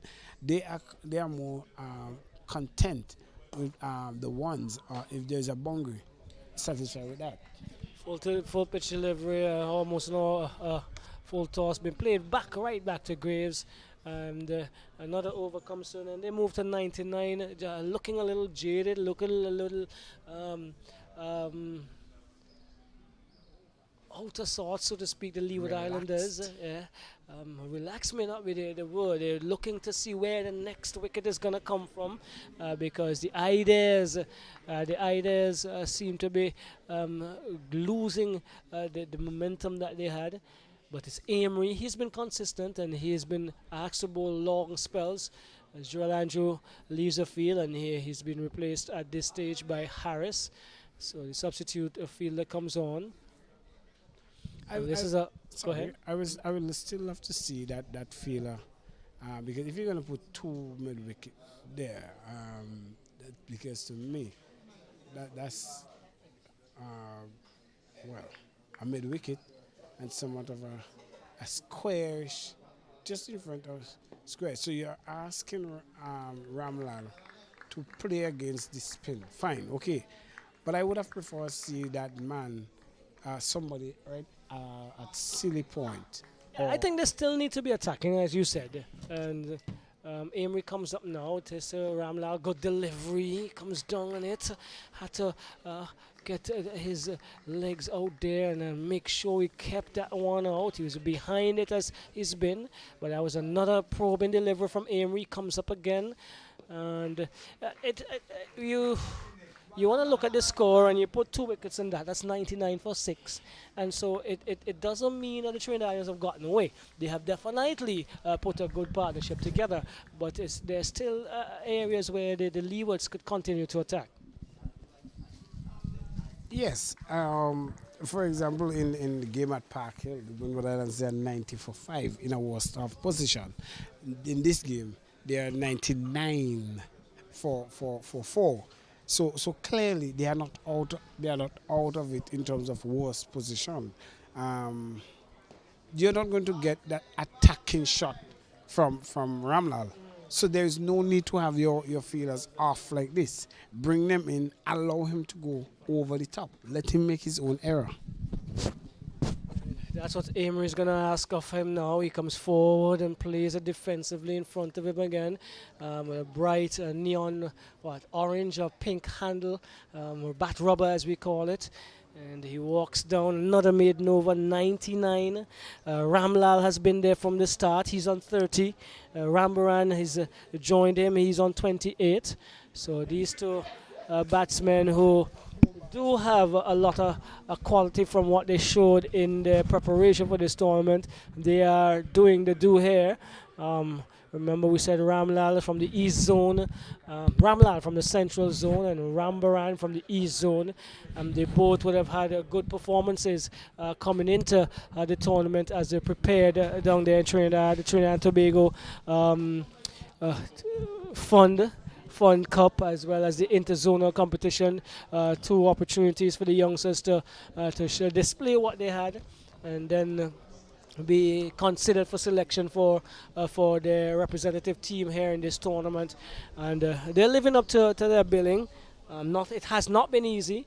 They had to dig themselves out of a hole, and that's what they're doing right now, closing in on a 50-run partnership, which is of extreme, very, very vital, extreme importance, as this one is pulled in the air, backward a square, gets a single. Rambaran, he moves to 28, and the 100 comes up for Trinidad and Tobago. He moves to 29. So, and with that stroke, that is 47 partnership. And 47 runs partnership from 178 deliveries. And clearly they have shown some resistance and resilience in the innings.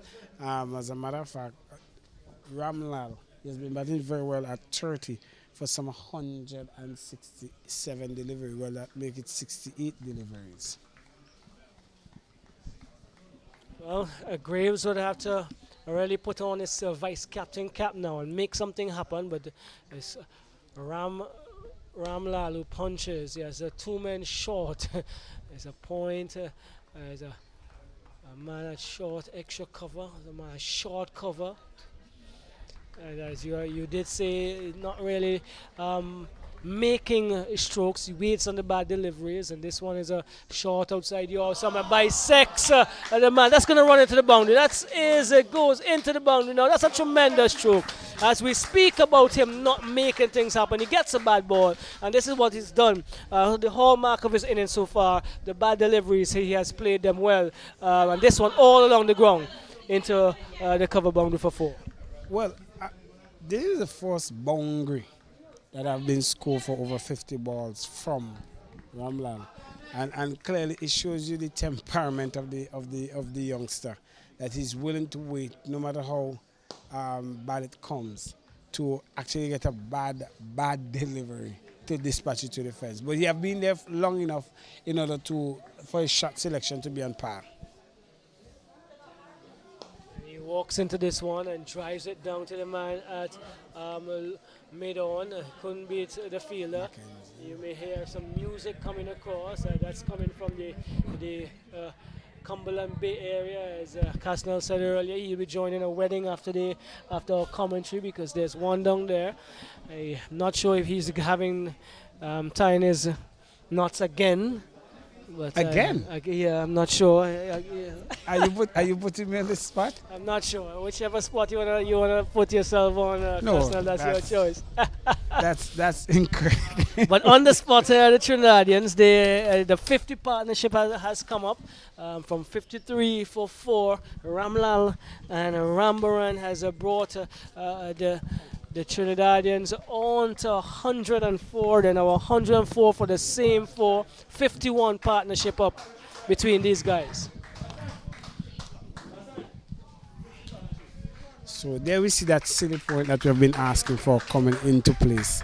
And that's a good move. And Windies have always been knocking on the door. And clearly good arcs there. This one is punched off the back foot, out to cover. It's running to the boundary fence. It will just walked into the fence just about now. So we're seeing some impetus to the innings now, where the 2 batsmen at the crease are just hitting 2 boundaries in consecutive over. A welcome boundary there for Trinidad and Tobago. Well, we must compliment the two because they've been solid in their defense, and when they have the opportunity to score, they've been scoring. They have been quite prolific off the back foot and been punching well, and then also driving the short deliveries. They've been really pouncing on, and so the Leewards would have to rethink their strategy. Amory comes up now. Again to Rambaran, he moved on to 33 with that boundary. That's a good answer, a good response. But equal again to the task is Rambaran. Have this knack of making sure he touches his gloves right after each delivery plays. This one is outside the awesome, going the other way this time. And Rambaran was attempting, was about to play, then he decides not to. Again, tugs at his gloves and make sure he unstraps them and then straps them again. Amory to Rambaran. This one he tries to turn on the onside. Amory went up with an appeal. Umpire Crawford says not out. It took a little while to answer, but didn't look from our vantage point, and that might have been hitting the leg stump. Amory tries again. Height would have been a factor there, Roxelle, in that Amory being a tall youngster just stands at the crease and extract that bounce. And ram that very short, that one would have gone past the leg stump. All right, so the students and supporters from the Hillview College, for which Rambaran is an alumni member, and also from the St. Mary's College, where Ramlal is actually a student. They must be very happy. Would be supporting their players at this stage and wanting them to bat on. So Rambaran came in with 84 runs prior to this innings, and he's added another 33. Ramlal had 67, and he's now added 31 more.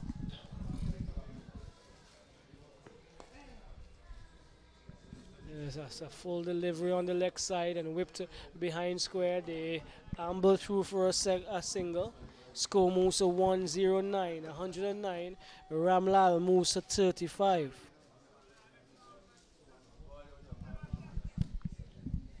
.35 and 33, neck and neck the batters, and they have forged an extremely important and solid partnership here for the Trinidadians.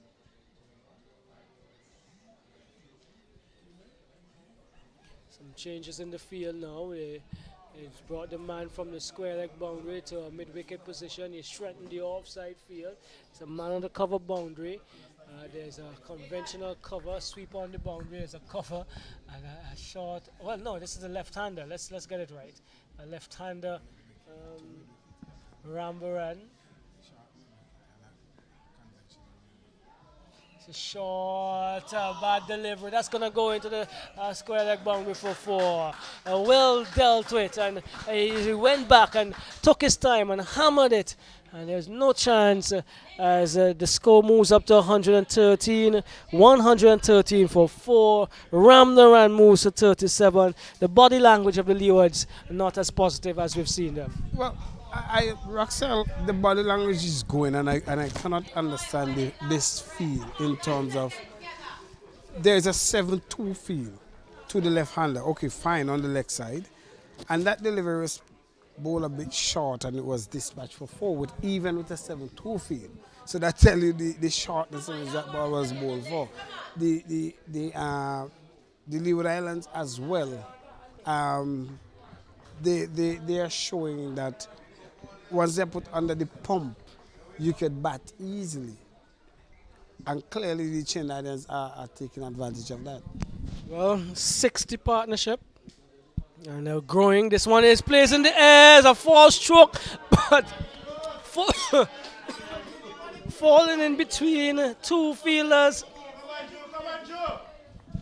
Well, imagine that a delivery, a 7-2 field, and a delivery that was ballooned in the air was able to drop safely between the man there at mid-wicket, the conventional mid-wicket and square leg. And, well, I would not say an opportunity, but an opportunity that the Leeward Islands would have really liked to grab. Well, it's a bad delivery, and one of those that he would have put away with all the confidence and control. And this one, as we heard behind, trying to be a little too cute, so to speak, and did not play it well, and almost offered an opportunity. And so he's going to start again. We have the support coming up as both teams are getting that strength that they require. It's now 36, Ramlal 36, Rambaran 38, 115 for 4, and really fighting well here, the batters here for Trinidad and Tobago. Graves, a little behind the 8 ball this evening, as his team struggles to get another wicket.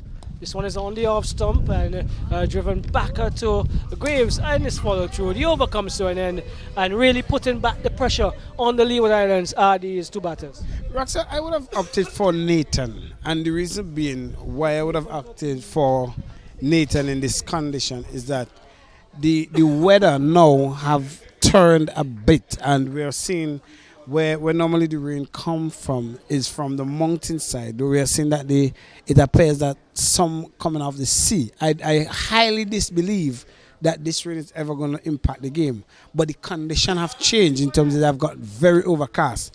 This will be good for Nathan to come in and try to see if he could get any sort of swing with this old ball. So I would have opted for Nathan Edwards for at least 1 over. Well,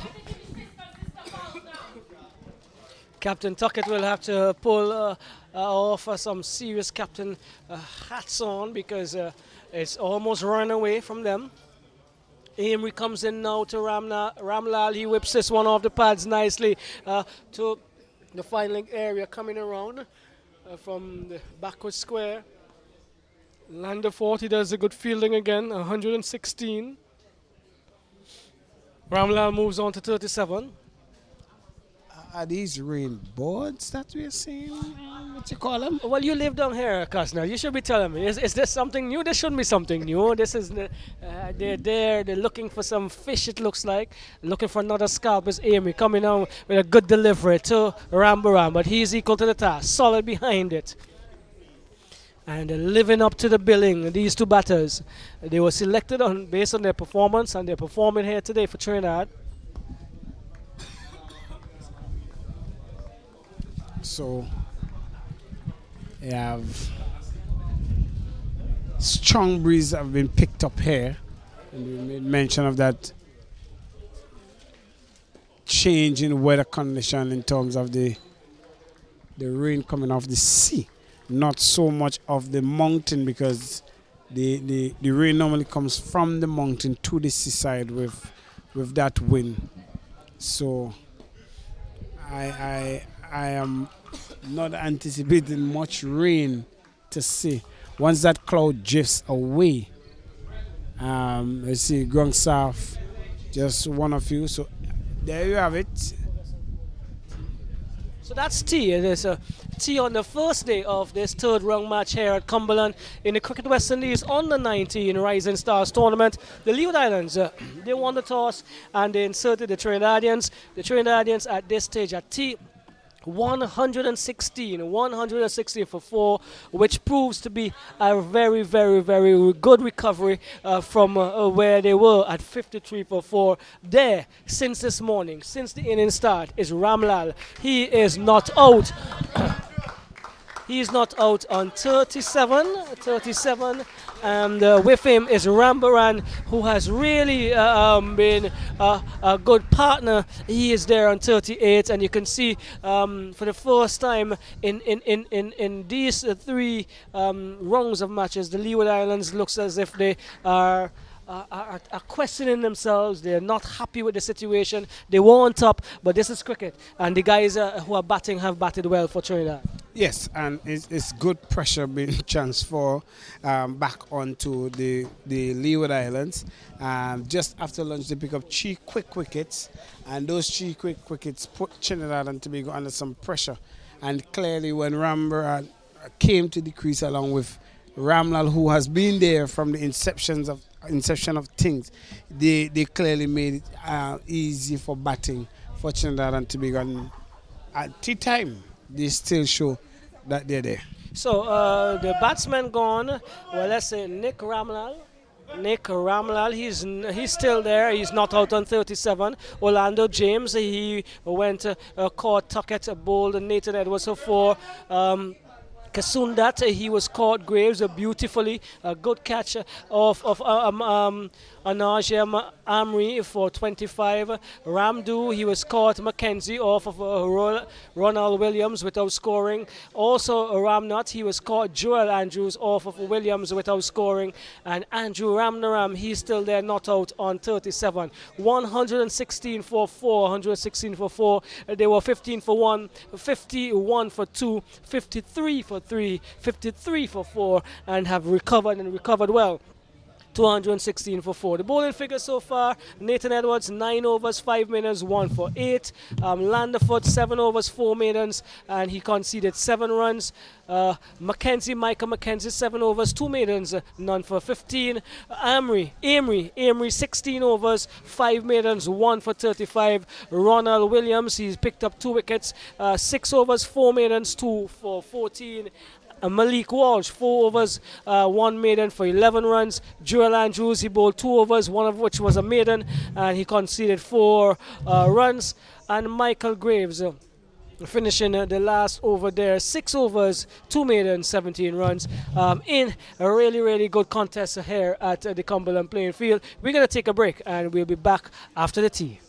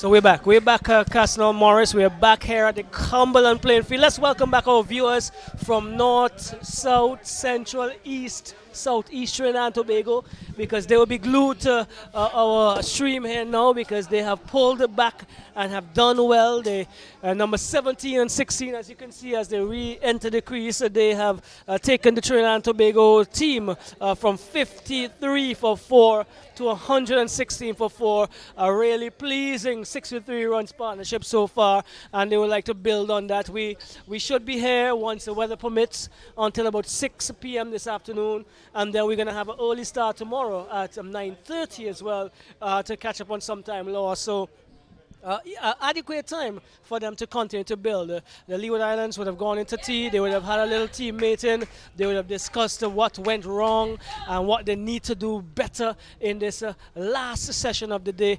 And you called it. You asked Nathan Edwards. He's on the board. Yeah, these are conditions for Nathan. I believe left arm pace. Even Williams could have come back into the attack. Knowing these conditions around this area, if we look in the mountainside, we're seeing what looked like rain set up there to come. But what I do know is once these areas have already picked up some clearance from the sky, that mountainous rain is not going to come down here so easy. So this is going to be an interesting battle for Ramlal. He has to start all over. It's a good position that Trinidad is in, and these guys would have had some tea break, and they should capitalize on it. Well, overcast conditions, ideal for someone who swings the ball. Nathan Edwards would hope that he gets some assistance as he gets the signal now from umpire Trudeau to commence play after tea. This one is out, pitched up outside the off stump, and Ramlal comes forward and drives, and not really getting right behind it. He drives with a slightly slanted bat into the covers area, but and they're just talking about it now. Right? Yes. With a slanted bat he drives. I observe him a while now, even with the spin. He plays the ball at a closed back face. If that is his style, if it works to him, okay, no problem. However, if you have a delivery that is swinging, or if you have conditions like this, or a new ball that is swinging, it could speak danger. It could have that ball nipped back, and that gap between the open face bat and the pad could speak disaster for him. I hope it doesn't. However, then for the Leeward Island, they hope it does. Well, he's played well within his capacity. As Nathan Edwards comes up, and this one is a nudging back a bit, and he had to come down hard on that one. You just spoke about that, and this one he looked at quite well, though. He was able to come down on it hard, and the closer you are, the straighter he plays his defensive stroke. And Nathan Edwards is going to be trying to work that out now. What I actually saw with that delivery, there was a hint of movement inward to the right hander. This is the condition for it. That is what we have been appealing for. And there you see that Nathan getting that hint of movement. Again, just outside the off stump, pitched up, and there is an appeal by, it looks like, who is that? I'm not sure. Trying to make sure that Ramnaran is in his crease. Walsh attempting to run out after the ball was dead. Something you will do, Casner? I'm just saying, just asking. No, Yes, it's just to keep the umpire alert. Well, umpire Crawford and Trudeau. This one is pitched up on the off, some a slow delivery as well, and he was competently behind it. He's looked solid. He's looked compact when he's playing those strokes. Walks away. Tells himself he just has another hour and 50 minutes to bat before the close of play, and I want to be here. I want to push the Trinidadian total up to 200 by the end of this afternoon's play, and then I would definitely have my team in a good position. Edwards from St. Martin With other ideas, gets a short delivery. This one just across the chest area, drops his hands quite quickly, allows it to go to Captain Tuckett. You asked for Nathan Edwards, were you pleased with what you got so far? Right, it's a maiden, fine, but I would have more preferred to see that ball pitch up. All of the deliveries were pitch up except that last delivery, and we saw hint of inward movement, and that is what you would want in this condition. You're not gonna get the sunshine again for the evening, and if you, even though you get it, it's not gonna come out as stinging as it was before. So clearly, if you're going to use any swing, if you're going to use any sort of pace, that is how you have to exploit it. All right, so Amory is going to continue his attack. He's a long spell. He's accustomed to these things, so he comes up now to Rambaran.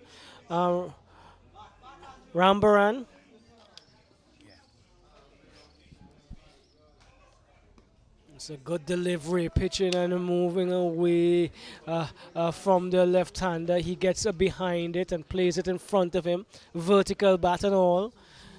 And Amory stands, so ponders his next move, comes up now. This is flighted, and this one is hitting the. Is it? No, is he? I'm not sure. Probably getting some bat because he started with an appeal and then he stopped. So probably some inside edge there. And the appeal was halted, but this was a good delivery, flighted as he should, and into the left-hander. Amory again. This one goes back and punches into the covers. This one is trying to beat that man. That's a Hayden Walsh Jr. Hayden Walsh Jr. Malik Walsh. And he is not beating Malik. Amory again. He's been attacking. Yes, this one is a good delivery, shortish and bouncing on this. This with some discomfort, he comes forward and he shakes his hands off. It looks as if he probably got some of the glove or the upper part of the bat. A good delivery, good over so far from Amory. This one is on the leg side, in the air, behind square. Let's see, gets one.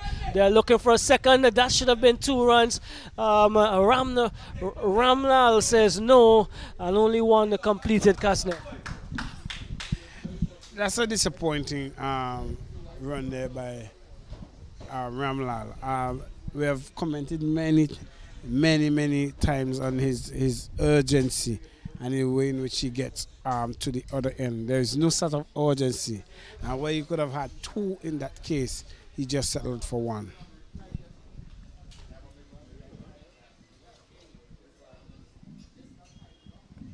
This one, another good delivery from Amory, making sure.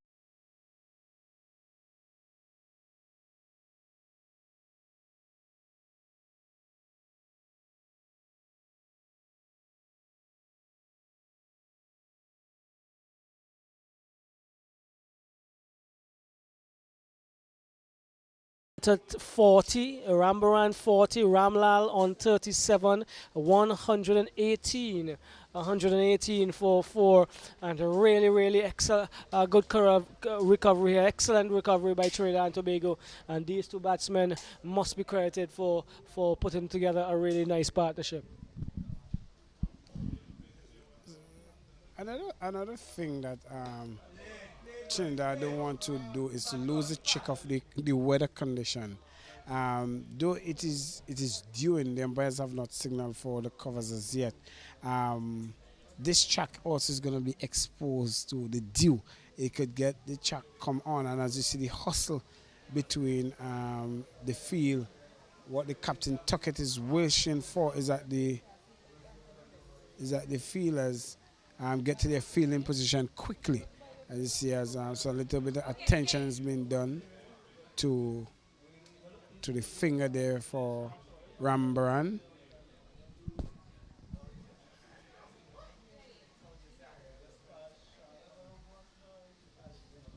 Probably you got one that popped a bit from the last over from Anaj, and so probably a little discomfort from it there now, but he gets himself together.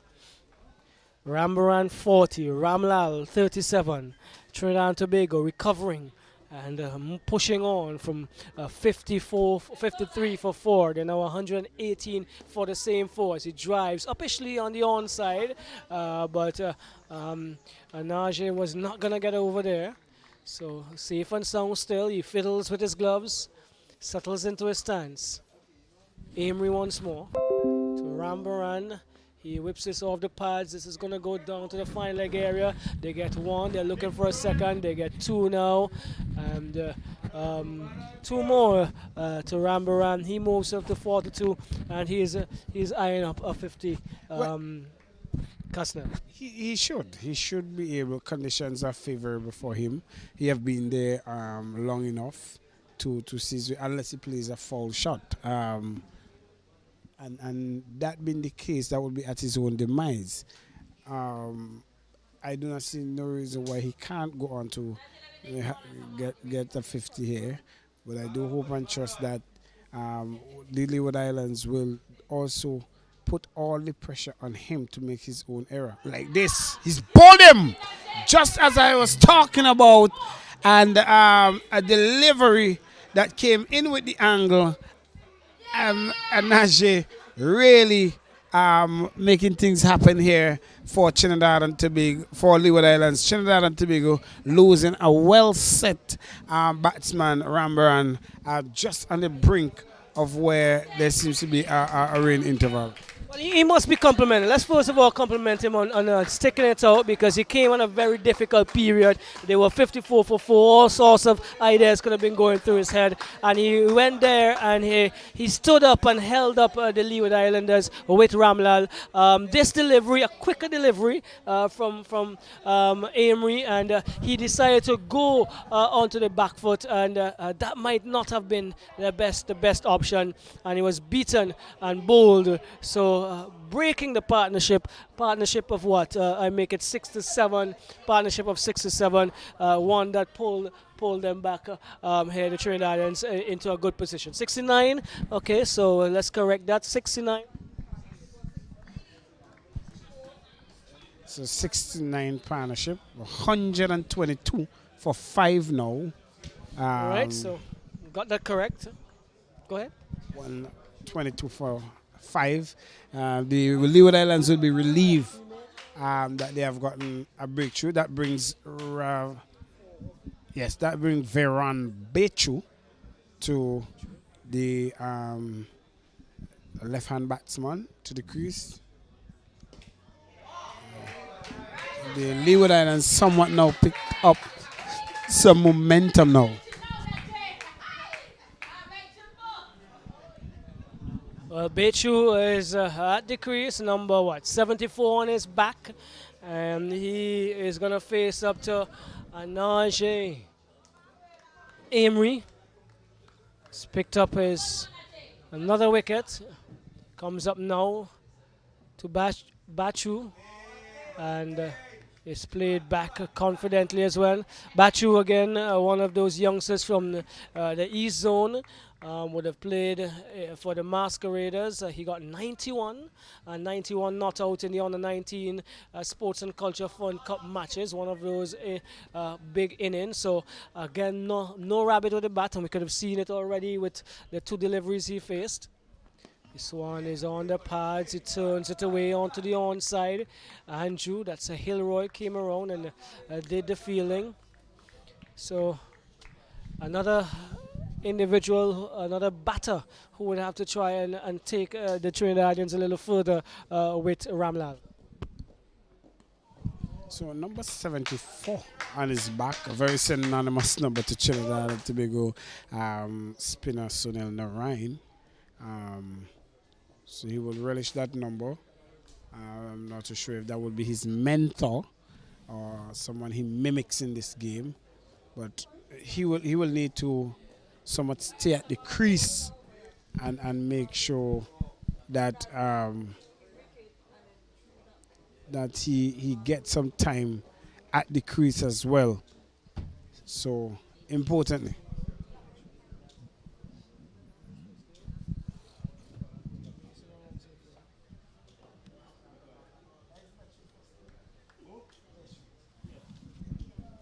So Bachu into his first match. But it's Ramlal. He's been there. This one goes between the bat and the stumps, the pads, as Mackenzie has been introduced into attack. And Mackenzie has a knack of cleaning up the tail, and he's done this for the last 2 matches in a couple of the innings. And this is probably what the Leewards will be banking on here. This one is short, and he goes back and gets behind it. It's Ramlal continuing his defiance. Roxanne, I want to bring you back to that delivery that out Rambaran. I had just made a comment about the pace, the little dew that is falling, and the pace that will come on. The ball there from Emery skid on with the angle, and that little dew would have played up. Now you see this ball is skidding on a bit more because the pitch is exposed to a bit. It's not heavy rain that the umpire has to call on the ground staff. And this is where it played to the advantage now of the Leeward Islands. Yeah? So they have gotten a wicket, and there you see the momentum is being picked up, and that dew constantly nags the pitch. Well, into his work, and on the money here is Mackenzie. It comes up now to Ramlal. This one is outside the off stump, trying to punch it past point. Can't do that. Cleaning up there is Palmer, and they're moving around very quickly to try to get as many overs in and to use the opportunity to ball on a skiddy surface and to see whether or not it could continue to work for them. The Leeward Islands inserted the Trinidadians. They're 122 for 5. 1, 2, 2 for 5.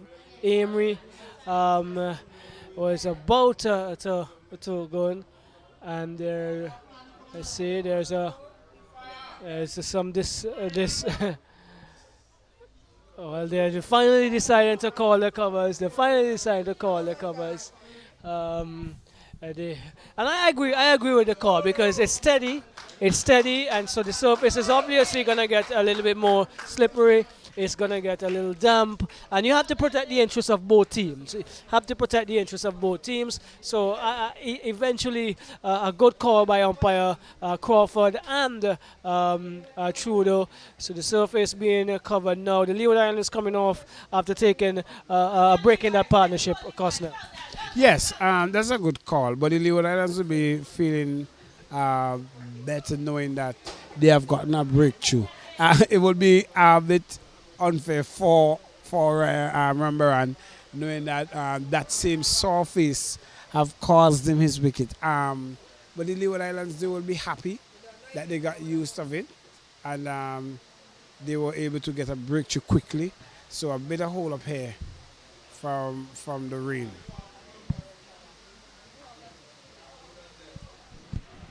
Well, it did get heavier, and it was a little bit more constant in terms of it coming through. As you can hear above us now, the raindrops are hitting the roof quite hard, and the groundsmen are now going to apply the second set of covers onto the surface. Struggling a little bit with that, but they're going to try to make sure that the ends are covered properly. And we will give you a synopsis of what has happened. Let's see if we can have the scorer assisting us with some information. But even Stevens, you still make it at this stage. What do you think? 125 for 5. The Leewards won the toss and inserted the Trinidadians. I believe the Leewards will be happy of the two teams. Yes, the Leeward Islands should be the happier of the habits of both teams. However, they should not call it because of the situation, the position they're in. We have seen where teams coming back from being 6 down and make 200 odds. So clearly, yes, even Steven, but they should be grateful for the position they're in, the Leeward Islands.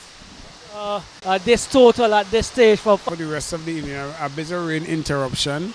I do hope and trust that the ground staff are able to maneuver everything here smoothly and timely, so that in the likely event of any further play, it doesn't be delayed by any major time. All Right, so let's give the viewers just a little synopsis of all that has happened, because it looks as if this could be a very long break. The Leeward Islands this morning, they won the toss and they inserted Trinidad and Tobago. We had a delayed start as well. We started about 11:30, and since then the activities have been pushed back. The Leeward Islands started well. They had Orlando James opening for the first time for Trinidad and Tobago today in this tournament. He was caught Bowen Tuckett at the wicket of Nathan Edwards for 4. Then we had a partnership that went up, a partnership of about let's make that 36 runs between Ramlal and Kisundat that took them up to 51 before Kisundat was beautifully caught by Michael Graves of Amory. He looked the part, but he was undone by excellent delivery. Yes, and I think that was the opening of the floodgates there for Trinidad and Tobago. And the Leeward Islands did take the opportunity and capitalize on it.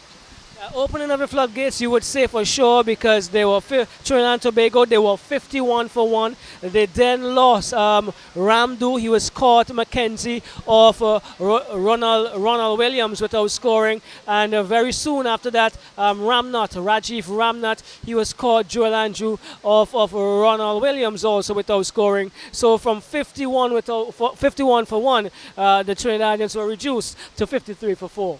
Right, and that is where it had to really take this partnership that was just broken between Ramnath and and Ramlal, and it really bring back the game for Trinidad and Tobago to where it is now. I mean, they are not out of the woods to say, but they are in a much better position than 51 for 4. Much better position because of that 69-run partnership between Andrew Rambaran. He was bowled Amory for 44, faced 110 deliveries, and had 4. Well, he had 6 fours in his innings. Still there, though, from the start, and has been defiant, has been solid, has played within his capacity, which is important for young cricketers, is Nick Ramlal. He's not out on 37 after facing 190 deliveries.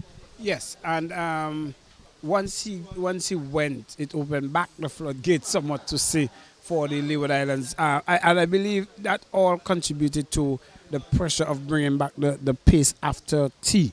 Though we have been calling for the pace, that nagging spin and pace combination, I would have opted for 2 pace, the 2 left arm. Okay, fine, it didn't work. You got through with the spin. Breakthrough came through from Anaj, and clearly it worked for you. And that is what you wanted. You wanted to experiment something and let it work. And you were able to get that breakthrough, and it worked well for them, and they're in somewhat of a commanding position again. So Nick Ramlal not out on 37. He has a Viran Bachu with him. He has not yet scored. The bowling figures for the Leeward Islands so far today: Nathan Edwards 11 overs, 6 maidens, 1 for 11. Shamekito Landerford 7 overs, 4 maidens, and conceded 7 runs. Micah Mackenzie 8 overs, 3 maidens, and conceded 15 runs. Onaje Amory 18 overs, 5 maidens, 2 for 38. Ronald Williams 6 overs, 4 maidens, 2 for 42. Malik Walsh 4 overs, 1 maiden, 11 runs. Joel Andrew 2 overs, 1 maiden for 4 runs, and Michael Graves 6 overs, 2 for 17. A bowling that is that was offered by the Leewards that was a little bit less consistent than we have come to see and come to know of their attack during this tournament. And I would not be too mean and too harsh of them, because it's the first time they're playing at Cumberland. They have not even got a practice match here, so they do not know the conditions. The coaching staff is not even aware of what bowlers to bring on this condition. They have never seen it. None of their players have never gotten an opportunity to play except from like an under 15 level or under 16 level. So I could understand, and I will be a bit lenient, but it doesn't take away from being consistent, and that's the thing I believe you're looking at. And once you're consistent, even though the pitch or the wicket has demons in it, you have to know that your consistency, hitting the ball in the right areas, knowing what the plan is, that is always going to be the objective. So yes, your consistency I will accept, but I would also say that the Leeward Islands, they know how to work out their innings. We saw early when you call for Edwards to hit the areas that he's accustomed to. He got the early breakthrough. Yes, and that is so. And the condition here is suited for much spinning. And once that new ball starts to lose its shine, you have to introduce your spin all into the attack. So the news from Cumberland, where we are bringing you live streaming of the Cricket West Indies on the 19 Rising Stars third round match, Trinidad and Tobago versus the Leewards. The Leewards inserted Trinidad, and they are 122 for 5. 122 for 5. We have an interruption for rain, and we will be back once we can have a resumption this evening.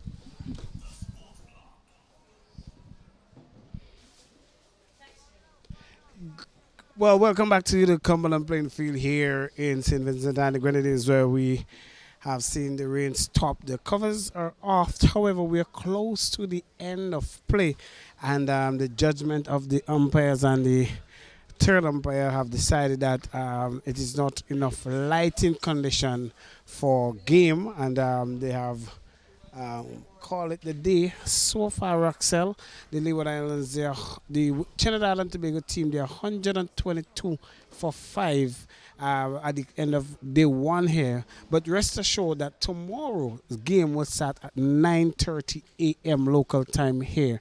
So that's the better information that we have here for you.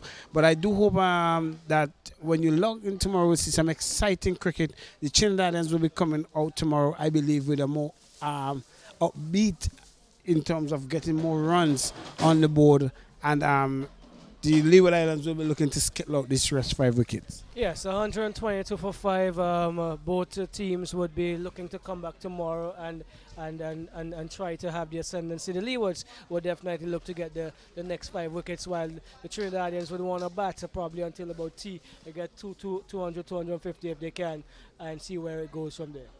Well, that's all we have for you till tomorrow. So it's goodbye. This is the CW Under-19 Rising Star Cricket Tournament here in St. Vincent and the Grenadines. So from us here at Cumberland, it's goodbye until tomorrow.